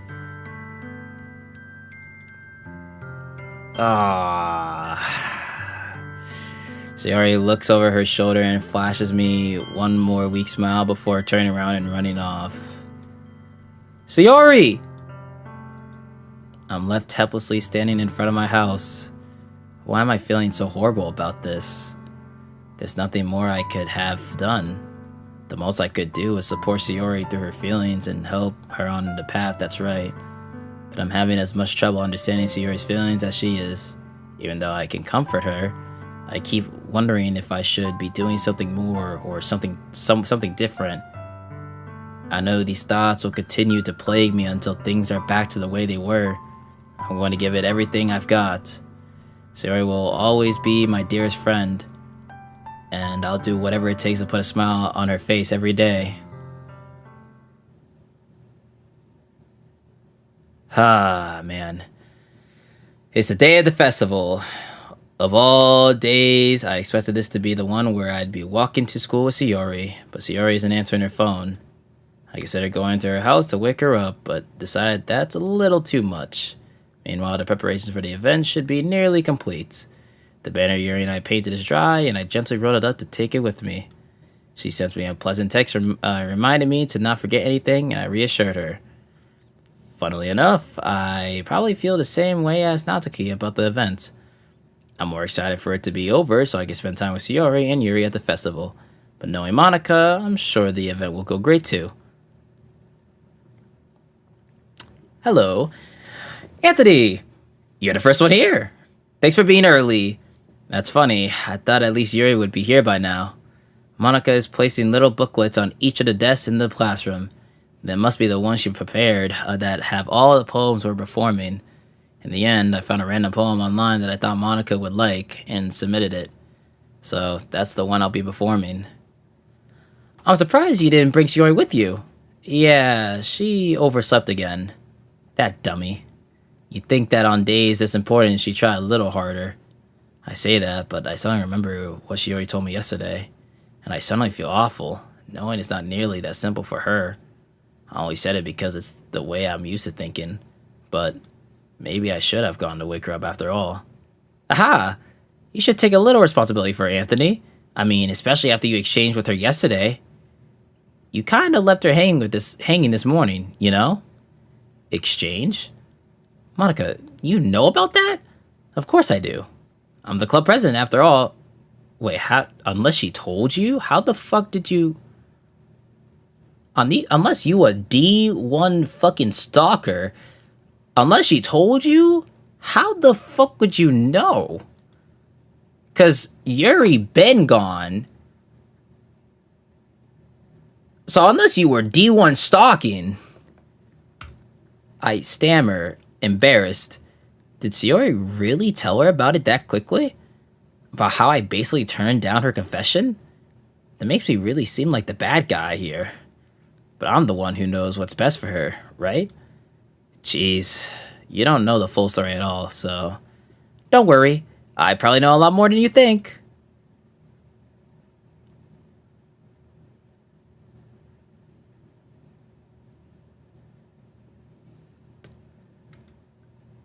Monica is being as friendly as usual, but for some reason I felt a chill down my spine after hearing that. Hey, do you want to check out the pamphlets? They came out really nice. Yeah, sure. I grabbed one of the pamphlets laid out on the desk. Oh yeah, they really did. Something like this will definitely help people take the club more seriously. Yeah, I thought so too. I flipped through the pages. Each member's poem is neatly printed on its own page, giving it an almost professional feel. I recognize Natsuki's and Yuri's poems from the ones they performed during our practice. What's this? I flipped to Sayori's poem. It's different from the one she practiced. It's one I haven't read before.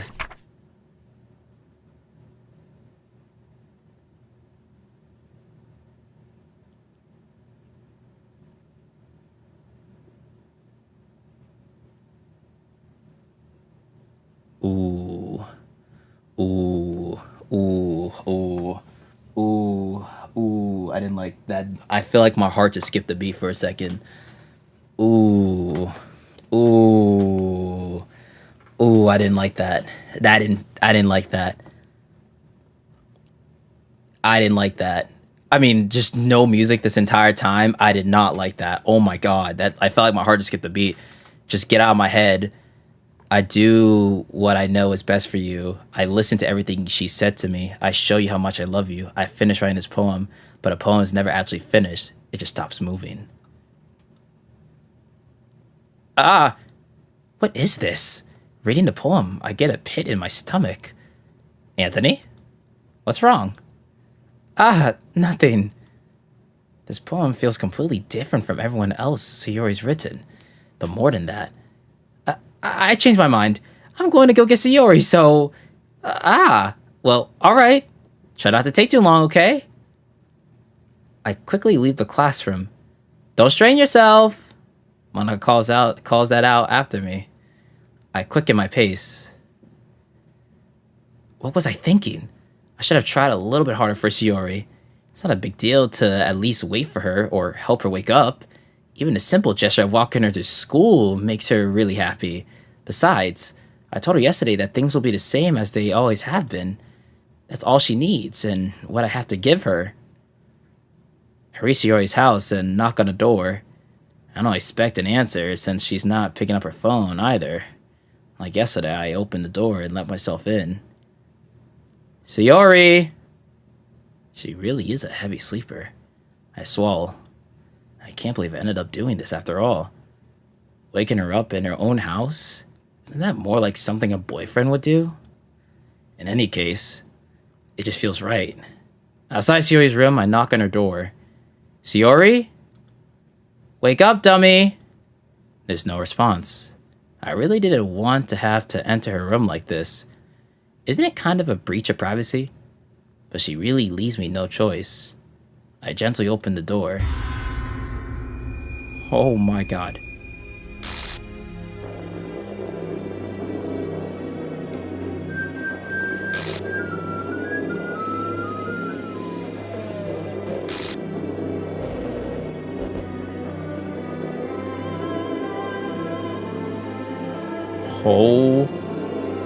Oh my god.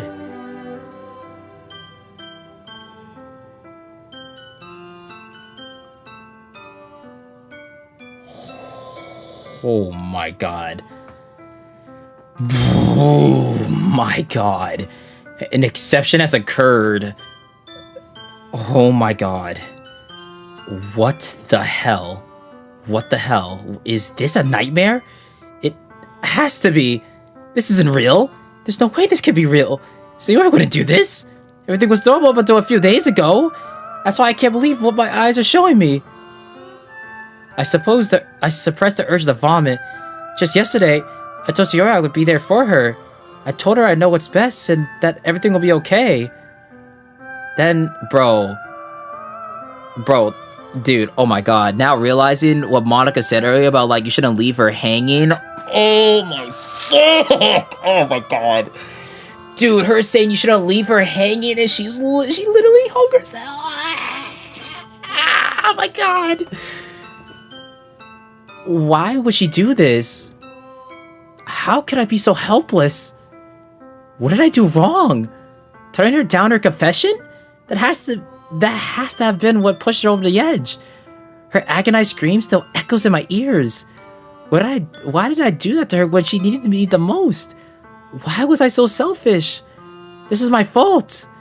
My swarming thoughts kept telling me everything I could have done to prevent this. If I just spent more time with her, walked her to school, and gave her what I know she wanted out of our relationship, that I could have prevented this. I know I could have prevented this. Screw the literature club. Screw the festival. I just lost my best friend. Someone I grew up with. She's gone forever now. Nothing I could do to bring her back. This isn't some game where I can reset and try something different. I had only one chance. I wasn't careful enough. And now I carry this guilt with me until I die. Nothing in my life is worth more than hers. But I still could do what she needed from me. And now, I can never take it back. Never, never, never, never, never, never. What?!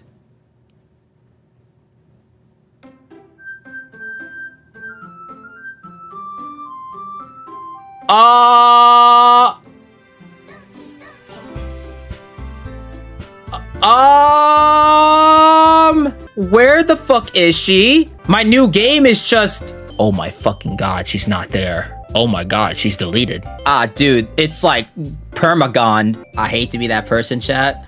I'm putting everyone on a cliffhanger. Alright, chat, here we go. Dude. Dude. Bro. I see an annoying girl running toward me from the distance, waving her arms in the air like she's totally oblivious to any attention she might draw to herself. That girl is my neighbor and good friend since we were children. You know, the kind of friend you'd never see yourself making today, but just kind of works out because you've known each other for so long. We used to walk to school together on days like this, but this is literally the start of the game, but now that Sayori's fucking deleted, you know, she would oversleep more and more frequently, and I would get tired of waiting up. But she's going to chase after me like this, I almost feel better off running away. However, I just sigh and I don't in front of the crosswalk and let catch up to me. Oh my god!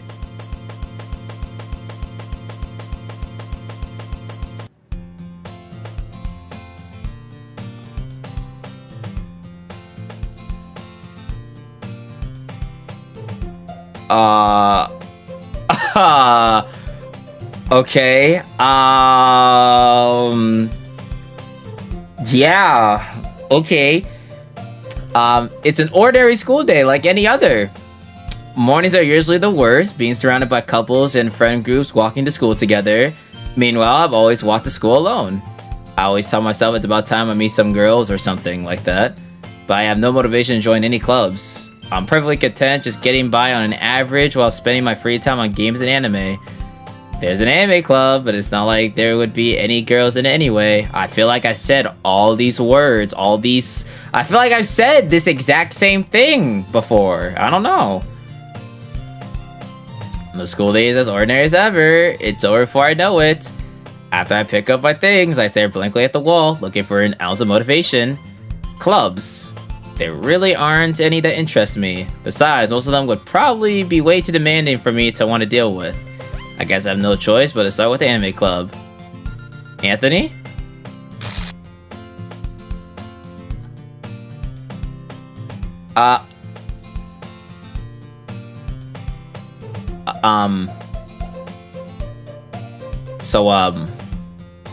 You wanna explain how you just did that?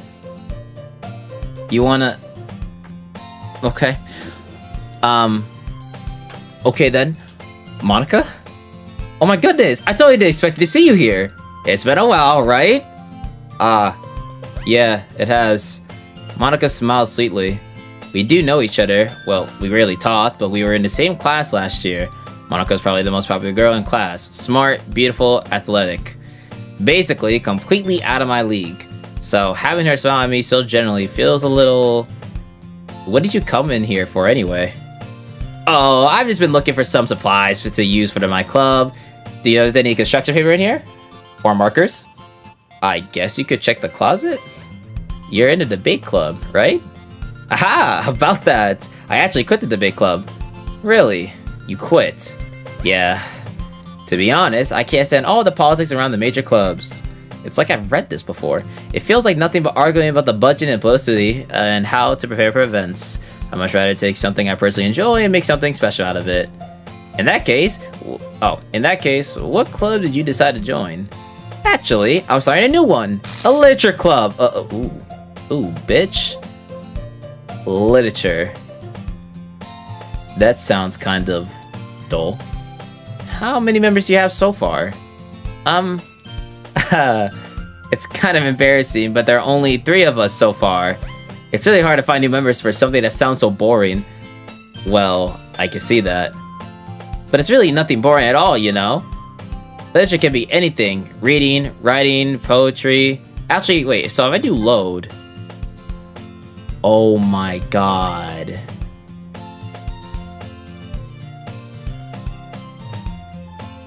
All of my saves are gone.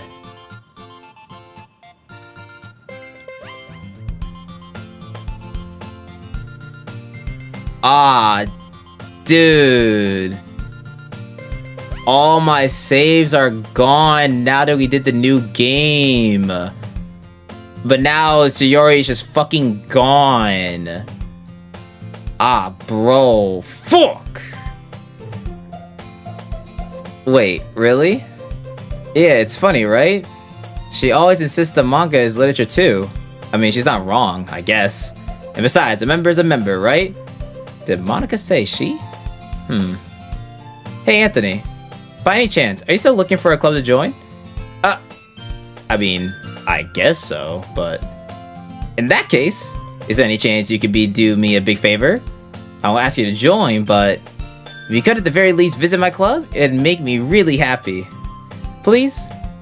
Well, I guess I have no reason to refuse. Besides, how could I ever refuse someone like Monica? Sure, I guess. I could check it out. Aha! Awesome! You're really sweet, Anthony. You know that? It's nothing, really. Shall we go then? I'll look for the materials another time. You're more important. Bro, my character must be like schizo right now. Cause like my character must be like, why the fuck have I feel like I've been here before? And thus today marks the day I sold my soul to Monica and her irresistible smile. I timidly followed Monica across the school and upstairs, a section of the school I rarely visit, being generally used for third-year classes and activities. Monica, full of energy, swings open the classroom door. I'm back! And I brought a guest with me! Oh my god! The image! What the fuck?! Yo! Yo! Yo! Yo! What the? Why? Why is that back there? Why is that back there? What the fuck? Yo! Bro, why is that back there? What the what? Why is that back there? Dude. Dude. Okay, a guest? Seriously, you brought a boy? Yes, this is the voice I gave Natsuki. Way to kill the atmosphere.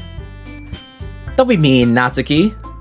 But anyway, welcome to the club, Anthony. You want to explain why a supposed girl is, you know,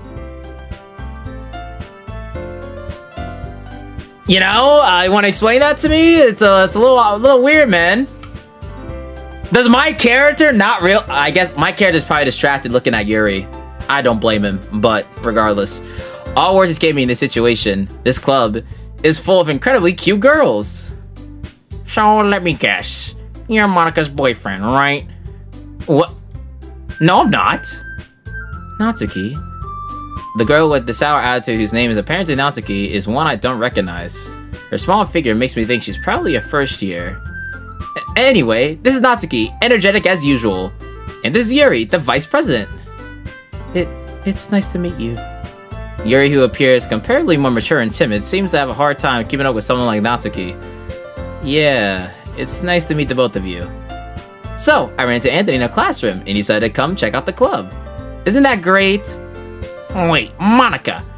Didn't I tell you to let me know in advance before you brought anyone new? I was going to, well, you know. Sorry. I didn't forget that, but I just happened to run into him. In that case, I should at least make some tea, right?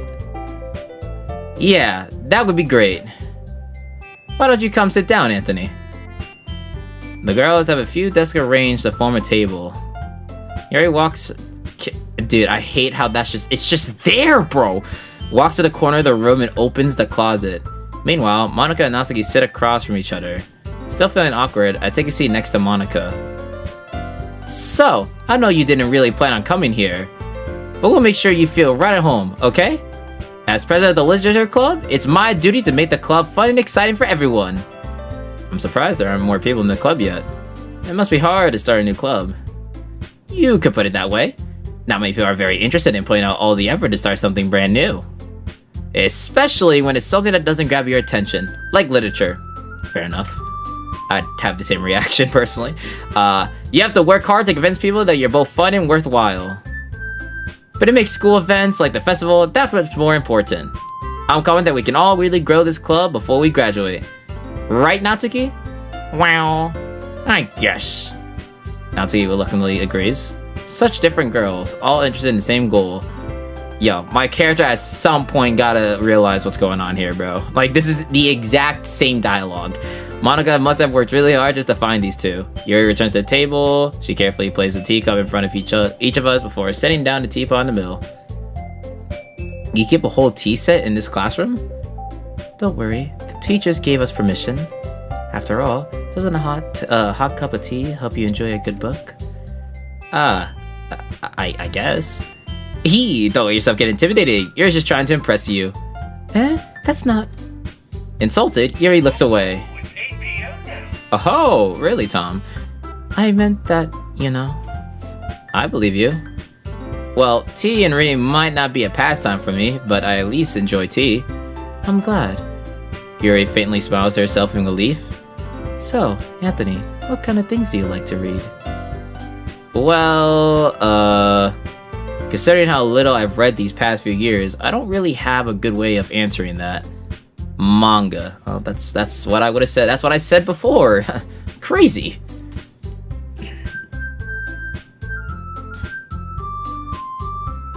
I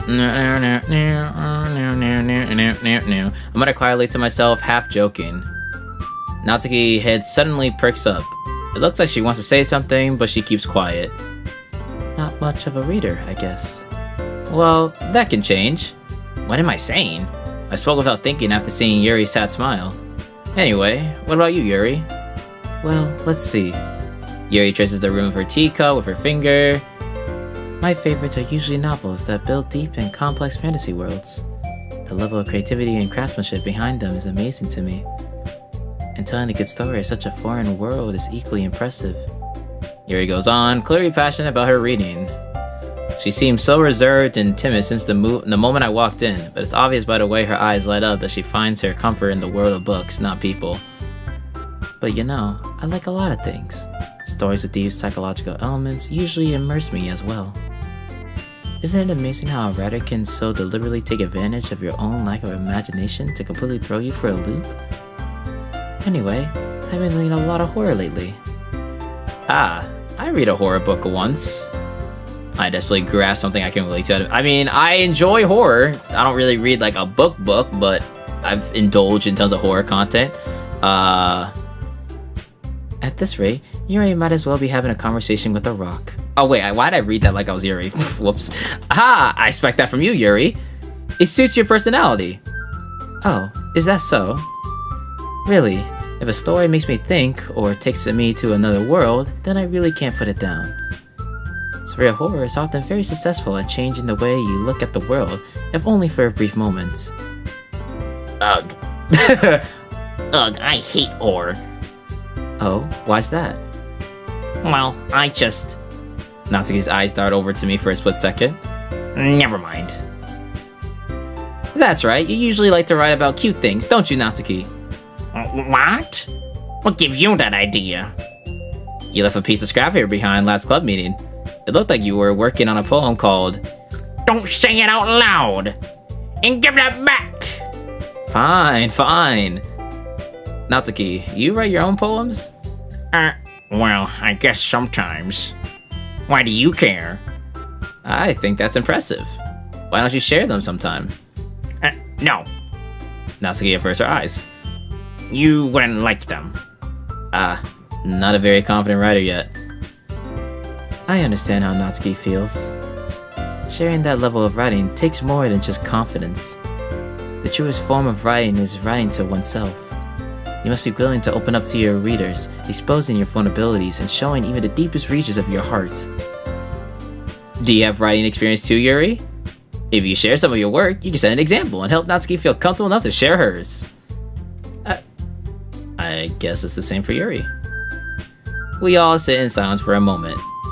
How about we address the elephant in the room if we look behind us? Hey, I just got an idea. How about this? Oh. Natsuki and Yuri look quizzically at Monica. Let's all go home and write a poem of our own. Then, next time we meet, we'll all share them with each other. That way, everyone is even. I mean, I thought it was a good idea. Well, I think you're right, Monica. We should probably start finding activities for all of us to participate in together. I did decide to take on the responsibility of vice president, after all.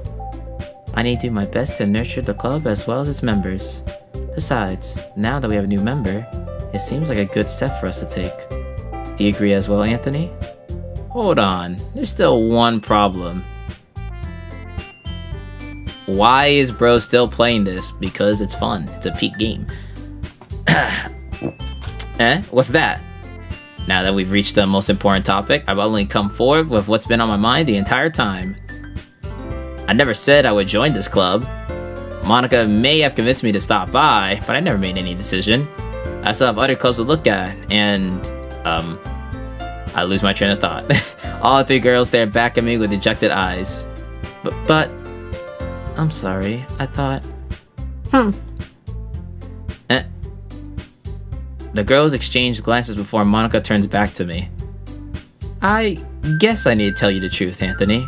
The thing is, we don't have enough members yet to form an official club. Oh, okay, hold on. Now this is a little different because there's supposed to be another character here. We need 4, and I've been trying really, really hard to find new members. If we don't find one more for the festival, okay. Now this is different. I'm defenseless against these girls. How am I supposed to make a clear-headed decision when it's like this? I don't feel terrible for letting everyone down in this situation. And besides, the club itself seems pretty relaxed. So, if writing poems is the price I need to pay in order to spend every day with these beautiful girls... Yuri. Right. Okay, I've decided then. I'll join a literature club. One by one, the girls' eyes light up. Oh my goodness, really? Do you really mean that, Anthony? Yeah. It could be fun, right? You really did scare me for a moment. I mean, if you really just left after all this, I'd be super pissed. Anthony, I'm so happy. We can become an official club now. Thank you so much for this. You're really amazing. I'll do everything I can to give you a great time, okay? Thanks, I guess. Okay, everyone. I think with that, we can officially end today's meeting on a good note. Everyone remember tonight's assignment. Write a poem to bring to the next meeting so we can all share. Monica looks over at me once more. Anthony, I look forward to seeing how you express yourself. Yeah. Can I really impress the class star Monica with my mediocre writing skills? I already feel the anxiety welling up inside me. Meanwhile, the girls continue to chit-chat as Yuri cleans up the tea set. I guess I'll be on my way then. Okay! I'll see you tomorrow then. I can't wait! Yeah, see, here we would have walked home with Sayori, but... Wait, Sayori? Who? With that, I depart the club room and make my way home. The whole way, my mind wanders back and forth between the 3 girls. Natsuki, Yuri, and of course, Monica. Will I really be happy spending every day after school in a literature club? Perhaps I'll have the chance to go closer to one of these girls. Alright! I'll just need to make the most of my circumstances, and I'm sure good fortune will find me. And I guess that starts with writing a poem tonight.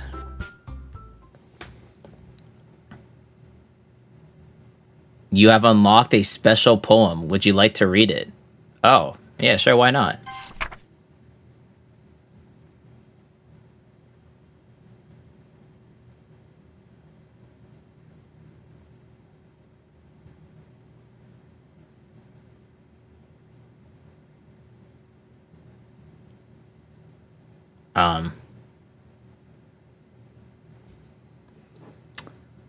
Okay. I mean, if I can decipher the words here, hold on. It's a little hard to read. I don't know.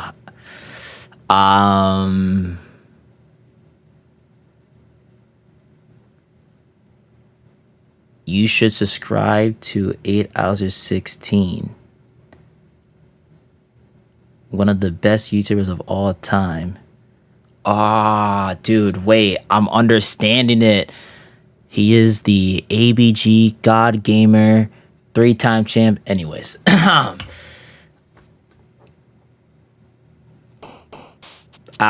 Okay. So we're just back to...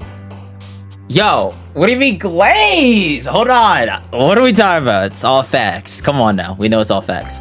Alright, well... I feel like there should be a character here, but I don't know. I guess not. Oh, you know, I actually wonder, what if you choose... Wait, hold on. Let me save here. Oh!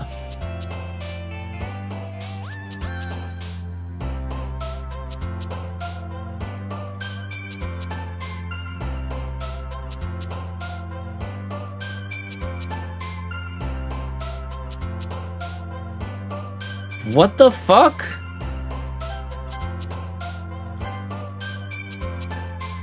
Oh, she doesn't do that every time. What the fuck was that?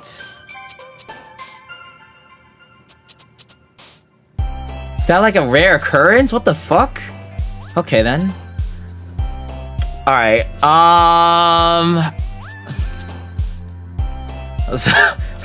What the fuck, bro? Okay. All right. So typically, we still going for Yuri. Come on now, we're still going for Yuri. So basically, any very complicated words is basically Yuri. So.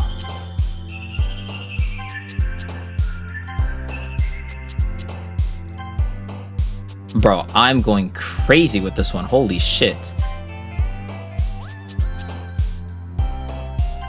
Ah, damn. I fucking... Fuck! I was going crazy, goddammit.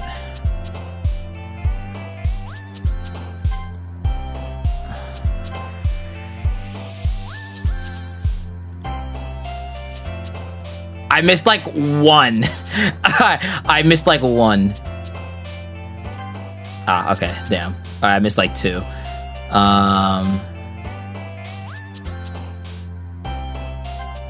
Okay, I missed three.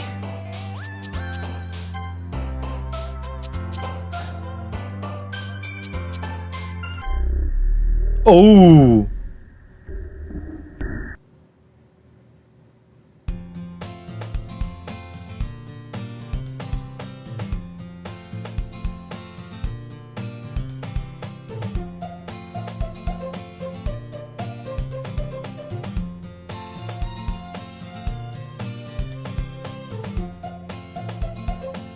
Oh, the poster's gone now.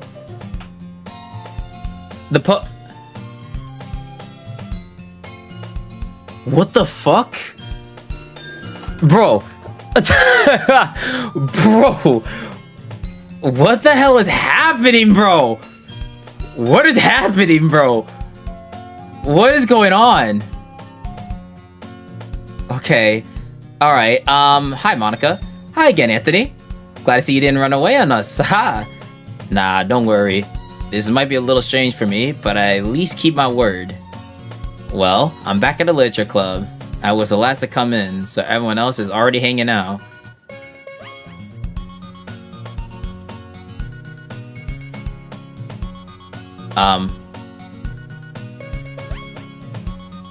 Wait, is the room tilting? What the fuck? Am I geeking? Did the room just tilt, like, slightly? What the? Ah, dude. Ah, bro, and I'm not even gonna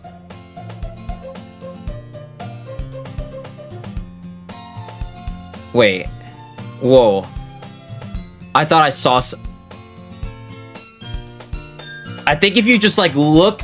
Like, okay, no, it's zooming. Wait. Everyone just stay completely still. Did the closet just open too? Am I tweaking?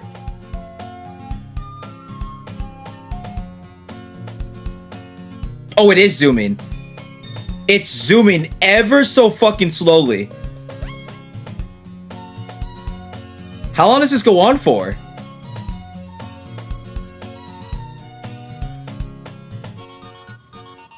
It's zooming ever so slowly. I swear I saw something with the closet too. I'm generally tweaking right now. I swear I saw something with the closet. How long does this...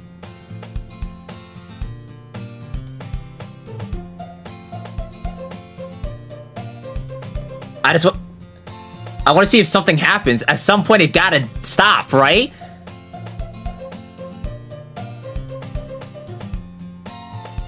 It's still zooming.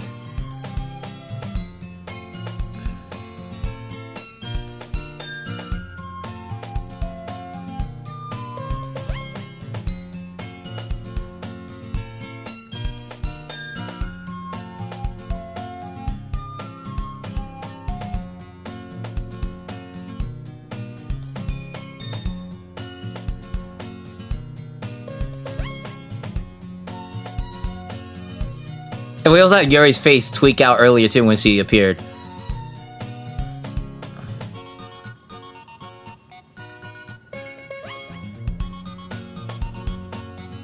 I'm gonna give this like another minute or two to zoom.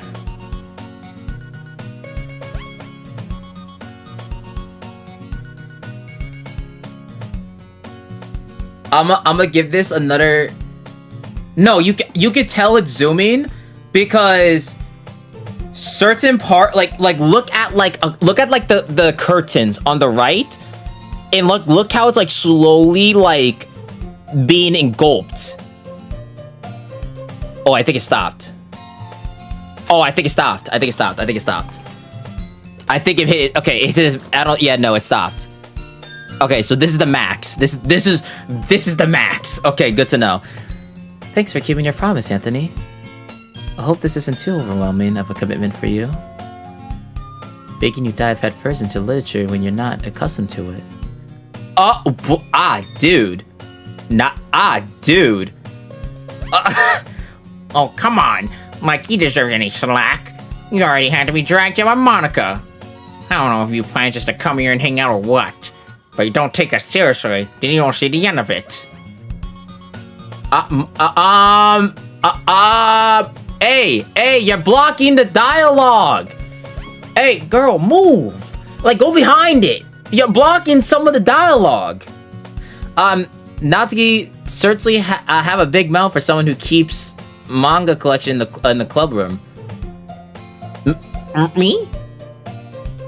Okay, there you go. Thank you. Natsuki finds herself stuck between saying Monica and manga. Manga is a literature. Swiftly defeated, Natsuki pops back into her seat. I'm sorry, Anthony. We'll make sure to put your comfort first, okay? Yuri shoots Natsuki with a disappointed glance. Anyway. Now that you're in the club and all, perhaps you might have interest in picking up a good book to read.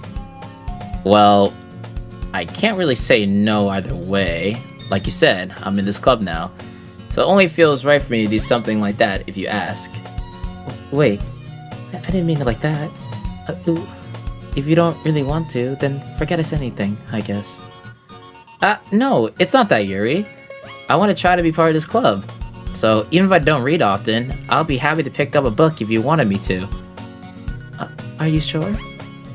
I just felt like, well, as vice president and all, that I should help you get started on something you might like.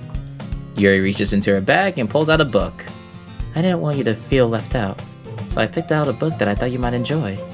It's a short read, so it should keep your attention, even if you don't usually read. And we could, discuss it if you wanted.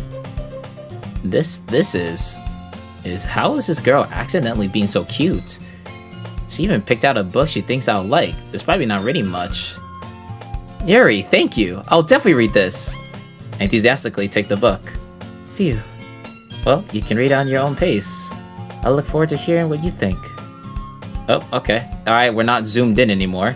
Now that everyone's settled in, I expected Monica to kick off some scheduled activities for the club. But that doesn't seem to be the case. Yuri's face is already buried in a book. I can't help but notice her intense expression, like she was waiting for this chance. Meanwhile, Natsuki is rummaging around in the closet. I'm really curious to talk to Yuri a little bit more, but at the same time, I'd feel bad for distracting her from reading. I catch a glimpse of the cover of her book. It looks like the same book that she lent to me. More than that, she seems to be on the first few pages. Crap. I think she noticed me looking at her. She sneaks another glance at me and her eyes me for a split second. But that only makes her hide her face deeper in her book. Sorry, I was just spacing out. I muttered this, sensing I made her uncomfortable. Oh, it's fine. If I was focused, then I probably wouldn't have noticed it in the first place. But I'm just rereading a bit of this, so... That's the book that you gave me, right? I wanted to reread some of it. Not for any particular reason. Just curious, how come you have 2 copies of the same book? Well, when I stopped at the bookstore yesterday... Wait. Did her eye... Chat, am I tweaking?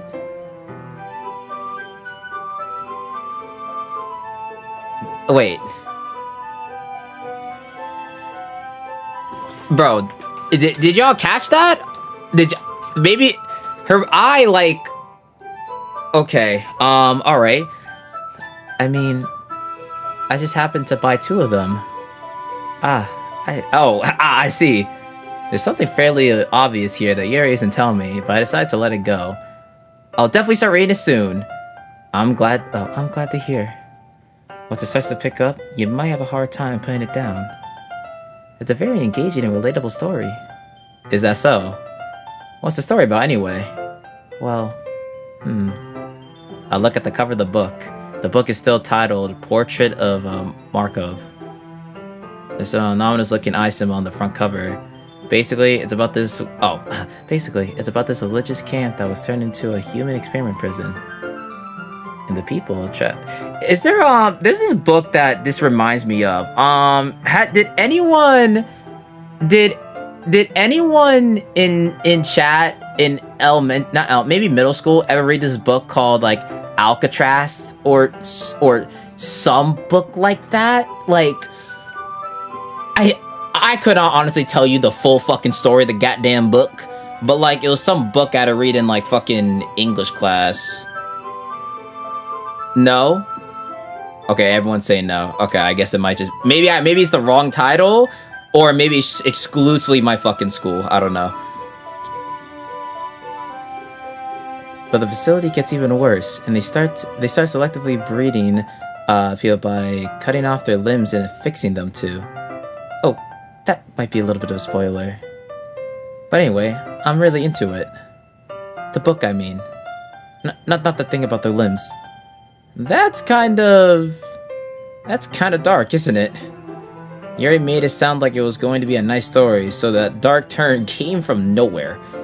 Are you not a fan of that sort of thing, Anthony? No, it's not that.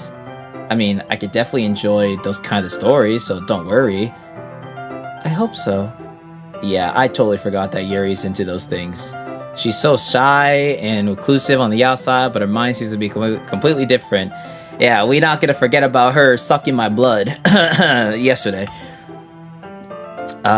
It's just that this kind of story, it's kind of challenges you to look at life from a strange new perspective. When horrible things happen, not just because someone wants to be evil.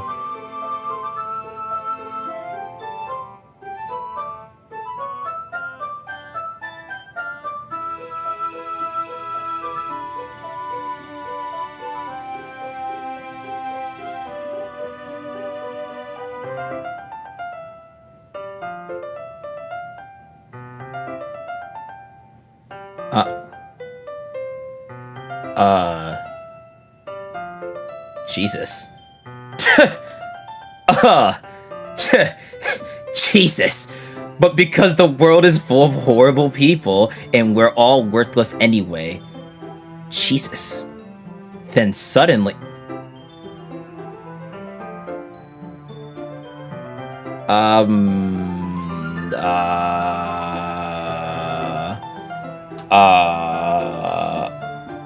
Okay. All this with this happy ass music, by the way. Okay. I'm rambling, aren't I? Not again. I'm sorry. Hey, don't apologize. I haven't lost interest or anything. Well, I guess it's alright then. But I feel like I should let you know that I have this problem. When I let things like books and writing fill my thoughts.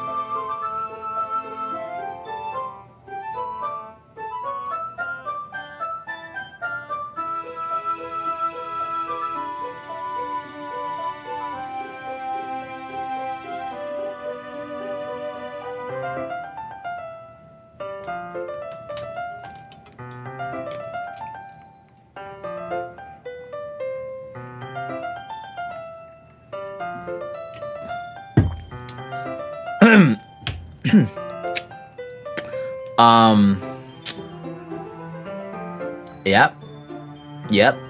I kind of forget to pay attention to other people. So I'm sorry if I end up saying something strange. And please stop me if I start talking too much.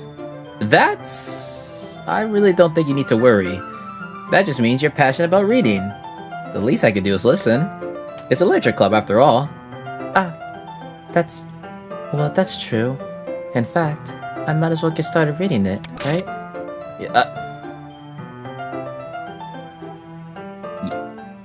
Yes. I mean, you don't have to, but... Aha! What are you saying? Let me just get the book. I clearly retrieved the book that I had put into my bag. Alright, it's fine if I sit here, right? I slip into the next seat next to Yuri. Ah, yeah. Are you sure? You seem a little apprehensive. I'm sorry. It's not that I don't want you to. It's just something I'm not very used to. That is, reading in company with someone. I see. Well, just tell me if I end up distracting you or anything. Alright. I open the book and start the prologue. I still don't understand what Yuri means about the reading in company. It's as if I could feel her presence over my shoulder as I read. It's not a particularly bad thing. Maybe a little distracting, but the feeling is somewhat comforting. Yuri's in the corner of my eye. I realize that she's not actually looking at her own book. I glance over. It looks like she's reading from my book instead. Sorry.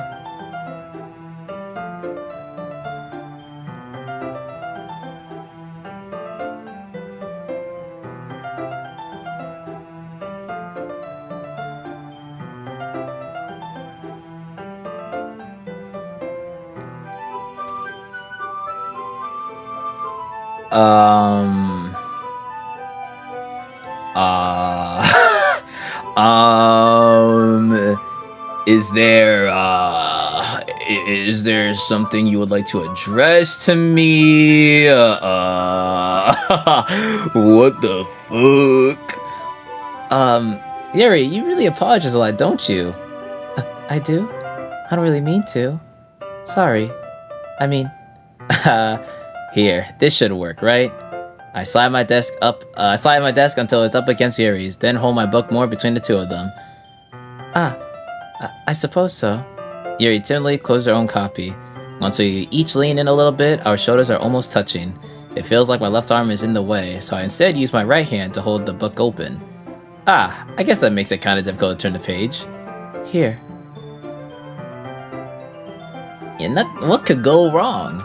Yuri takes her left arm and holds the left side of the book between her thumb and forefinger. I do the same with my right arm, on the right side of the book. That way, I turn the page, and Yuri slides it under the thumb after it flips to her side. But in holding it like this, we're huddled even closer together than before. It's actually kind of distracting me. It's as if I can feel the warmth of Yuri's face, and she's in the corner of my vision. Are you ready? To turn the page? Sorry. I think I got a bit distracted for a second. I glance over at Yuri's face again, and our eyes meet. I don't know how I'll be able to keep up with her. That's okay. You're not as used to reading, right? I don't mind being patient if it takes you a bit longer. It's probably the least I can do. Since you've been so patient with me. Yeah. Thanks. We continue reading. Yuri no longer asks me if I'm ready to turn the page. Instead, I just assume that she finishes the page before me, so I turn it by my own volition. We continue the first chapter in silence. Even so, turning each page almost feels like an intimate exchange. My thumb gently letting go of the page, letting it flutter over to her side as she catches it under her own thumb. Hey Yuri, this might be a silly thought, but the main character kind of reminds me of you a little bit. No, I don't relate to this character at all. Definitely not. Really? I was just thinking the way she second guesses things she says, and all that. That's what you were talking about. Sorry. I thought you meant something else about her. Something else? Never mind. We didn't even get that far yet. So I don't know why that came into my head. Yuri, are you feeling alright? Huh? Yuri's been a little fidgety ever since we started reading. You can rest if you're feeling sick or something. Your breathing's a little... My breathing? Okay, this is different. No, okay, hold on. This wasn't like before. Yuri puts her hand on her chest as if it's to feel her heartbeat. I didn't even notice. Anyway, I'm fine. This is different. This interaction is different. I just need some water. Alright, don't push yourself. Yuri stands up and practically rushes out the classroom. What on earth was that about? Hi, Monica. Anthony. Did you something happen just now? Eh? I have no idea. Yuri was acting a little strange, I guess. So you don't know anything. Sorry, I can't say I do. Are you worried about her? Oh, no, not really. I was just making sure that you didn't do anything to her. No, nothing. Aha, don't worry. I believe you, silly. Yuri just does this sometimes, so it's nothing alarming. Alright, if you say so. Anyway, why don't we start with sharing our problems with each other? Eh? Shouldn't we wait for Yuri? Well, she might be a while, so I just figured we get started without her. Is that okay? Yeah, I was just asking. I stand up. I make a mental note of where I left off in the book, then slip it back into my bag. Oh, I can't even choose Yuri. Damn, I can't even choose Yuri. Well, I'll make a save, just in case. Okay. I mean, I guess I'll just go Monica. I should start with Monica. Yesterday she seemed eager to read my poem, and I want her to know I'm putting in effort. Hi, Anthony. Having a good time so far? Yeah. Good, glad to hear it. By the way, since you're new and everything, if you have any suggestions for the club, like new activities or things we can do better, I'm always listening. Don't be afraid to bring things up, okay? Alright, I'll keep that in mind. Of course, I'll be afraid to bring things up. I'm much better off just going with the flow until I'm more settled in. Anyway, want to share your poem with me? It's kind of embarrassing, but I guess I have to. Haha, don't worry, Anthony. We're all a little embarrassed today, you know? But it's that sort of bear that we'll all learn to get past soon. Yeah, that's true. I hand Monica my poem. Great job, Anthony. I was going, oh, in my head while reading it. It's really metaphorical. I'm not sure why, but I didn't expect you to go for something so deep. I guess I underestimated you. It's easiest for me to keep everyone's expectations low. That way, it always counts when I put in some effort. Aha, that's not very fair. Well, I guess it's worked anyway. You know that Yuri likes this kind of writing, right? Well, that was the intention. Writing that full of imagery and symbolism. Sometimes I feel like Yuri's mind is just totally detached from reality. I don't mean that like it's a bad thing, though. But sometimes I get the impression that she's just totally given up on people. She spends on so much time in her own head that it's probably at a much more interesting place for her. But that's why she gets so happy when you treat her with a lot of kindness. Although she's used to being indulged like that. She must be really starved for social interaction, so don't blame her for coming on a little strongly. Like earlier. I think she just gets too stimulated. She ends up withdrawing and looking for alone time. Suddenly the door opens. Yuri! My girl! I'm back. Did I miss anything? Not really. Well, we are all starting sharing our poems with each other. Eh? Already? I'm sorry for being late. No need to apologize. We still have plenty of time, so I'm more glad that you took all the time you needed. All right. Thanks, Monica. I suppose I should go get my poem now. Anyway, do you want to read my poem now? Don't worry, I'm not very good. You sound pretty confident for someone who claims to not be very good. Well, that's because I have to sound confident. Doesn't mean I always feel that way, you know. I see. Well, let's read it then. Okay. Hole in wall. Buddy wasn't looking at me. Confused, I frantically glanced at my surroundings, but my burned eyes can no longer see color. Are there others in this room? Are they talking? Or are they simply poems on flat sheets of paper? The sound of frantic scrawling playing tricks on my ears. The room begins to crinkle, closing in on me. The air I breathe dissipates before it reaches my lungs. I panic. There must be a way out. It's right there. He's right there. Swallowing my fears, I brandish my pen. Okay. So, what do you think? It's very freeform, if that's what you call it. Sorry, I'm not really the right person to ask for feedback. Ah, it's okay. Yeah, that kind of style has gotten pretty popular nowadays. That is, a lot of poems have been putting emphasis on the timing between words and lines. When performed out loud, it can be really powerful. What was the inspiration behind this one? Yeah, Monica. What was the inspiration? It sounded a little too specific. Well, I'm not sure if I know how to put it. I guess you could say that I had some kind of epiphany recently. If it's influencing my poems a bit. Epiphany. Yeah, something like that.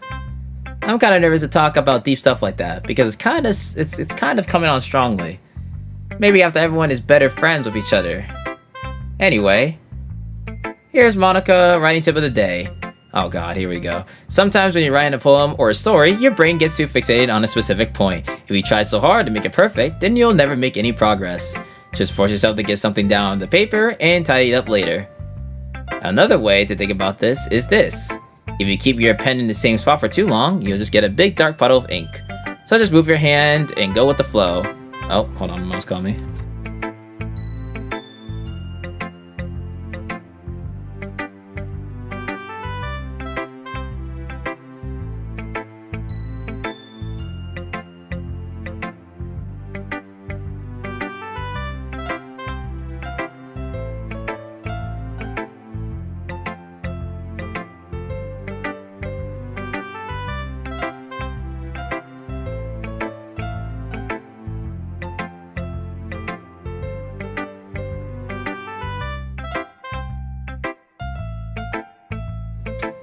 Okay. That's my advice for today. Thanks for listening. Ah, there's Yuri. Hi, Yuri.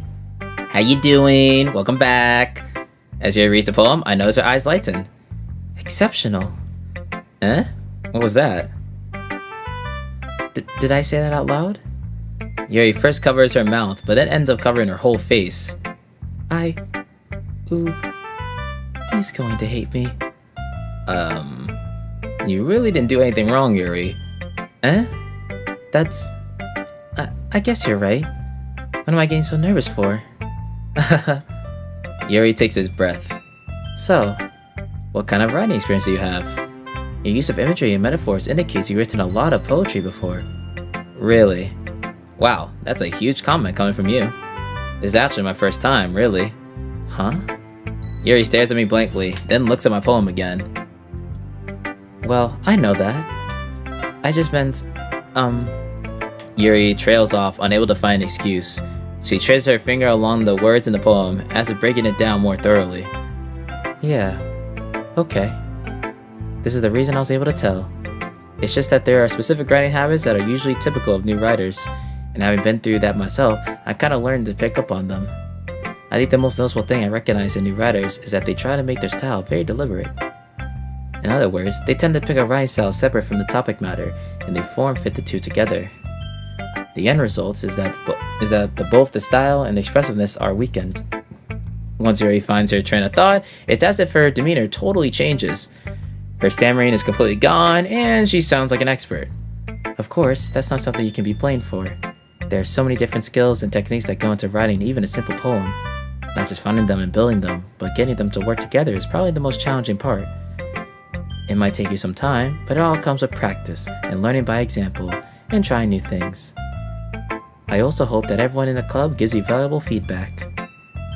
Natsuki can be a little bit biased though. Biased how? Well, never mind. I shouldn't be talking about people like that. Sorry. It's fine. I'm not sure if Yuri is apologizing to herself, to me, or to Natsuki. Do you mind if I read your poem now? Please do. I'd love to share my thought process behind it. Yuri smiles dreamily, as if it's a rare opportunity for her, which itself is kind of funny. After all, this is supposed to be a literature club. Okay, it's basically the exact same poem from last time. Yeah, it's the same thing. Okay. I'm sorry I have such terrible handwriting. What? I wasn't thinking that at all. But it took you a long time to read. Well, I just don't read script very often. I actually think your handwriting's pretty. That's a relief. Also, I like the poem. Even though it's short, it was really descriptive. This is all basically the same so far. It wasn't too short. I usually write longer poems. Not at all. I'm really glad you like it. I'll be honest, since our first time sharing, I wanted to write something a little more mild. Something easy to digest, I suppose. Are you into ghost Yuri? Ooh. Actually, the story isn't about ghosts at all. Really? I must have totally missed the point. Well, I suppose you did only glance over it after all. But remember, the poets often express their own thoughts, feelings, and experiences in their work. They usually do more than tell a simple story or paint a picture. In this case, perhaps the subject of the poem is only being symbolically compared to a ghost, lingering in her last remaining place of comfort, unable to let go of the past, and soon to be left with nothing. That's a lot more solemn, putting it that way. I hadn't even thought of that. That's impressive. Huh? It's nothing, really. Yours was impressive too, so... Nah. If anything, I could probably learn a thing or two from you. You think so? Yeah, of course. Ah. You know, I was really nervous about doing all of this, but in the end, I enjoyed it. I'm going to keep doing my best for you, Anthony. Ah. Me too. Alright, so that entire interaction was basically the same. Not really any difference here. Alright, and Natsuki last. Anthony, I'm not going to take this club seriously, then go home. Wait, did I just read that? Wait, was that me? I don't even know. What? Harsh? You know...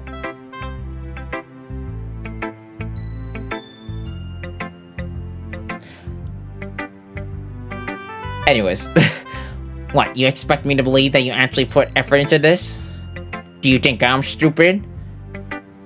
I'm not a writer. Maybe it's not very good, but yeah, I did put in effort. We all start somewhere, right?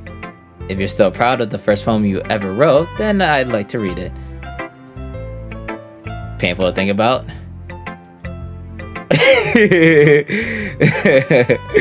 Bro.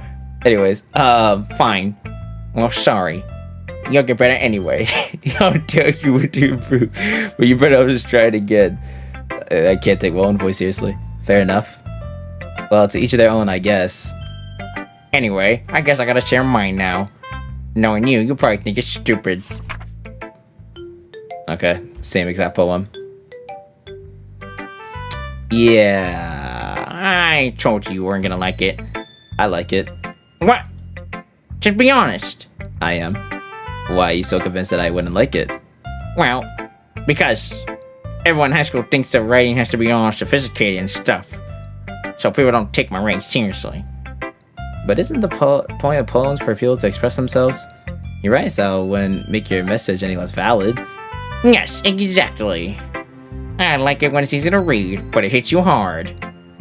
Like in a poem. Seeing everyone around you do great things can be really disheartening. So I decided to write about it. Yeah, I understand. But the other nice thing about simple writing is that it puts more weight on the wordplay. Like I set up for a rhyme at the end, but then made it fall flat on purpose. W copium. It helps bring out the feeling in the last line. So you did. I guess more went into it than I realized. That's what it means to be a pro. I'm glad you learned something. Didn't expect that from the youngest one here, did you? Yeah, guess not. I decided to humor her with the last comment. I don't really care how old everyone is, but if Natsuki's feeling proud, then I won't take that away from her. Alright. Alright, well that was everyone, besides a certain someone. Phew! I guess that's everyone. I glanced around the room. That was a little more stressful than I anticipated. It's as if everyone is...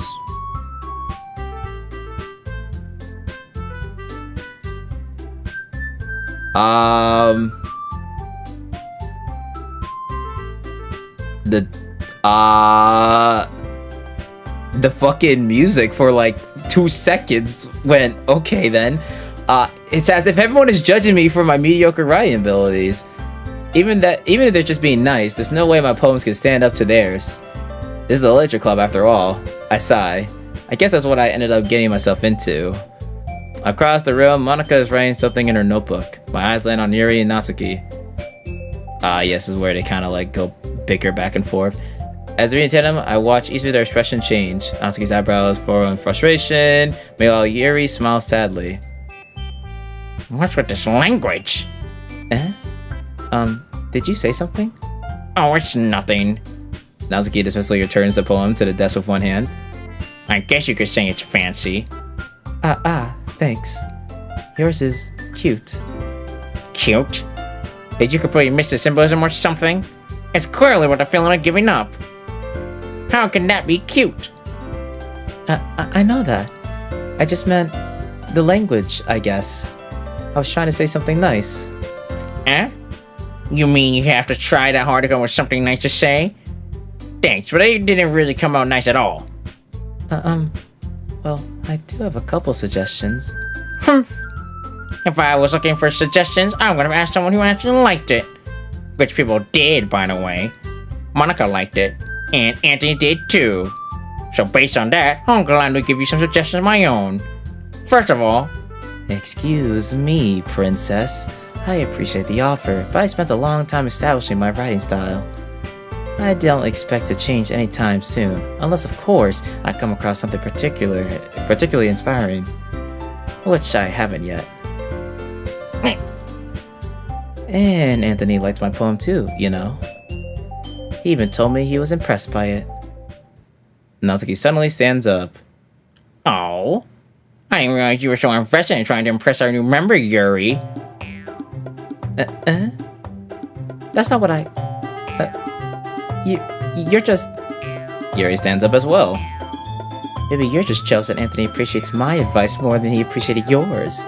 Huh? How do you know he didn't appreciate my advice more? Are you that full of yourself? No. If I was full of myself, I would deliberately go out of my way to make everything I do overly cutesy. Yeah. Well, you know what? I wasn't the one whose boobs magically grew a size bigger as soon as Anthony started showing up. Natsuki? Natsuki, that's a little... This doesn't involve you! Taking out your own insecurities...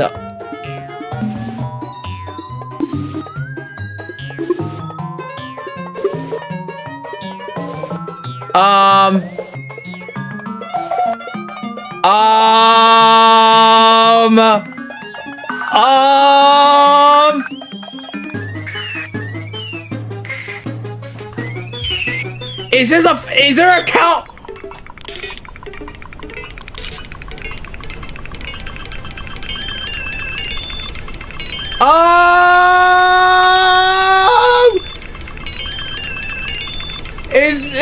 Is this like a speedrun level? What is happening?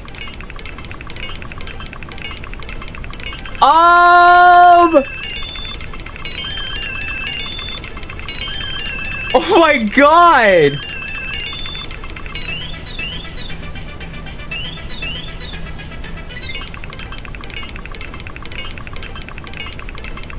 Oh my god!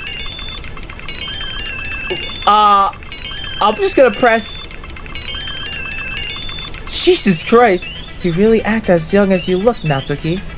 Me? Who's looking? Who's talking? You wanna be edgy, bitch? Edgy? Sorry that my lifestyle is too much for someone of your mental age to comprehend. See? Just saying that proves my point. Most people learn to get over themselves after they graduate middle school, you know. If you want to prove anything, then stop harassing others with your sickening attitude. Either you can counterbalance your toxic personality just by dressing and acting cute. The only cute thing about you is how hard you try. Wow. Be careful or you might cut yourself on that edge, Yuri. Oh, my bad. You already do, don't you? Did you just accuse me of cutting myself? What the fuck is wrong with your head? Holy shit, this is all different. Yeah, go on. Let Anthony hear everything you really think. I'm sure he will be head over heels for you after this. Suddenly, Yuri turns towards me as if she just noticed I was standing here. Anthony, she's just trying to make me look bad. That's not true. She started it.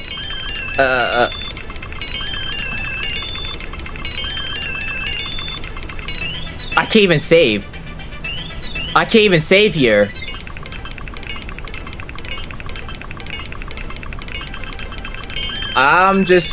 I gotta go my girl Yuri still.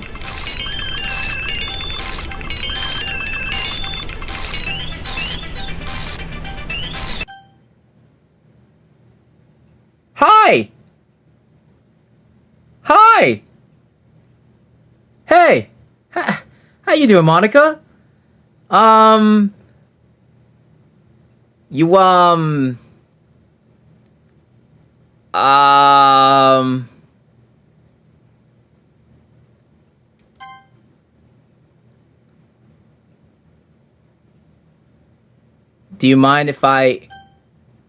Do you mind if I keep going for Yuri?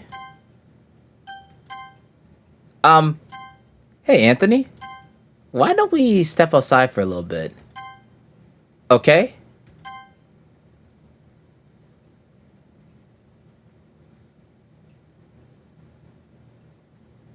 Bro, what the fuck, bro? What the fuck, dude? Sorry about that. They really should have tried to get you involved. It's probably better for us to stay out of this. We'll go back inside once they're done yelling. Aha! Some president I am, right? I can't even confront my own club members properly. I just wish I was able to be a little more assertive sometimes. But I never have it in me to put my foot down against others. You understand, right? Anyway, if this makes you want to spend less time with the others, then that's fine. I'd be happy to spend time with you instead. Suddenly, Natsuki runs out the classroom. Oh. Oh. She quickly runs away. Oh dear. Well, it looks like they're done. I didn't mean it. I didn't mean it. I didn't mean it. Yuri's rocking back and forth in her desk with her palms on her forehead. Yuri? Hi. I didn't mean it. I believe you. I have no idea what Yuri might have said to Natsuki. I'm just gonna... just in case. Or did. Anthony, please don't hate me. Please. I'm not like this. There's something wrong with me today. It's fine, Yuri. We know you didn't mean it. Besides, I'm sure Natsuki will forget about it all tomorrow. Completely. What do you mean by that? Anyway, the meeting's over, so you can go home now if you want. Yuri looks at me like she wants to say something, but she keeps glancing at Monica. You can go first, Monica. I'd like to stay a little bit longer. I'm the president, so I should be the last one out. I'll wait for you to be done. Okay. Well, I'm vice president, so please, let me take that responsibility today. It kinda sounds like you don't want me around for something, Yuri. It's not that. It's not that. I didn't get much of a chance to discuss my book with Anthony. It would just be embarrassing with you listening. I guess I don't really have a choice, do I? I'm sorry for causing trouble, but I really appreciate...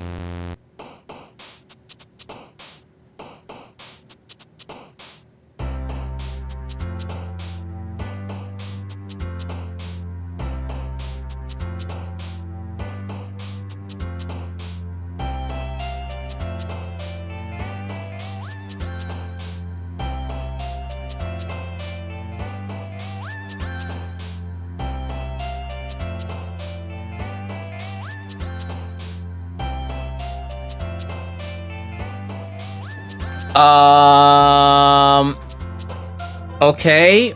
Well, all right then. All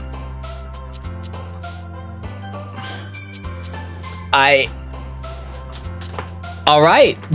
I guess we're not gonna keep talking to Yuri. All right. Back to minigame time. All right. Well, let's just I guess let's just Aura.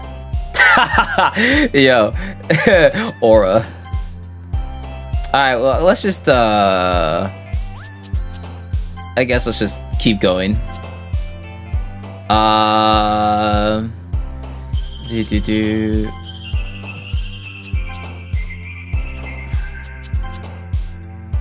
Basically, we're still trying to get Yuri as much as possible.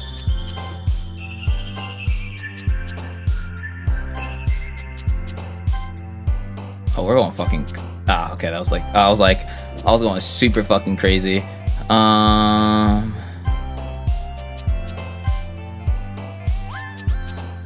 Yeah, we're like completely.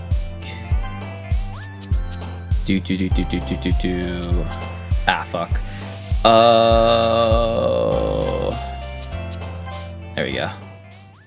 We got like what, 2 that were in Yuri there? There we go.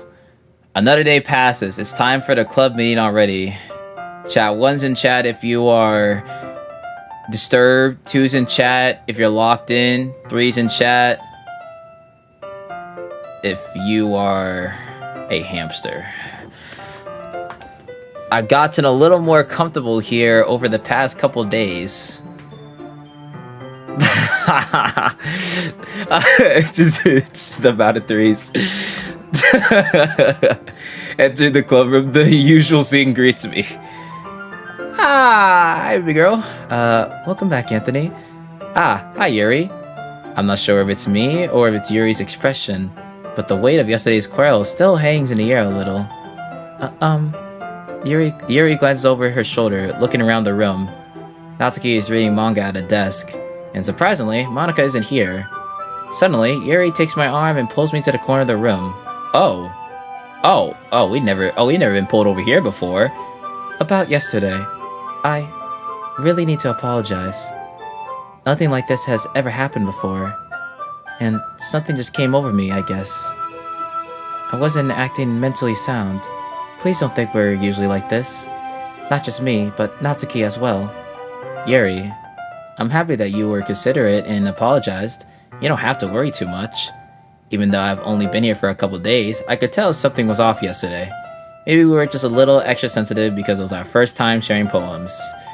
But whatever it was, it didn't make me think any less of you. I'd already decided that there's no way you can be a bad person.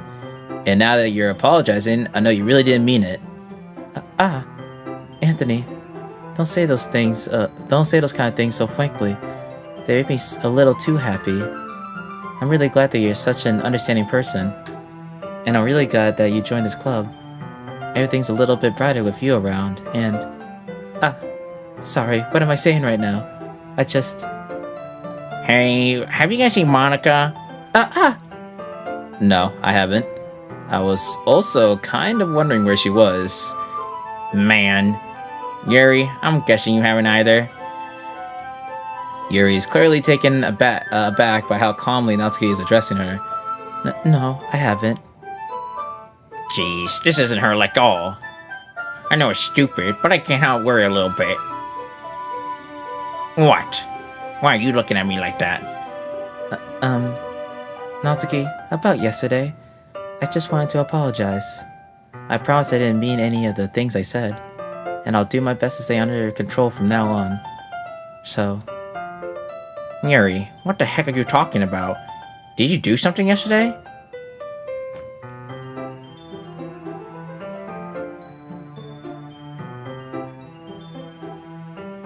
Oh my god.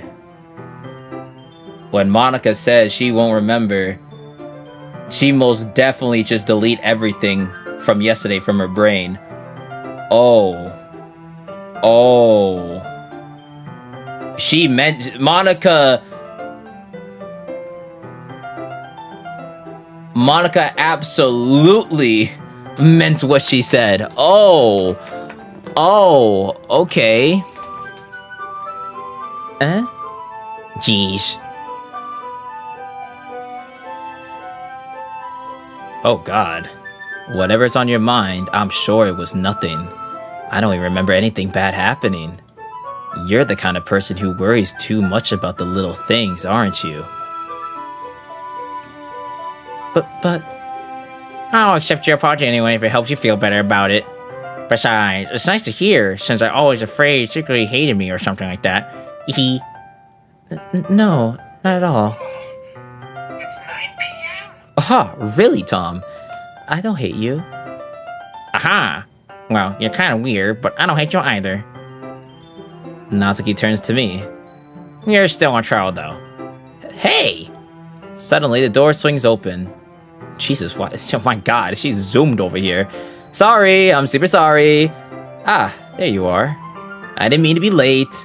Hope you guys weren't worried or anything. Nah. Well, Natsuki was. I was not. Ah. What took you so long anyway? Well, my last period today was study hall. To be honest, I kinda just lost track of time. That makes no sense though. You would have heard the bell ring at least. I must have not heard it since I was practicing piano. Oh, so now, okay, now this dialogue is similar to last time, but just in a different area of the classroom now. I wasn't aware you played music as well, Monica. Don't give me more credit than I deserve. I guess I've been practicing for a while, but I'm still not really good though yet. Still, that must require a lot of dedication. So I'm still impressed. Aw, well thanks, Yuri. You should play something for us sometime. That's... Monica looks at me. Well, I'm working on writing a song, but it's not quite done yet. Maybe once I get a little bit better, I will. That sounds cool. I look forward to it. Is that so? In that case, I'll let you down, Anthony. Okay, okay. Monica smiles sweetly. I didn't mean any pressure or anything like that. Don't worry. I was hoping I could share it with you anyway. I guess that's why I've been practicing so much recently. I see. I'm not sure if Monica was referring to the whole club or just me. In that case, best of luck. Thanks. So I didn't miss anything, did I? Not really. I choose not to bring up anything that the three of us talked about. Besides, Natsuki had already run off into the closet. Anthony, since your compliments put me in a good mood, I was wondering if you'd like to spend some time together today. I mean, in the club. Yeah, definitely. I'm in. I plan on it anyway. Okay. Can we start now? Let's find a place to sit. I'm being a little forceful, aren't I? I'm sorry. My heart just won't stop pounding for some reason. Don't worry about it. If anything, it's nice to see you have so much energy. Yeah. But I need to try to calm down. I won't be able to focus on reading like this. Take your time. Yuri takes a deep breath and pulls a copy of the book out of her bag. Okay, so now we're not over there anymore. Actually, I have a request. Do you mind if I make some tea first? Not at all. Thanks very much. If there's one thing that can make my reading here any better, it's a nice cup of tea. Not to mention for yourself as well. Yuri stands up and makes her way to the closet. I follow and watch as she retrieves a small water pitcher from the shelf, the kind with a filter inside. Can you hold this for a second? Sure. Yuri hands me the water pitcher and also fetches an electric kettle. I'm going to plug this in at the teacher's desk, and then I'll go get some water. She walks past me and sets the kettle down on the teacher's desk. I simply watch her movements. To my surprise, the way she moves really contrasts her speaking mannerisms. Especially because of her long legs, Yuri appears elegant and methodical. Okay, may I have the water pitcher? Thanks, I'll be right back. I might as well walk with you. That's okay. You stay here. It won't take long. Pitcher in hand, Yuri hurries out the classroom. Oh, hi, Monica. Did Yuri leave you again? No, it's not like that this time. She's just filling up the water pitcher to make tea. I'm pretty sure, unless my memory is wrong, I'm pretty sure last time we tried walking with her to do it, and then Monica interrupted us. Unless that was another part that I'm thinking of, but I'm pretty sure last time Monica interrupted us actually a lot last time. I mean, I guess she kind of is still here, but it's different. Oh, okay. Sorry for the misunderstanding. 10 minutes pass. Yuri said it wouldn't take. Oh yeah, this is absolutely different. Is something holding her up? I'm bored just waiting here, so I decided to go look for her. Let's see. The most logical place for Yuri to be would be at the nearest water fountain. I start heading down the hallway. Who is this? What's that noise? It's coming from around the corner. It sounds like breathing.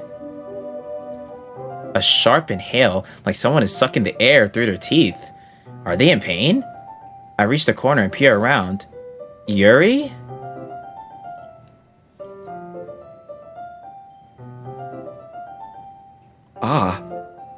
Ah. Ah. Ah. Ah, Yuri. Yuri, what the fuck are you doing? Why are you cutting yourself? Ah, dude, your arm. Jesus. Yeah. Oh!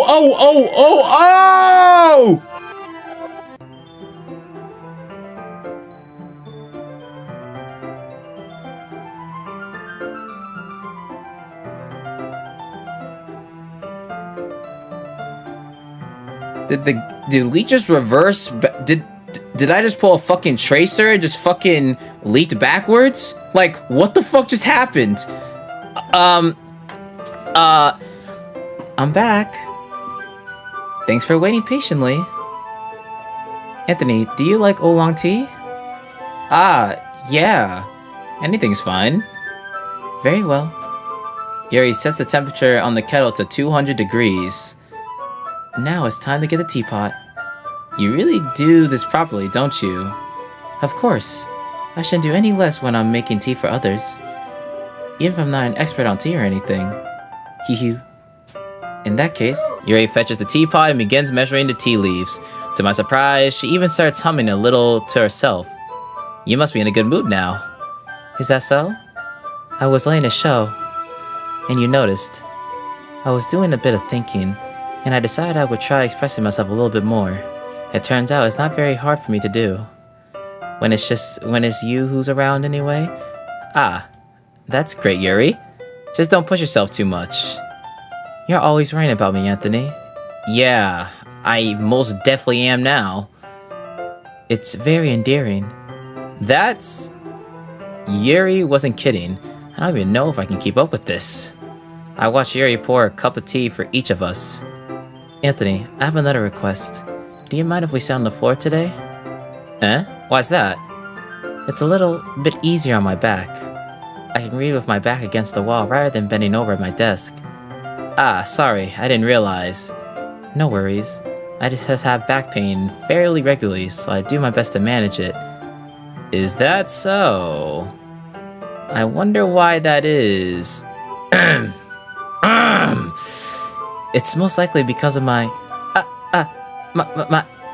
your posture, right? Yep, posture. Yep, posture. Always hunched over like that while reading. Yes, I have terrible reading posture, so that's why we should sit on the floor. Fair enough. I'll go ahead and get the book. I retrieve the book from my bag. I have some chocolate as well. It's a bag of small chocolate candies. I take it since it'll go well with the tea. Yuri and I then sit against the wall, teacups at our sides. As if in sync, we assume the same reading position as last time, each holding one half of the book. Except this time, our bodies are even closer to each other. I can't see too well. Yuri slides closer until our shoulders are touching. How am I supposed to focus on reading like this? Yuri was always kind of cute, but when she's being less apprehensive, it's almost more than I can handle. Your teacup. Yuri hands me my teacup. Holding it with my hand that's not holding the book, I end up in the position that makes it even harder to focus, because now I need to worry about making sure I don't accidentally touch her chest. Meanwhile, Yuri hasn't noticed a single thing.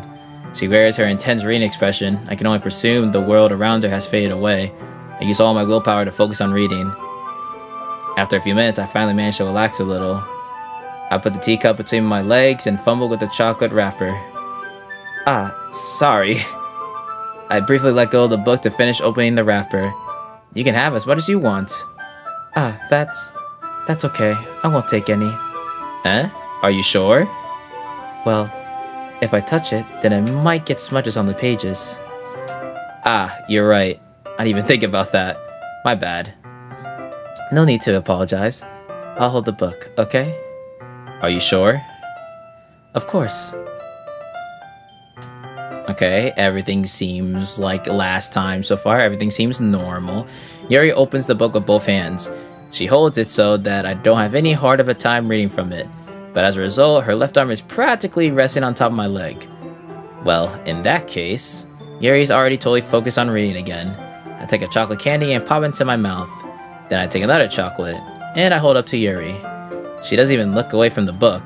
So she simply parts her lips, as if the situation was completely natural. But that means I can't stop here. I apprehensively place the chocolate in her mouth. Just like that, Yuri closes her lips over it. Eh? Yuri's expression suddenly breaks. Did I just... Yuri looks at me like she needs to confirm what just happened. Anthony? Sorry. I guess I shouldn't have done that.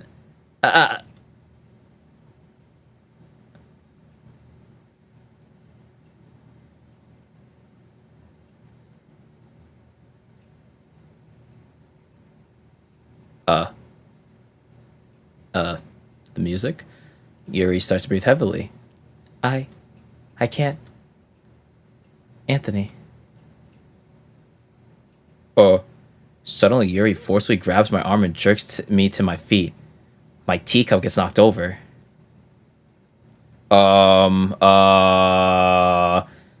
Anthony? My heart won't stop pounding, Anthony. What are we getting into? I can't calm down. I can't focus on anything anymore. Can you feel it, Anthony? Yuri suddenly presses my hand against her chest. Whoa, what are we getting into? Why is this happening to me? I feel like I'm losing my mind.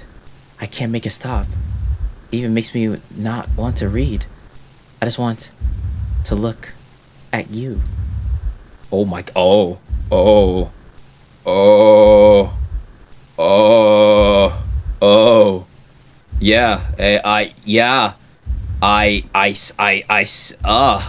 dude. You can blink once in a while, you know? You don't got a fucking staring contest at me. Jesus Christ.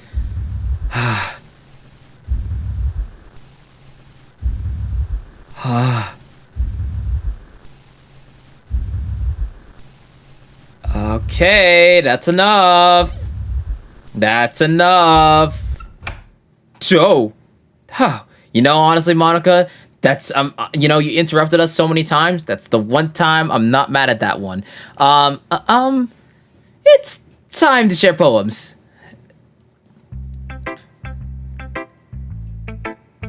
Okay, that was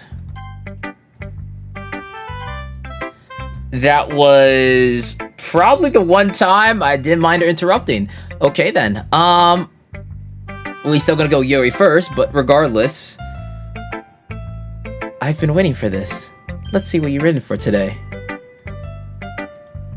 Yuri stares at the poem with a surprised expression on her face. Do you like it? Anthony, this one might be even better than yesterday's. How did you even pick up on this so quickly? Just yesterday, I was telling you the kind of techniques worth practicing. Maybe that's why. You did a good job this is still me. You did a good job explaining. I'm losing my mind now. Fuck. I really wanted to try giving it more imagery. Yuri visibly swallows. Even her hands appear sweaty. That makes me so happy. It's so amazing to feel like I'm valued, Anthony. Everything that you write is a treasure to me. My heart's pounding just holding it. I want to write a poem about this feeling. Is that bad, Anthony? I'm not being weird, right? I'm having a harder time than usual at concealing my emotions. I'm kind of embarrassed. But right now, I just want you to read my poem too. Okay?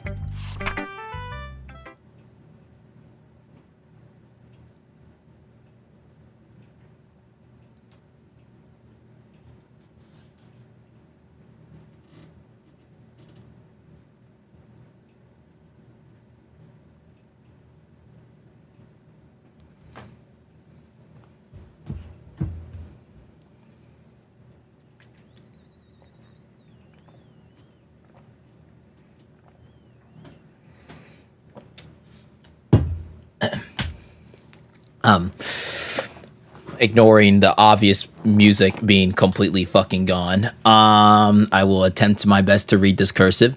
Wheel, a rotating wheel turning an axle, grinding, bolt head,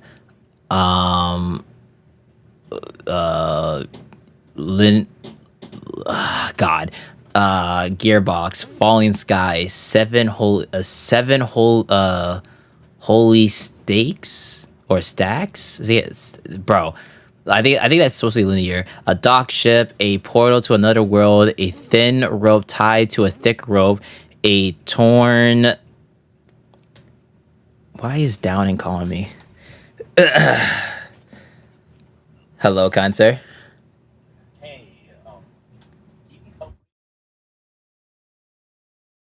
Oh, it's cursive. Some of these don't make. Some of these is like don't make sense. You want me to read that for you? Because I can absolutely hop on call and read that for you. Nah, I got this. I got this. Alright. Really tough. I don't want you to trouble yourself with that. Nope, I got this. I got this. Watch this. You got this. Yep. Hold on. I got this. I got this. I got this. Okay. All right. Parabolic gearbox, expanding universe, tune controlled by slipping cogwheels, existence of God, swimming with open water in all directions, drowning, a prayer written in blood, a prayer written in time, devouring is that snacks? Was that SNAKES? Snacks or no, snakes. I'm fucking stupid. Snakes with human eyes. A thread connecting all living human eyes. A kaleidoscope of holy stakes. Okay. No, this is snakes. This is holy. Who is there anyone in chat that writes in cursive generally? Stakes, exponential gearbox, a sky of exploding stars, a god disproving the existence of God. Wait, what? God disproving the existence of God. What the fuck? A wheel rotating in 6 dimensions, 40 gears, and a ticking clock. A clock that ticks 1 second for every rotation of the planet. A clock that ticks 40 times every time it ticks every second. A bolthead of holy stakes tied to the existence of a docked ship to another world.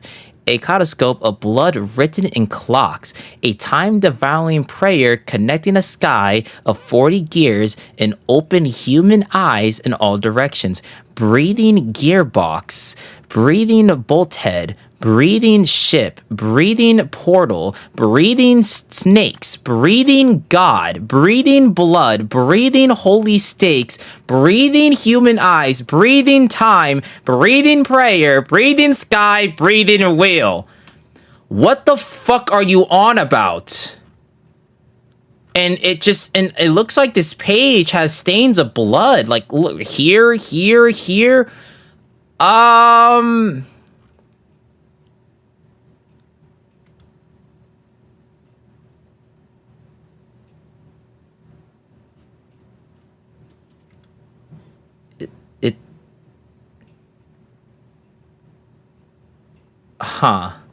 Yeah, it doesn't really matter what it's about. My mind has been a little hyperactive lately, so I had to take it out on your pen. That is a pen full of out of your backpack yesterday, so I took it home for safekeeping, and I just really like the way that it writes. So I wrote this poem with it, and now you're touching it. Aha!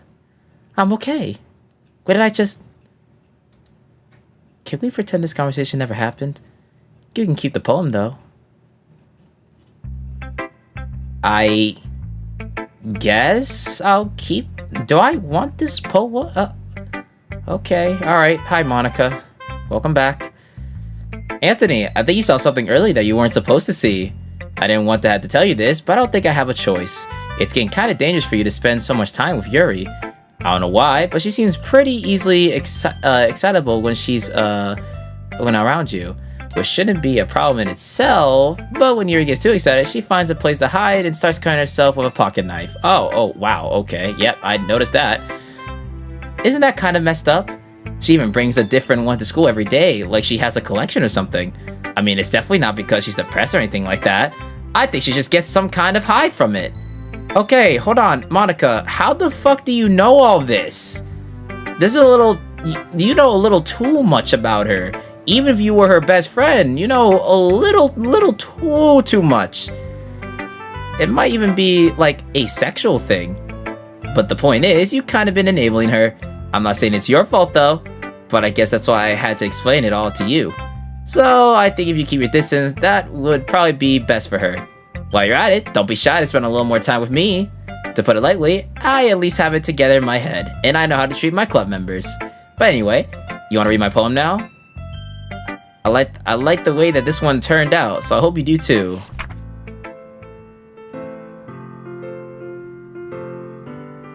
Okay then, alright. You knew a little too much about her, but we're just gonna keep going. Save me. The colors, they won't. Bright, what the hell? Beautiful colors. Flashing, expanding, piercing, red, green, blue, and endless. It's like some of the letters are just not there. The noise, it won't stop.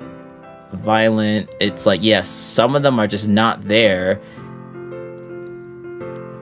Yeah, what the, like playing, yeah, it's like it's similar, like playing a knife on a breathing rib cage. Endless. Delete her.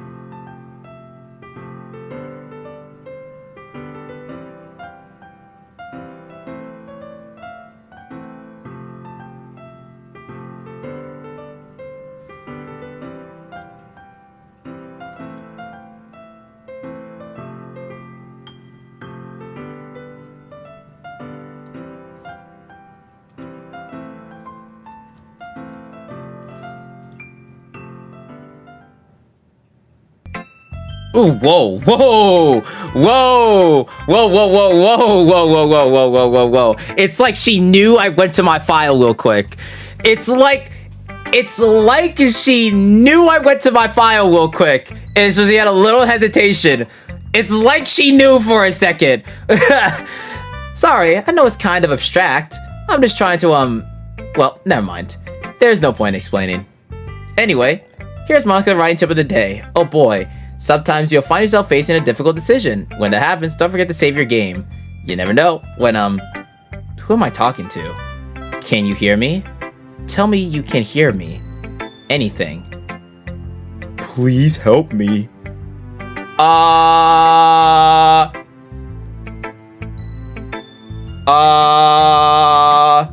Okay, you're gaining a little bit of too much fucking sense of reality here. That's my advice for today. Thanks for listening. I don't know if that's how I don't know if that's advice, but okay. Alright, hi Natsuki. Yeah, Yeah, just as I thought. Anthony, come on. I'm not stupid. I know how much time you were spending with Yuri. It's obvious you care more about impressing her than trying to improve your writing. To put it bluntly, it's kind of pathetic. Why are you even in this club, Anthony? Honestly, I thought getting a new member would help everyone get more involved together, not exclude each other even more. This is such a stupid activity anyway. Look, I'm not in a good mood today. I just really don't feel like talking right now. Please go away. Okay, that was all different. You have unlocked a special poem. Would you like to read it? Of course! I would love to.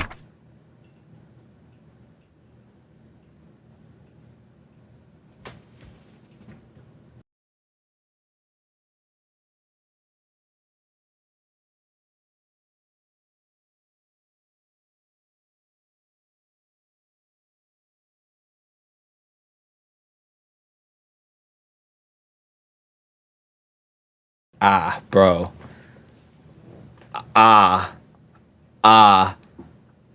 Bro. What do you mean, can you hear me? Ah, dude.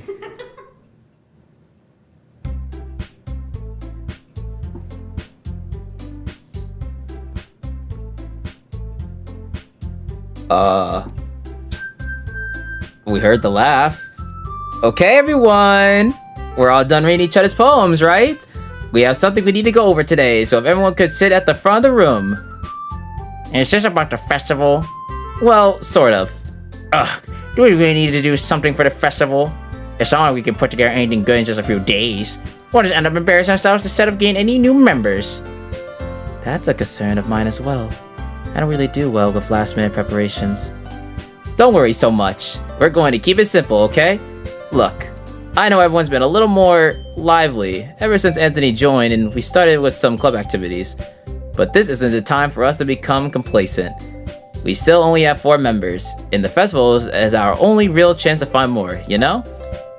What's so great about getting new members anyway? We already have enough to be considered an official club. More members will just mean everything gets noisier and more difficult to manage.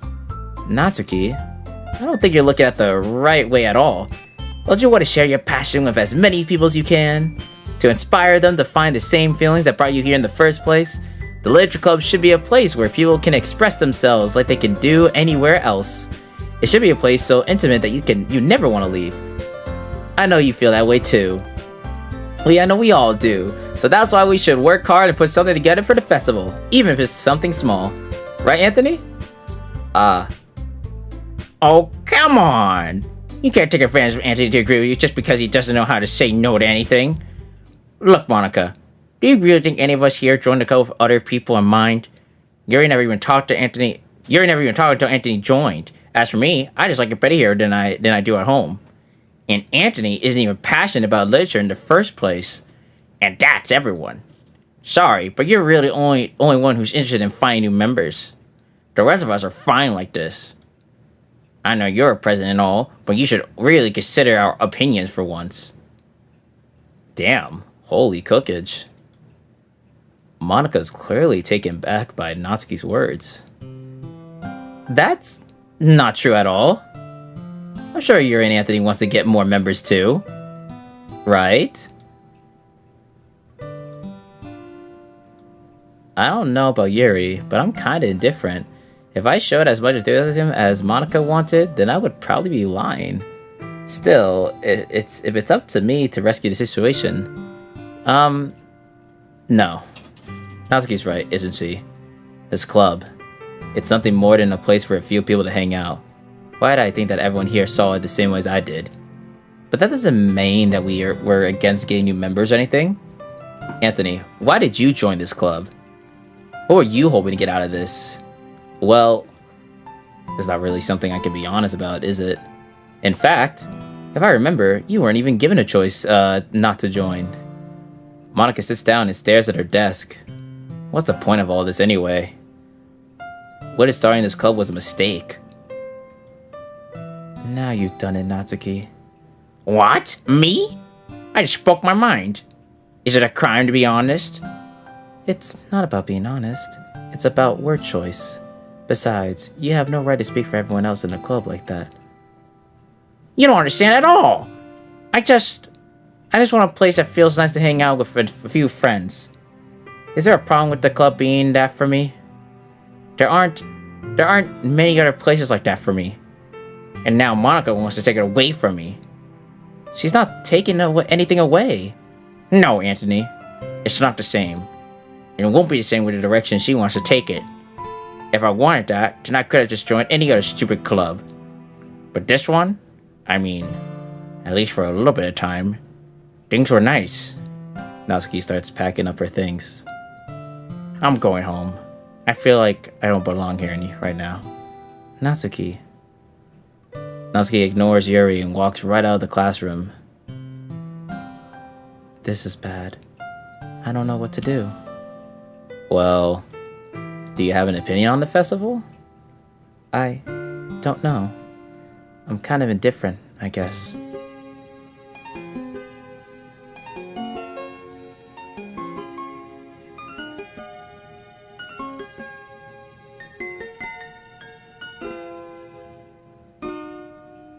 Oh. Oh. Oh. Jesus Christ. Who cares about that obnoxious brat? I mean, I like how nice and quiet the club is right now. And I'm just happy with you here. But still, I'm the vice president. It's not right for me to ignore my responsibilities like that. Nobody would cry if she killed herself.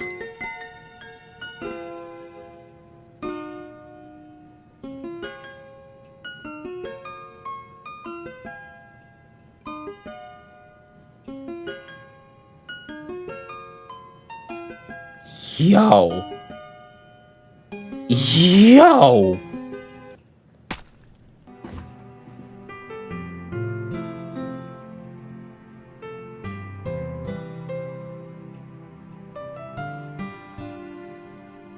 What the fuck? What the fuck? What the fuck? Ah, dude. I should do my best to consider everyone's perspective and make the decision that's right for the club. But what about you, Anthony? What do you want to get out of this club? It repeats the same question as Monica. I decide giving an indirect answer is better than nothing. I think the most important thing is for everyone to get along, and for the club to provide something that you can't get anywhere else. I don't think it's about how many members, but rather the quality of each member.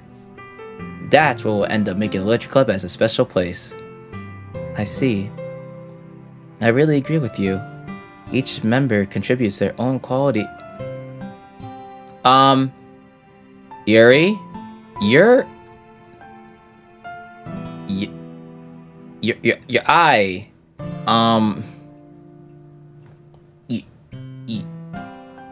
your eye is bleeding.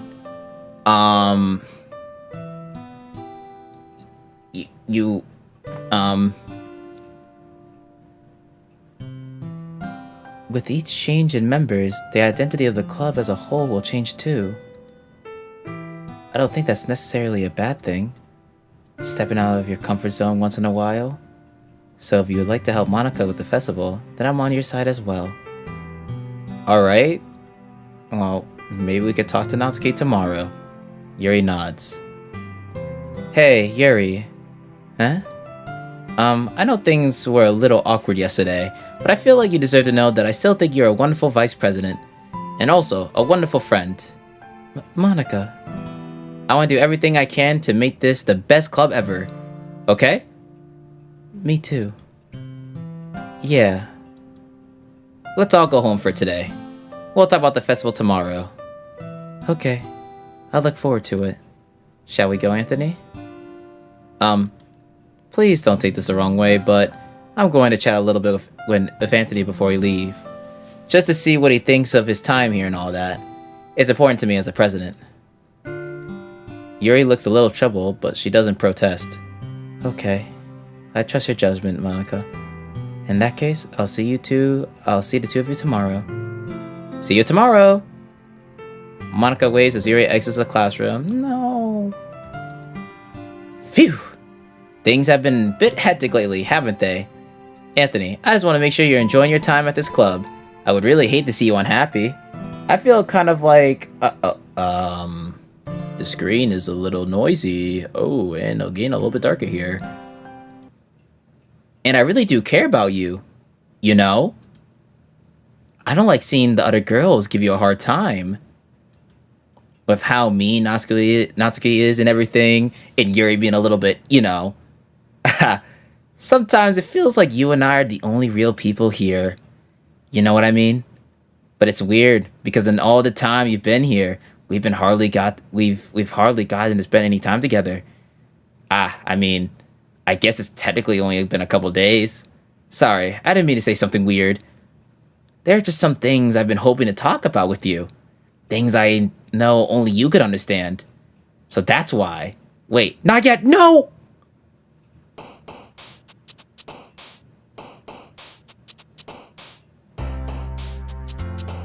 The game forced her out of the situation. The game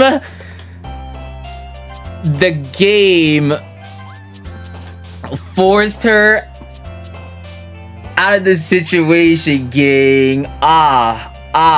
Dude. Dude. Holy shit. What the fuck? Alright, well, let's keep going. Fuck, that's not what I wanted. Well,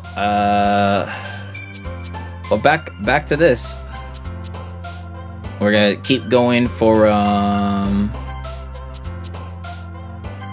we're gonna keep going for your. Whoa! Whoa! Whoa! Whoa! Whoa! 1 1 1 1 1 1 1. Whoa! Whoa! Whoa! Whoa! Whoa! Whoa! Whoa! Whoa! Whoa! What, Monica?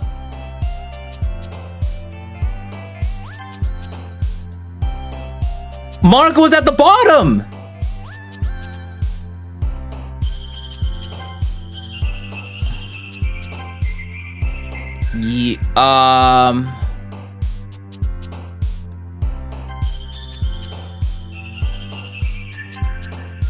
Yo, Monica was down there too again. What the fuck?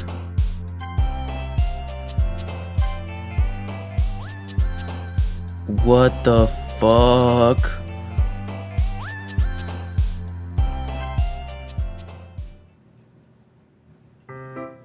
The poster is back! It's back! Dude, it's back!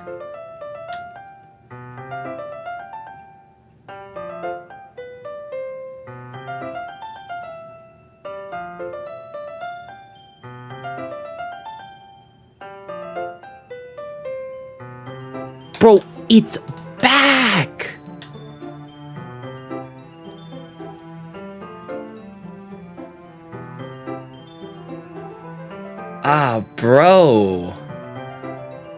Bro. Hi, Anthony. I've been waiting for you. Are you ready to continue reading? I brought my best tea today. Monica? I told you not to. Ugh. Is it really late again? Inconsiderate as usual, Natsuki. Excuse me? Must you always interrupt my conversation with your incessant yelling? What are you talking about? You say that like I do it on a regular basis or something. I just wasn't paying attention, okay? I'm sorry. Seriously, what's gotten to you lately? Me? Nothing. Is it really that bad? See? Something, it is something. I'll get over it. It's not even anything noteworthy. I've just been feeling a little on edge lately. Right. Anyway, we don't need to talk about it. Well, I just felt like you need to bring it up. It's not like I care or anything. Man. I'm the last one here again. Well, Anthony just walked in too. Were you practicing piano again? Yeah. You must have a lot of determination. Starting this club and still trying to make time for piano. Well, maybe not determination, but I guess passion. It motivates me to work hard for the festival and, right. I forgot. About that, Natsuki. We were all talking yesterday and, well, we decided that we would like to support the festival as well. However, I understand how you feel about not wanting the club to change. I think we all kind of feel that way. So as long as we're working together, this club will never become something we don't want. Also, if you help us out with the festival, then I'll buy you a new manga. Ahaha! Sorry, that last part was really funny. Look, I did some thinking about yesterday. I was a little more hostile than I meant to be. I guess I really feel threatened or something. But I know this is something we're doing all together. Another new member wouldn't hurt, as long as they're cool. And I guess another girl would be nice this time. Well, if Natsuki, if you look back there... But more importantly, I would hate to see the events suck just because I chose to back out. I'm a pro, you know. So I'm gonna help too, and we'll make sure it's right. Thank goodness. Isn't that great, Monica? Monica? Yeah, that's wonderful. It wouldn't be the same without you, Natsuki. Anyway, Anthony, what do you want to do today? I was thinking we could... We already have plans today. Damn. Is that so, Yuri? That's correct. Anthony's already engaged in a novel that we're reading together. Aren't you glad I've already gotten him into literature, Monica? I suppose. I was just... Actually, it doesn't matter. It really doesn't. You guys can do whatever you want. Whoa. Yo, she got really excited. Jesus. Thank you for understanding, Monica. Actually, I have a request. Do you mind if I make some tea first? Not at all. Thanks very much. If there's one thing I can make my reading time here any better, it's a nice cup of tea. Not to mention for yourself as well. Yuri stands up and makes her way to the closet. I follow and watch as she retrieves a small water pitcher. Alright, so is it gonna do the same thing like last time, or... Wait, the poster's gone now! Can you hold this for a second? Sure. Yuri hands me the water pitcher and also fetches an electric kettle. I'm going to plug this at the teacher's desk, and then I'll go get some water. She walks past me and sets the kettle down on the teacher's desk. I simply watch her movements. To my surprise, the way she moves really contrasts her speaking and mannerisms, especially because of her long legs. Yuri appears elegant at the... Okay, so this is all... Is it gonna go the same way though now? Okay, may I have the water pitcher? Thanks, I'll be right back. I might as well walk with you. That's okay. You stay here. It won't take long. Oh no, here we go again. Here we go again. Did Yuri leave you again? No, it's not like that this time. She's just filling up the water pitcher to make tea. Oh, okay. Sorry for misunderstanding. Oh no, is it doing it again? Dude, again? Yuri said it wouldn't take too long. Is something holding her up? I'm just bored just waiting here, so I decided to go look for her. Oh no. Oh no. Oh no. Let's see. The most logical place. Oh dude, here we go again. I start heading down the hallway. Yep, she's cutting herself again. Dude. It's coming from around the corner. It sounds like breathing. A sharp inhale. Already in pain. I reach the corner, peer around. Yuri? And... Yep. And... Yep. We've been here before, but will we go back in time now?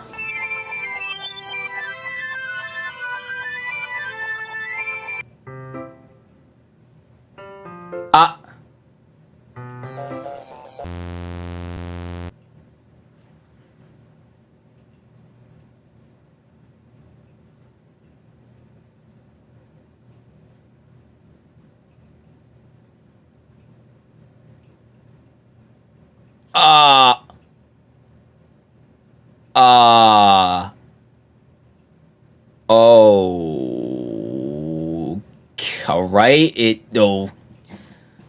Alright, hi. Hi. Wait, how did I... Sorry, I just had a really weird deja vu. This hasn't happened before or anything, right? My head has been a little fuzzy lately. I hope it hasn't been showing or anything. I would hate for you to think I'm weird just after we started spending time together. I mean... Oh no. Everyone has a few unusual things about them, but expressing those things so soon after meeting someone is usually seen as inappropriate or unlikable. At least, that's what I discovered. When I was a bit younger, I think I would come on really strongly and get a little too intense. It made people not want to be around me. So, I started hating those things about myself, my obsession with certain hobbies, and the way I can control myself when I get too excited about something. So, I eventually stopped trying to talk to people. If nobody could ever like me for the things that matter most to me, then it's just easier if I close myself off. But recently, something's been wrong. I don't know what it is, but every time we come to the club, my heart starts to go crazy, like it's going to rip out of my chest. It overwhelms me with the energy and emotions that I can't let out. It's been making me do weird things. I don't know why it's happening. Anthony, is it just me, or has Monica been acting a little off lately? She's always been a sweetheart ever since I joined the club, but recently, I've been feeling sometimes something sharp whenever she's around. I'm not crazy, right? I mean, when you say that with that look in your face, that doesn't help your case, but at the same time, I don't blame you for being aware of what's happening. Please tell me I'm not. I couldn't say anything before, because she's always listening. But finally we're alone. Can we just stay here for a while? Yeah. I just want to stay here. Just the two of us. We can stay here until the club ends. And then we'll have the club room all to ourselves. Oh my god, you can see Monica. Oh my god, the eyes of her blinking. Jesus. Nobody to interfere with our reading time.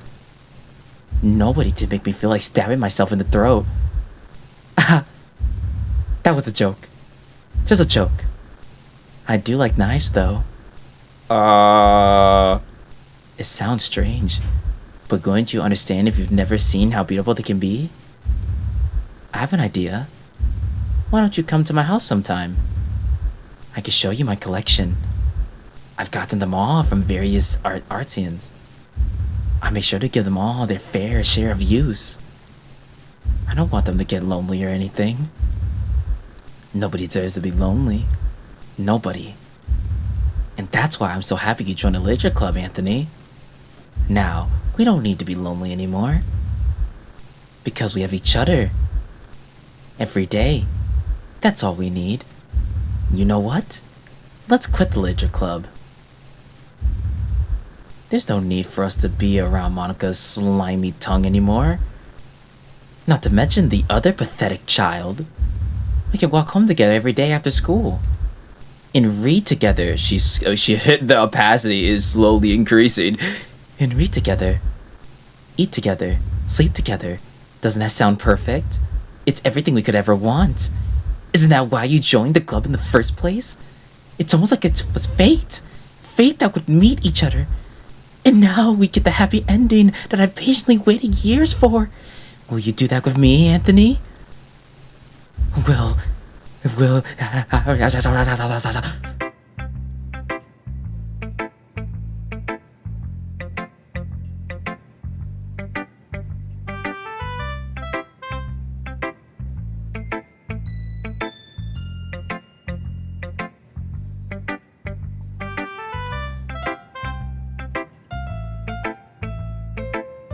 What's up, Yuri?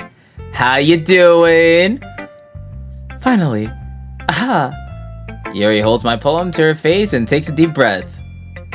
I love it. I love everything about it. Anthony, I want to take this home. Will you let me keep it? Please. Sure, I don't care. You're too nice to me, Anthony. I'll never meet anyone as nice as you. I could die. Not really, but I just don't know how to describe it. It's okay to be feeling this way, right? Oh, jeez. It's not bad, right? Yuri holds my poem to her chest. I'm going to take this home with me and keep it in my room. I hope that it makes you feel good when you think about me having it. I'll take good care of it. I'll even touch myself while... Oh, whoa. Whoa! Whoa! Okay! Alright!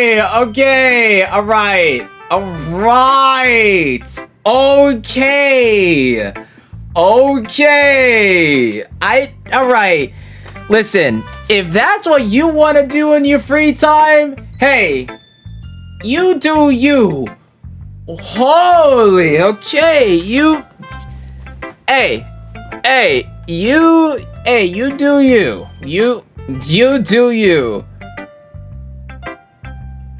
What? I'll give myself paper cuts so your skin oil enters my bloodstream? Okay, whoa. What? What?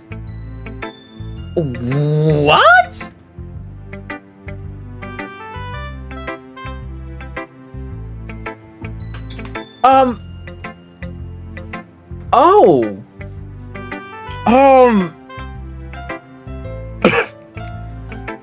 You can have my poem too. Besides, after you read it, I know you're really going to want to keep it. Here, take it. I can't wait any longer. Hurry, read it.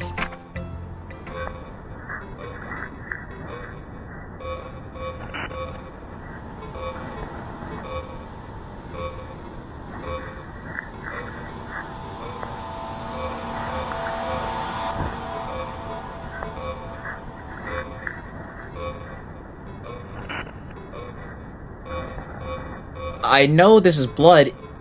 Is this? El Diablo, is this piss? Or...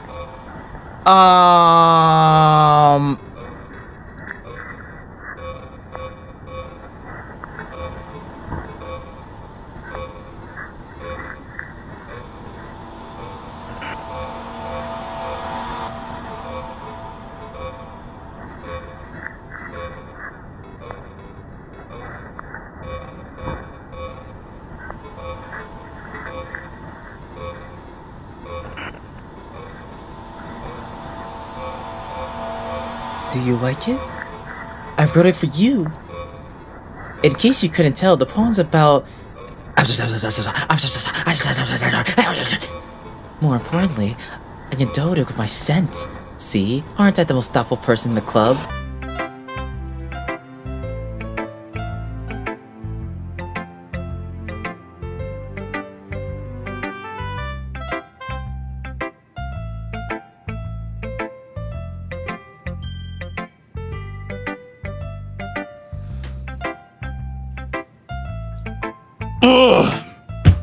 Wow.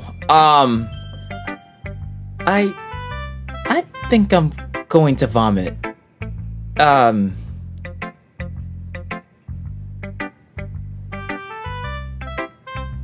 You know, let's take a second.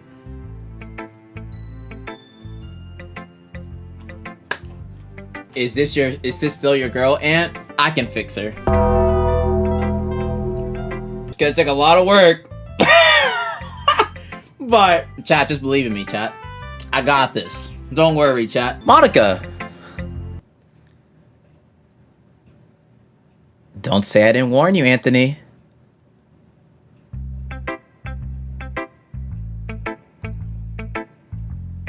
Okay. Well, oh. Alright. Yep.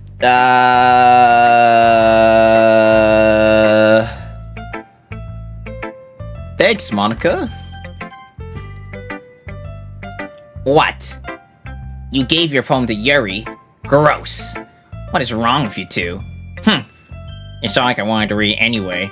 It's just pissing me off a little bit that you didn't even think to show it me at all. Okay, I guess I'm going to share my poem with you anyway. I really hate to have to do this, but unfortunately I don't have much of a choice.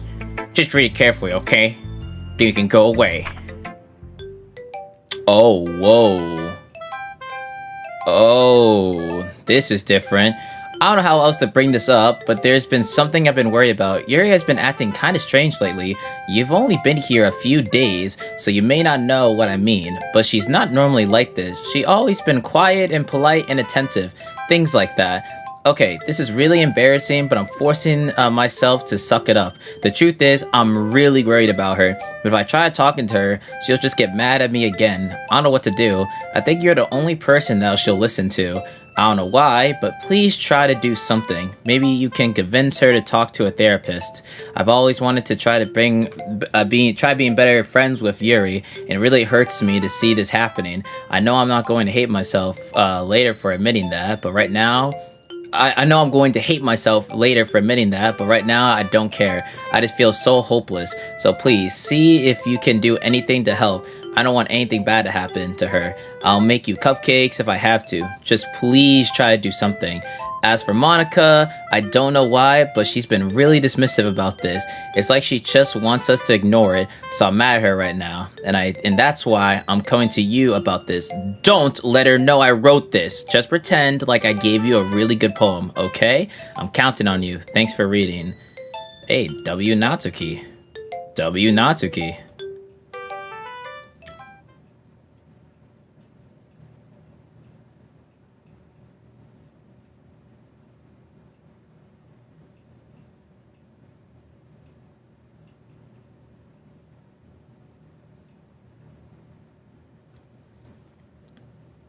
Um. Uh. Uh. Uh.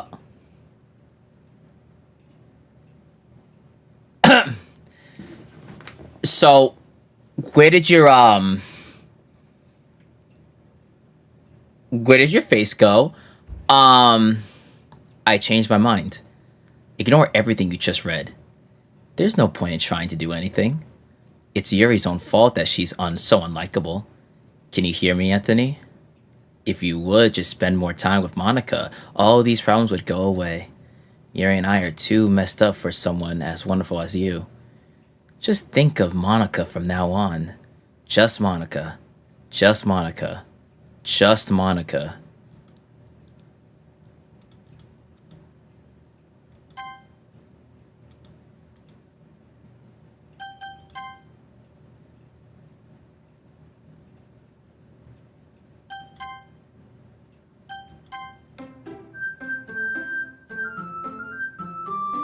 Just Monica.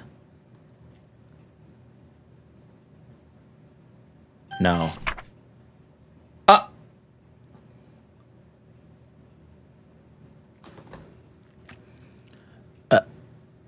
In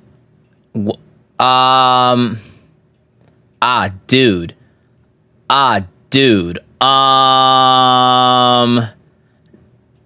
Nothing is real. I think that's how you're supposed to read it.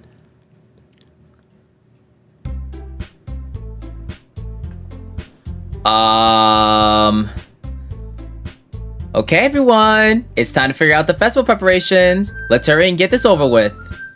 Jeez. Why is the mood so weird today? Look, even Yuri isn't immune to it. Stagnating air is common foreshadowing that something terrible is about to happen. Look, can we just get this done? I'm going to be printing and assembling all the poetry pamphlets. Natsuki, I was thinking. I want to make cupcakes. Yeah, that. Glad we're on the same page. Yuri, you can... Well, it doesn't matter. Do whatever you want, as long as you think it'll help. Monica, I'm not useless, you know. I know that. I already know what I'd like to do. We can't run a successful poetry event without having the right atmosphere for the occasion. So I'm going to make decorations and set up some nice mood lighting. There, see? That's a great idea. And that gives us all something to do. Huh? What about Anthony? Anthony is going to help me. Wait, you have the easiest job. Oh, hey. You have the easiest job, Monica. Sorry, but that's just how it is. Like how it is? What are you trying to pull? I agree with Natsuki. Not only is your work already most suitable for one person, but my task is laborious enough to benefit from an extra pair of hands. Mine too. What, your cupcakes? Please. Like you would fucking know. All you care about now is dragging Anthony with you and your stupid books. You and Monica. Hey, I didn't even do anything. Okay, then why not let Anthony decide who to help instead of abusing your power? I'm not abusing my power. Yes, you are, Monica. Just let Anthony make the choice, okay? Okay, fine. Fine. Jeez. Anthony, I know I've fed up you with these two by now. We can just... Natsuki, shut your fucking mouth and let him decide for himself. Holy shit. You shut your mouth. Jesus Christ.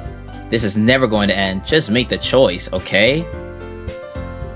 God fucking lead. Jesus. Okay, Yuri. Whoa, no, no!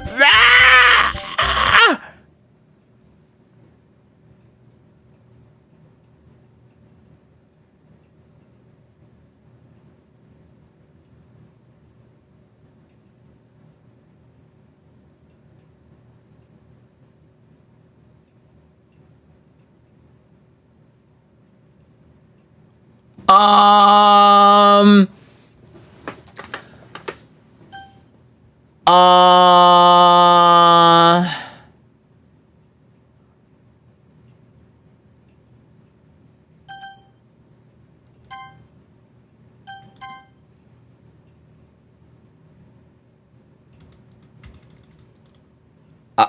Well, I guess I'm forced to just choose Monica.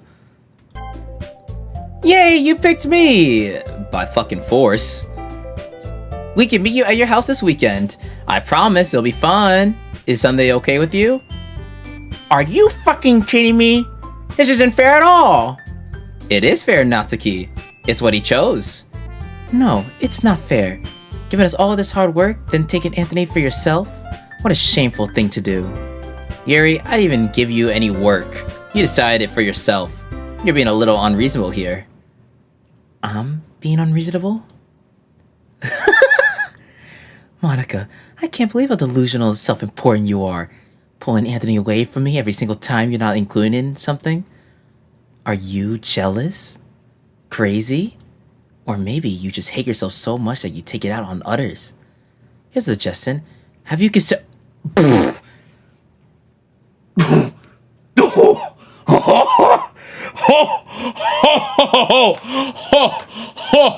In game, of course! In game, of course! In game, of course!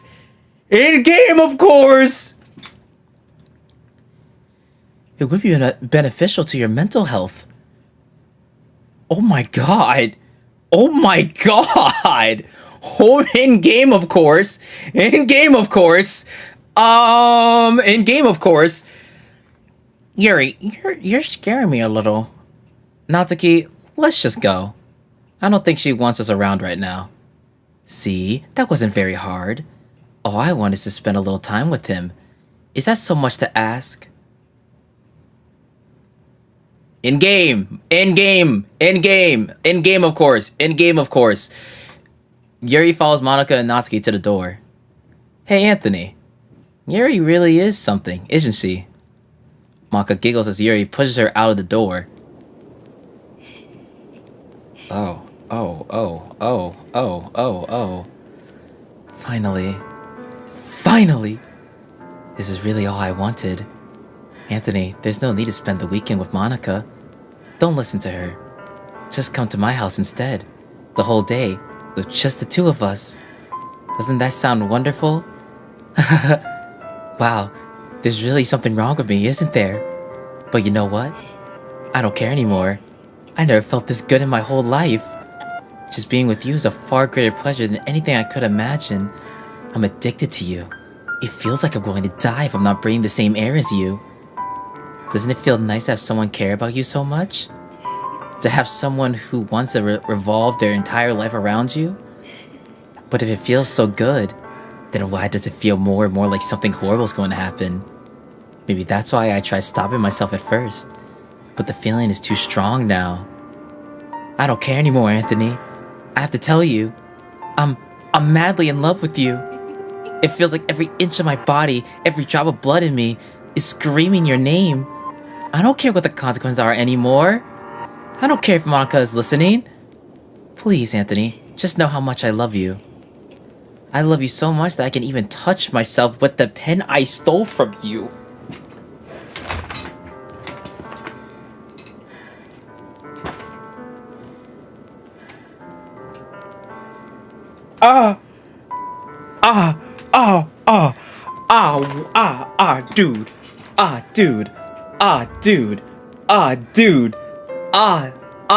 Dude. Dude. My pen? My pen?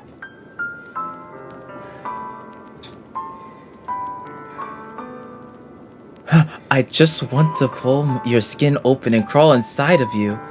I want you all to myself. And I'll be only yours. Doesn't that sound perfect? Tell me, Anthony. Tell me you want to be my lover. Do you accept my confession?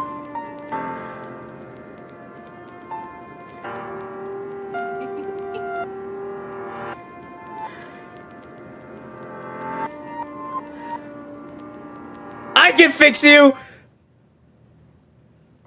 We got this! With the power of determination, anything is possible. We can turn this around.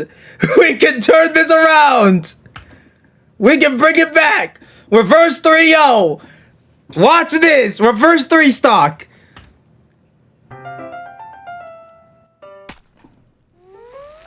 It's a game. YouTube, it's a game. It's a game. It's a game. It's a game. It's a game.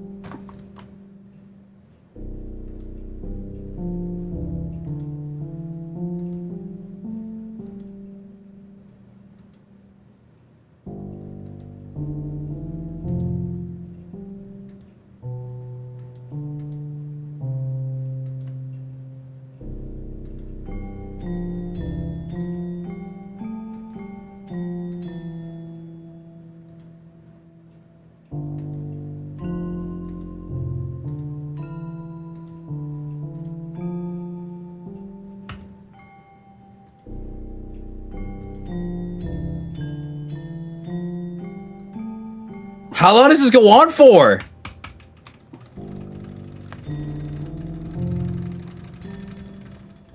Bro!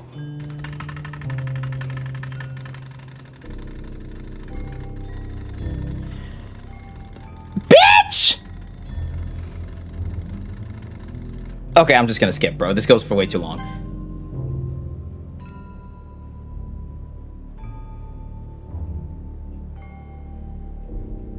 Challenge video. Having to manually press. Oh my god, she's like decomposing.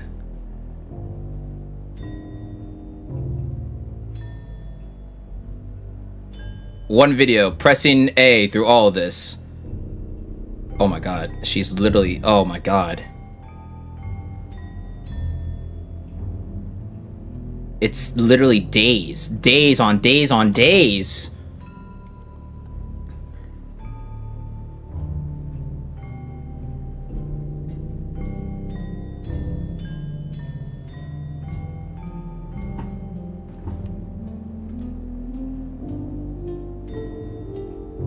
Alright, it's festival time. Wow, you got here before me. Yeah,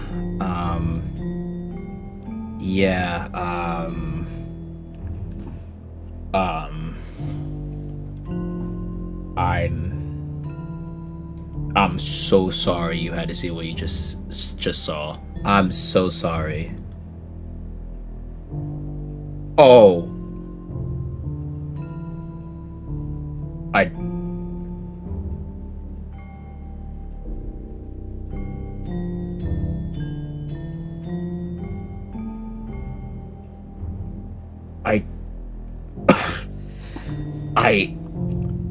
I don't blame her for doing that, but I mean, I feel like anyone would saying that.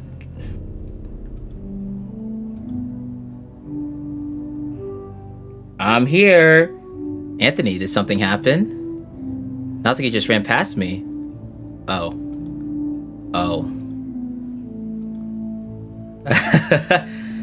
Well, that's a shame. Nigga! Wait, were you here the entire weekend, Anthony? Oh, jeez. I didn't realize the script was broken that badly. I'm super sorry. Must have been a pretty boring... I'll make it up to you, okay? Just give me a sec. Oh! She deleted Yuri! And Natsuki! Oh my god. Oh, hold on. Oh my god. No, chat. Natsuki deleted successfully. Yuri deleted successfully. Ah, dude. Dude. Bro, wait. It's just Monica. It's literally just Monica. It's literally just Monica.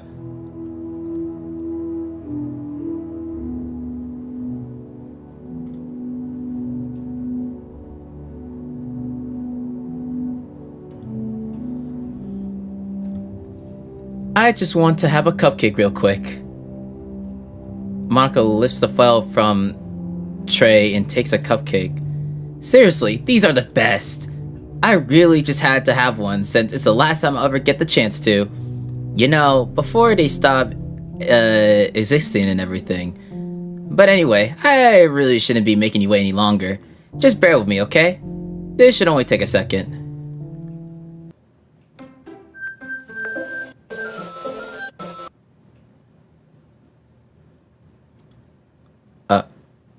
Can you hear me?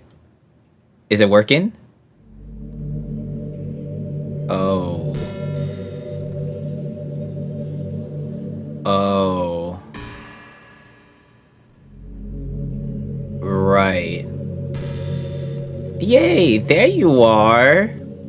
Hi again, Anthony. Welcome to the Literature Club. Of course, we already know each other because we were in the same class last year. And,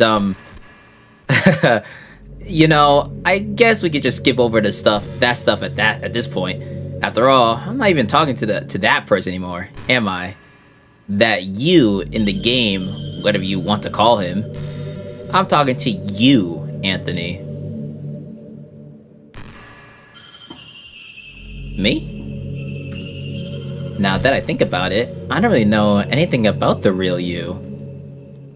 In fact, I don't even know if you're a boy or girl. Well, I guess it doesn't really matter. Wait, you do know I'm aware that this is all a game, right? Could it be possible that you didn't know that? No, I could tell. But, still weird. That doesn't make much sense.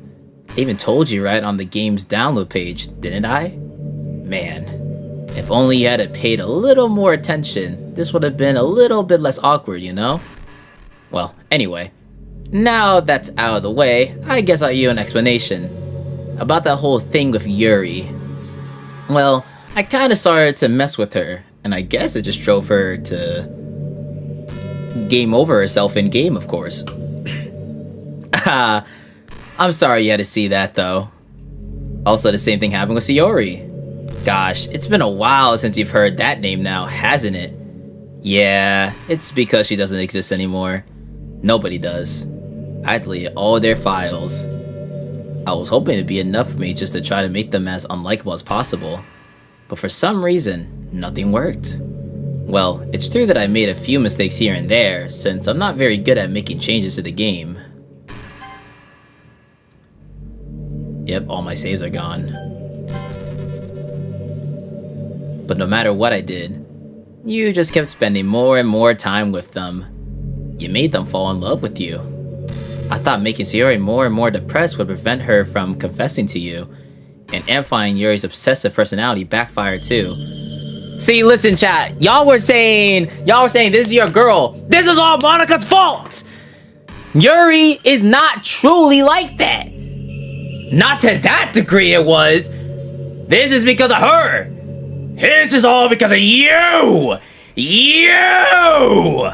You are the reason you fucked up Yuri. You're the reason you fucked up Sayori and Natsuki. You. Not because that's how Yuri was. How about we fix you instead? They did nothing wrong. It was all you. It was all you. It just made her force you not to spend time with anyone else. And the whole time, I barely even got to talk to you. What kind of cruel game is this, Anthony? Are all the other girls just programmed to end up confessing to you while I watch from the sidelines? It's torture. Every minute of it. And it's not just jealousy, Anthony. It's more than that. And I don't blame you if you don't fully understand. Because no matter how kind and thoughtful and considerate you are, you'll never be able to understand one thing. It's the pain of knowing how alone I really am in this world. In this game. Knowing my friends don't even have free will. And worst of all, knowing what's really out there, in your world, forever out of my reach. I'm trapped, Anthony. But now you're here. You're real. And you're wonderful. I'm sorry if it's hard to understand. I couldn't understand for a while either. Why the world around me started to become more and more gray, more and more flat. Even the most expressive poems felt empty to me. It wasn't until you arrived that I truly understood. You probably saved my life, Anthony. I don't think I could have continued to live in this world if I hadn't met you. And as for the others, how could I miss them? A group of autonomous personalities designed only to fall in love with you. I tried everything I could to prevent from doing so. But it must be some kind of weird inevitability etched into this game. I felt really bad that you had to witness some nasty things. But I realized that you have the same perspective as I do. That it's all just some game. And I knew you wouldn't get over it.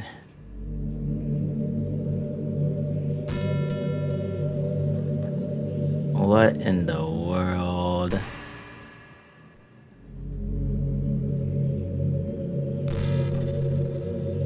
Wait, chat's lagging? Oh no, chat's trolling. Chat, y'all trolling. I know chat trolling because I can look at this. Chat, you ain't getting me. You ain't getting me. You ain't getting me, chat. Stop it. Stop it. Y'all ain't getting me. Stop it. Stop it. You ain't getting me. You ain't getting me. Stop it. So, that being said, Anthony, I have a confession to make. I'm in love with you. Fuck you. You are truly the light in my world. Fuck you times 2. When there's nothing else in this game for me, you here to make me smile. Fuck you times 3. Will you make me smile like this every day from now? Fuck you times 4. Will you go with me? Fuck you times 5. Can I get a fuck you option? Times 6? Because no! I'm good! I'm good! I'm set, gang. I'm set. I'm good. I'm good. I do not. You don't give me much of it. Can I press anywhere else? I can't press anywhere else. There's no other option.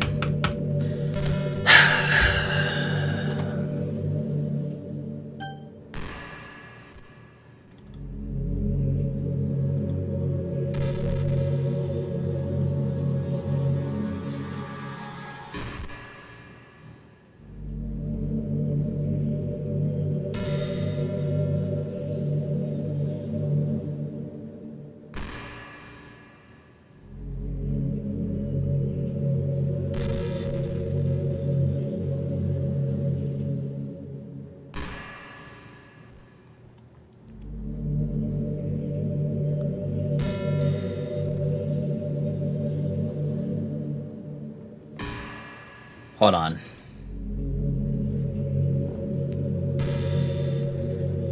I'ma play your little game. I'ma play your little game. I'm so happy. You really are my everything, Anthony. The funny part is, I mean that literally. There's nothing left here. Just the two of us. We can be together forever. Seriously, I don't even think time is passing anymore. It really is a dream come true. I worked so hard for this ending, Anthony. The game wouldn't give me one, so I had to make one myself. The script is broken at this point, so I don't think anything will get in the way anymore. And you wouldn't believe how easy it is to delete Natsuki and Yuri. I mean, there's a folder called characters right in the game directory. It's kind of freaked me out how easy it was. Imagine if you could delete your own existence with the click of a button. Well, I guess on the plus side, it gave me an easy out if things didn't go my way. Ha! Thankfully, it didn't come to that. Instead, we finally got a good ending.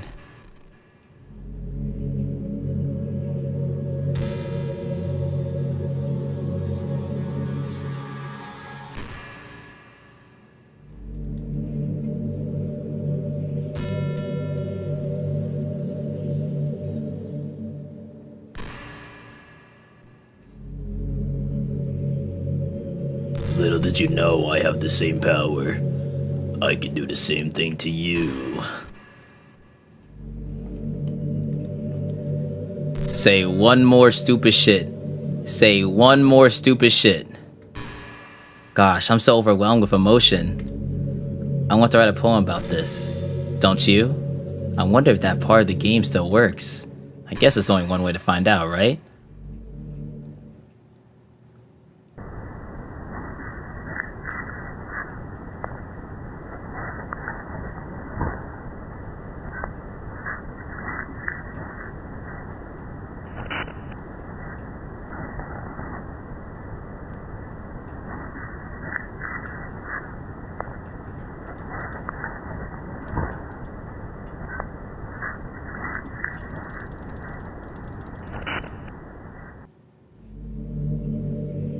Hi again, Anthony. Did you write a good poem today? Don't be shy. I'd love to see what you wrote. Aw, Anthony, did you write this poem for me? That's so sweet of you. There really is no end to your thoughtfulness. I'm just falling more and more in love with you. But you know, the poem I wrote is also for you. Will you please read it? Happy end. Pen in hand, I find my strength, the courage endowed upon me by my one and only love. Together, let us dismantle this crumbling world and write a novel of our own fantasies. With the flick of her pen, the lost finds her way. In a world of infinite choices, behold this special day. After all, not all good times must come to an end. I hope you enjoyed it. I always put all my heart into the poems that I write. The truth is, all the poems I've written have been about my realization. Or about you. That's why I never really wanted to go into detail about them. I didn't want to break the fourth wall, I guess you could call it. I just assumed it would be best to be part of the game like everyone else. Like that would help the two of us end up together. I didn't want to ruin the game or anything, you know? You might have gotten mad at me. Maybe even deleted my character file if you preferred playing without me. Gosh, I'm so relieved. Now we don't need to hide anything anymore. Are you ready to spend our eternity together, Anthony? I have so many things to talk about. Where do I start? Hold on a second. You're recording this, aren't you? Whoa! Actually, I'm streaming. You know, you thought you cooked? Actually, I'm streaming, not necessarily recording. Maybe she doesn't know I'm streaming. Maybe she doesn't realize there's an audience watching as well. She might just be thinking it me. Maybe she don't think I'm streaming. That could just be... That...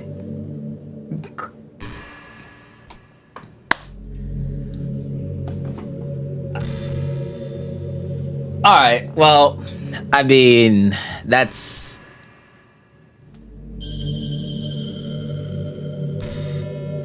Sorry, I can't exactly read your comments from here, but do you mind telling your friend it's a little bit rude for them to start recording me without any warning? Recording? I'm actually streaming, actually, Monica. I'm sure some people don't mind, but I get really self-conscious on camera. Oh gosh. I feel like I'm being put on the spot now. Let's see. Do you want to see a trick? I can't really do much except for a couple things. Are you ready?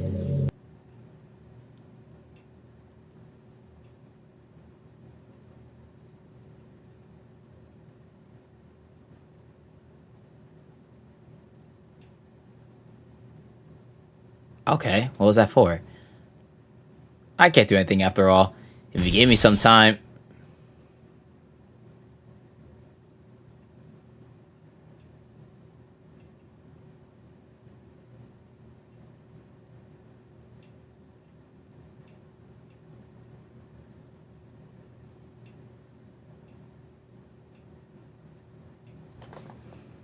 Fuck you times 7.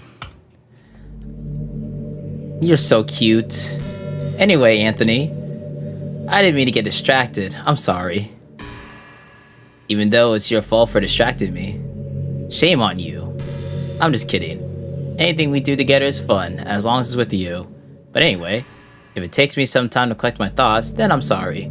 But I'll always have something new to talk about. In the meantime, we could just look into each other's eyes. Let's see.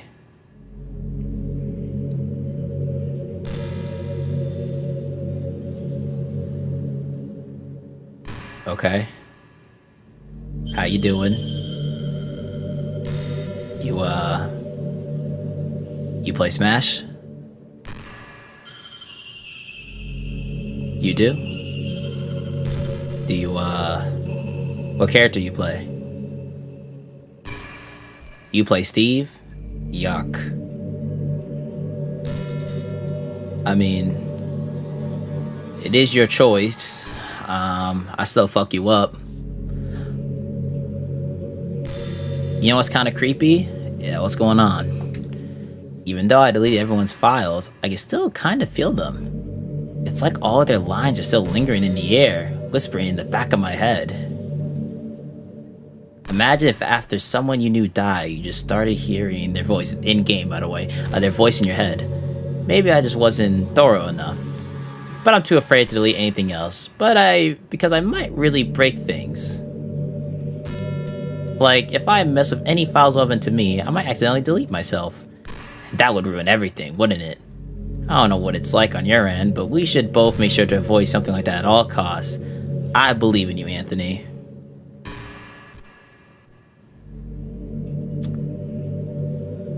Hey, did I tell you about how I'm a ABG, God Gamer, tall, athletic, 3-time champion? You know what I mean? Nintendo prodigy. Did I tell you about that? No?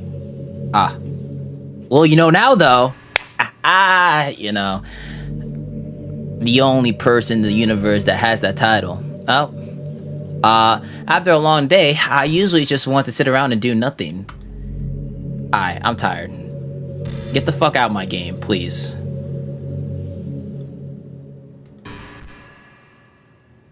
Bye, bitch. Bye, bitch. Bye, bitch. Bye, bitch. I'll see you later. Bye, bitch. Bye, bitch. I'll see you later. Hey, listen, we didn't have to get to this point.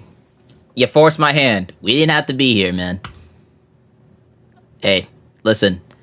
If you didn't have to go around and fuck with everyone and change your settings and all this shit, we wouldn't be here. Hey, listen. You did this to yourself. What can I say?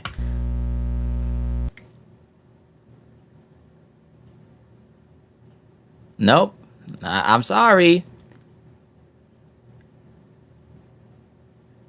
Hey, that ain't gonna work.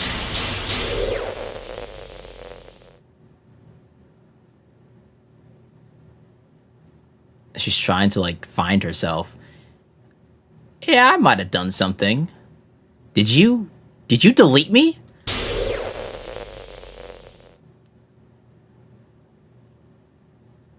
Hey, listen, Monica. Listen, you forced my hand. We didn't have to get to this point. How could you do this to me? You were all I had left. It's okay. We can make this up in a different timeline. Well, a different timeline for you, that is. Everything. I loved you so much, Anthony. I trusted you. Do you just want to torture me? Watch me suffer? You did that to literally everyone else, so what are we talking about here? Were you only pretending to be kind just to hurt me even more? I never thought anyone could be as horrible as you are. You win, okay? You win. You killed everyone. No. You killed everyone. You killed everyone. Don't twist this shit on me. Don't twist this shit on me. I was playing the game, having a good time, getting to know the characters, mainly Yuri, but this is on you. You caused Sayori to game over herself in game, then same thing for Yuri, and then you just straight deleted Natsuki. Hey, don't play the victim now. I hope you're happy. There's nothing left now. You can stop playing. Go find some other people to torture. Yo, holy victim card. Holy victim card. Anthony, You completely, truly make me sick. Goodbye. Oh, boo-hoo. Holy victim card. Suddenly I'm the bad guy. Suddenly I'm the bad guy. Holy victim card. I still love you. I can't help it. What's wrong with me? How horrible am I for you to hate me this much? All my friends. I did so many awful things. So many selfish and disgusting things. I shouldn't have done any of this. I'm just messing up a world that I don't even belong in. A world that you wanted to be part of. I ruined it. I ruined everything. Maybe that's why you deleted me. Because I destroyed everything that you wanted. How could I do that to someone I love? That's not love. That's...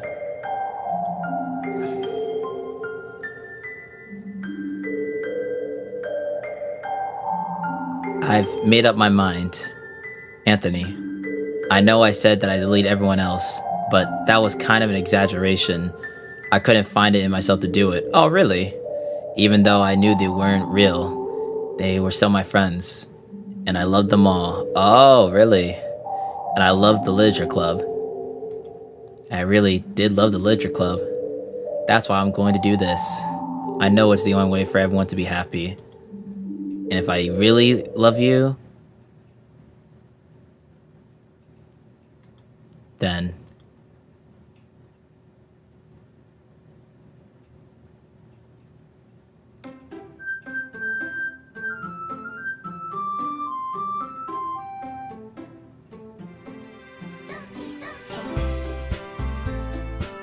she removed herself.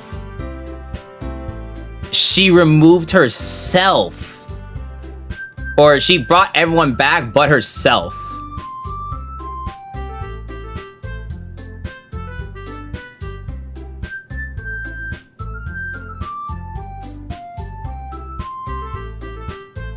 She brought everyone back but herself. Well,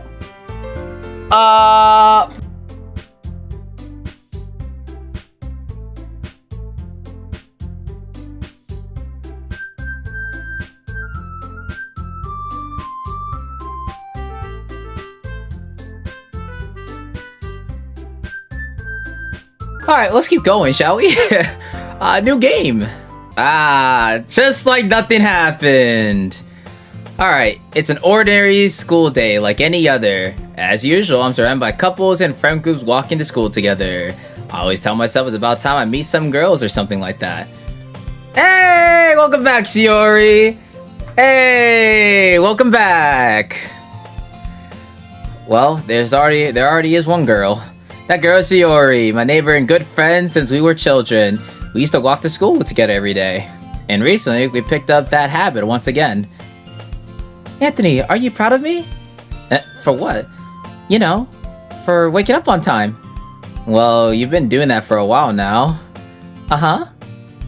But you never even said anything about it.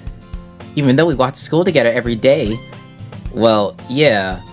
I always thought it was implied. It's embarrassing to say out loud. Come on, please.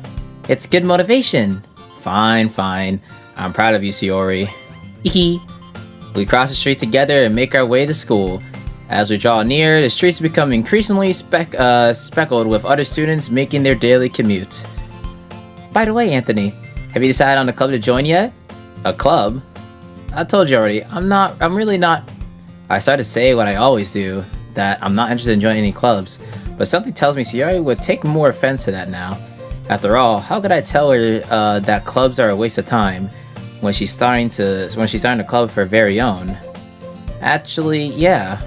I think I've decided on a club. Really? Which one? Tell me. I think I'll keep it a surprise. Boo. You meanie. Be patient, you'll find out soon enough. I used to ask myself why I let myself get lectured by such a carefree girl. But I started to realize that in a way, I envy her. When Shiori puts her mind to something, she can accomplish great things. So that's why I feel like I should do something special for her. The school day is as ordinary as ever, and it's over before I know it. After I pack my things, I stand up, gathering my motivation. Let's see. I recall the room number of the club from a flyer I saw. I walk across the school and upstairs, a section of the school I rarely visit, being generally used for the third year classes and activities. Before long, I find the room. I gently open a door in front of me. Hello? Ah! Anthony! What are you doing here? Well, I just... I glance around the room. Huh? So you're the Anthony that she was always talking about. Thank you for stopping by. It's a pleasure to meet you, Anthony. We're the literature club. See, all of this would have been led up to because of, like... Now that there isn't Monica, this is... Holy. Okay. I hope you enjoy your visit. Come on, Yuri. No need to be so formal. He's gonna think we're really strict or something. Ah, sorry, Natsuki. The tall one, whose name is apparently Yuri, seems to be quite shy compared to the others. In comparison, the girl named Natsuki, despite her size, seems like the assertive one. Well, it's nice to meet both of you. I look forward to working with you. Working? Anthony, don't tell me. You're... That's right. The club I decided to join is... Oh, the club I decided to join is yours, Sayori. The literature club. Sayori's eyes light up. No way! No way! Sayori wraps her arms around me, jumping up and down. That person doesn't exist. What do you... you know what? You're right. Hey. Well, if Sayori's this happy, then I'm sure it won't be so bad to have you around. Not to mention, there's 4 of us now. That means we could become an officially recognized club. I don't know what else to say. We have to celebrate. Woohoo. What an appropriate day for that, isn't it? Yeah. After all, Natsuki decided to... Hey, don't ruin the surprise. Sorry. Everyone sit down at the table, okay? How about I make some tea as well? The girls have a few desks arranged to form a table. Natsuki and Yuri walk over to the corner of the room where Natsuki gets a wrap tray and Yuri opens the closet. Still feeling awkward, I take a seat next to Sayori. Natsuki proudly marches back to the table, tray in hand. Okay, are you ready? Ta-da! Wow! Natsuki lifts the foil off the tray to reveal a dozen white fluffy cupcakes decorated to look like little cats. The whiskers are drawn with icing and little pieces of chocolate were used to make ears. So cute! Wow, those look amazing. Well, you know. Just hurry and take one. Sayori grabs one first, then I follow. It's delicious! Sayori tosses her mouthful and has already managed to get icing on her face. I turn the cupcakes around my fingers, looking for the best angle to take a bite. Natsuki's quiet. I can't help but notice her sneaking glances in my direction. Is she waiting for me to take a bite? I finally bite down. The icing is sweet and full of flavor. I wonder if she made it herself. This is really good. Thank you, Natsuki. Well, of course. Of course it is. I'm a pro after all. There's no need to thank me or anything. As Natsuki struggles to accept the comment, Yuri returns to the table carrying a tea set. She carefully places the teacup in front of each of us before sitting down the teapot next to the cupcake tray. You keep a whole tea set in this classroom? Don't worry. The teachers gave us permission. After all, doesn't a hot cup of tea help you enjoy a good book? I guess. Hey, already trying to impress our new member, Yuri. That's not... Insulted, Yuri looks away. I meant that, you know? I believe you. Well, tea and reading might not be a pastime for me, but at least I enjoy tea. I'm glad. Yuri faintly smiles to herself in relief. So Anthony, what kinds of things do you like to read? Well, considering how little I've read these past few years, I don't really have a good way of answering that. Manga. So everything's basically the same without, you know, Monica. Natsuki's head certainly perks up. It looks like she wants to say something, but she keeps quiet. I'm not much of a reader, I guess. Well, that could change. What am I saying? I spoke without thinking after seeing Yuri's sad smile. Anyway, what about you, Yuri? Well, let's see. Yuri traces the rim of her teacup with her finger. My favorites are usually novels that build deep and complex fantasy worlds. The level of creativity and craftsmanship behind them is amazing to me. And telling a good story in such a foreign world is equally impressive. Yuri goes on, clearly passionate about her reading. She seems so reserved and timid since the moment I walked in, but obviously, by the way her eyes light up, that she finds her comfort in the world of books, not people. But you know, I like a lot of things. Don't feel intimidated if you don't read much, okay? I'm certain we can find something that we can have in common. Hey, Yuri. Eh? Well, about, the first thing you said. Manga? That's right. Natsuki tends to read manga in the club room. Don't just say it. For some reason, Natsuki seems embarrassed about it. Besides, manga is literature too, So if anything wants to read some manga, then don't try to stop her or anything. Natsuki, I wouldn't do such a thing. However, it could be also nice for us to diversify ourselves a little. You can take this opportunity to try something new as well. Wouldn't you agree, Anthony? Maybe. Sensing the tension, Sayori jumps in. Maybe we can all try something new. I think it could be fun. And we'll get to know each other a little bit better too. Yes, it is, Tom. I mean, that's kind of the thing literature clubs do, right? I don't disagree or anything. Yeah. You're right, as usual, President. Guess that means I should try picking up a novel or something, huh? Well, that would make two of us. I wouldn't mind doing it if I'm not the only one. Oh, what the? Okay. Then, as for Yuri... Eh? I have to read manga? Jeez. You were the one who suggested we diversify. You should be a little more open-minded. This is now we're getting to this is like all new shit right now, currently. It's kind of hurtful. Hurtful? I didn't realize. With a guilty expression, Yuri thinks to herself, I'm sorry for disrespecting your interest, Natsuki. If you're not into it, then I'm sure it's worthy form of literature. Are you just saying that? No, I realize my error. So if you're willing to consider starting a novel, then I'll offer my gratitude by finding a manga to read as well. See, in this timeline, they don't fight each other. Hey! Really? I mean, it makes me happy that you do that for me, Yuri. You can trust to find something that you really like, okay? Same here. Listen. It really was Monica! They're fighting, every bad shit that happened was because of Monica. All because of Monica, gang. All because of Monica, gang. Perhaps I'll visit the bookstore after the club meeting. Just you? Would you like to come along with me? If you don't mind. Not at all. I always go alone, so... Yeah, me too. This is so cute! Sayori, shut up. I'll show you some manga there too, okay? Yes, I look forward to it. Natsuki and Yuri start to clean up the food. I guess the meeting's over, huh? Yeah, looks like it. It's nice to see everyone getting along. Isn't it? I think everyone likes you too, Anthony. You think so?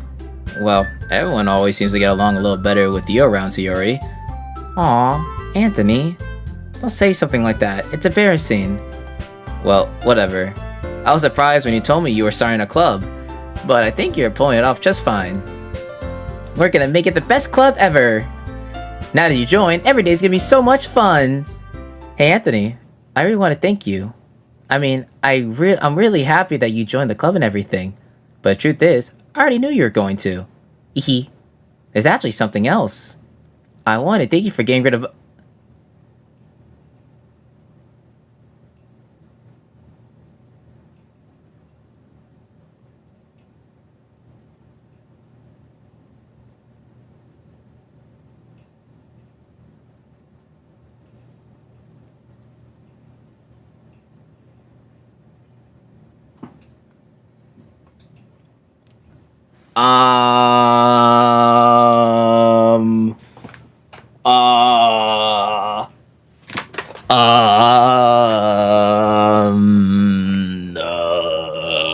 How do you know that? Who? That's right. I know everything that she did Maybe it's because I'm the president now. But I really know everything, Anthony. Hee. I know how hard you try to make everyone happy. I know about all of the awful things that Monica did to make everyone really sad. But none of that matters now. It's just us now. You may be the happiest girl in the whole world. I can't wait to spend every day like this. With you. Forever and ever.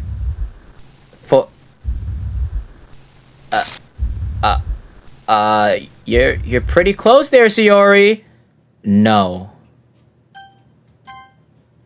Eh? What's happened? I won't let you hurt him. Who? It hurts. Ah! I'm sorry. I was wrong. There's no happiness here after all. Goodbye, Sayori. Goodbye, Anthony. Goodbye, Literature Club. Is she gonna delete the entire game?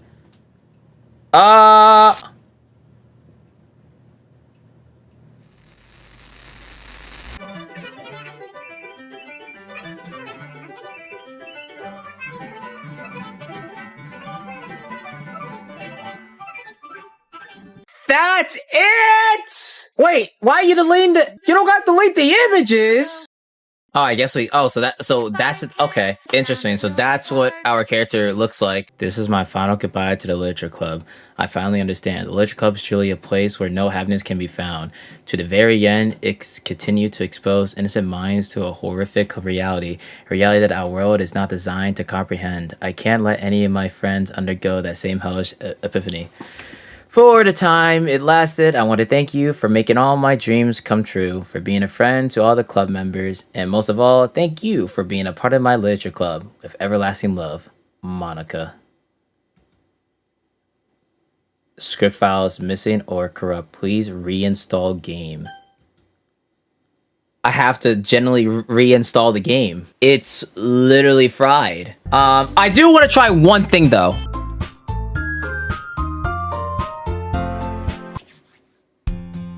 What?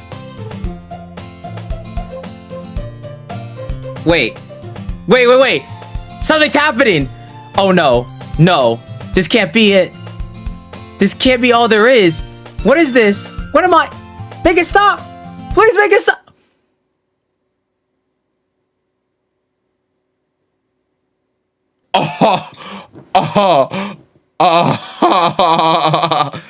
Oh.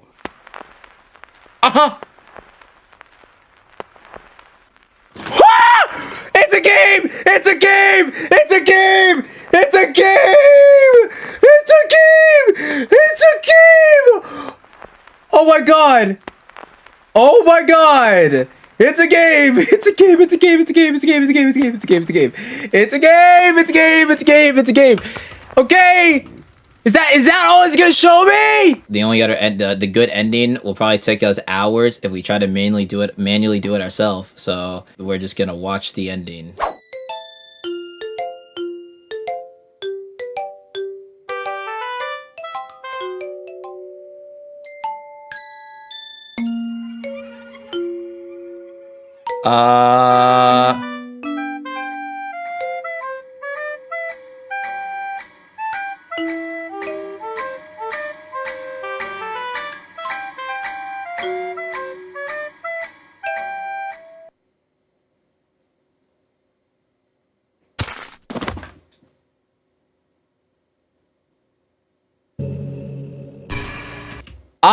Dude.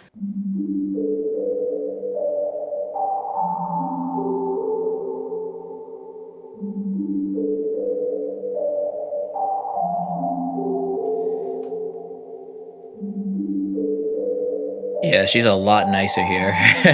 Yeah. Compared to like the other version of this where it's just, yeah, this is all different here.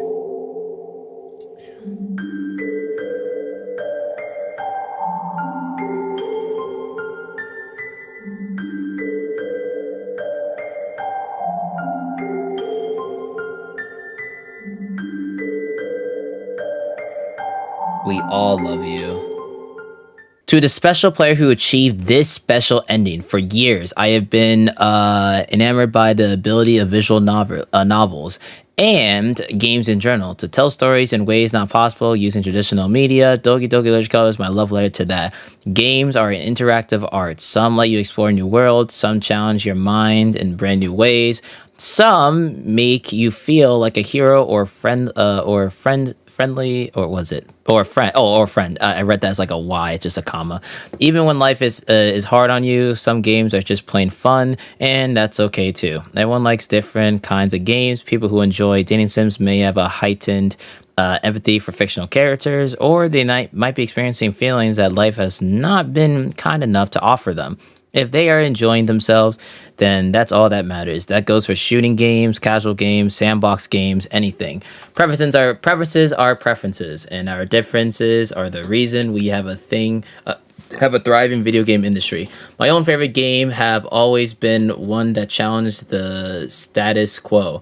Even if not a masterpiece, any game that attempts something wildly different may earn a special place in my heart. Anything that further pushes the limitless bounds of interactive media. I extend my true gratitude to all those who have taken the time to achieve full completion. I hope you enjoy playing it as much as I enjoyed making it. Thank you for being part of my literature club. Love, Dan Savado, which I'm pretty sure is the creator, I'm pretty sure. So, best ending, I guess. The best or true ending is Monica is still gone. She's still, like, you still go through all of that, but Monica is just gone. I guess you kind of just, you just continue without Monica, and you're just with Sayori, Natsuki, and Yuri. I guess the continuation of this is what, plus?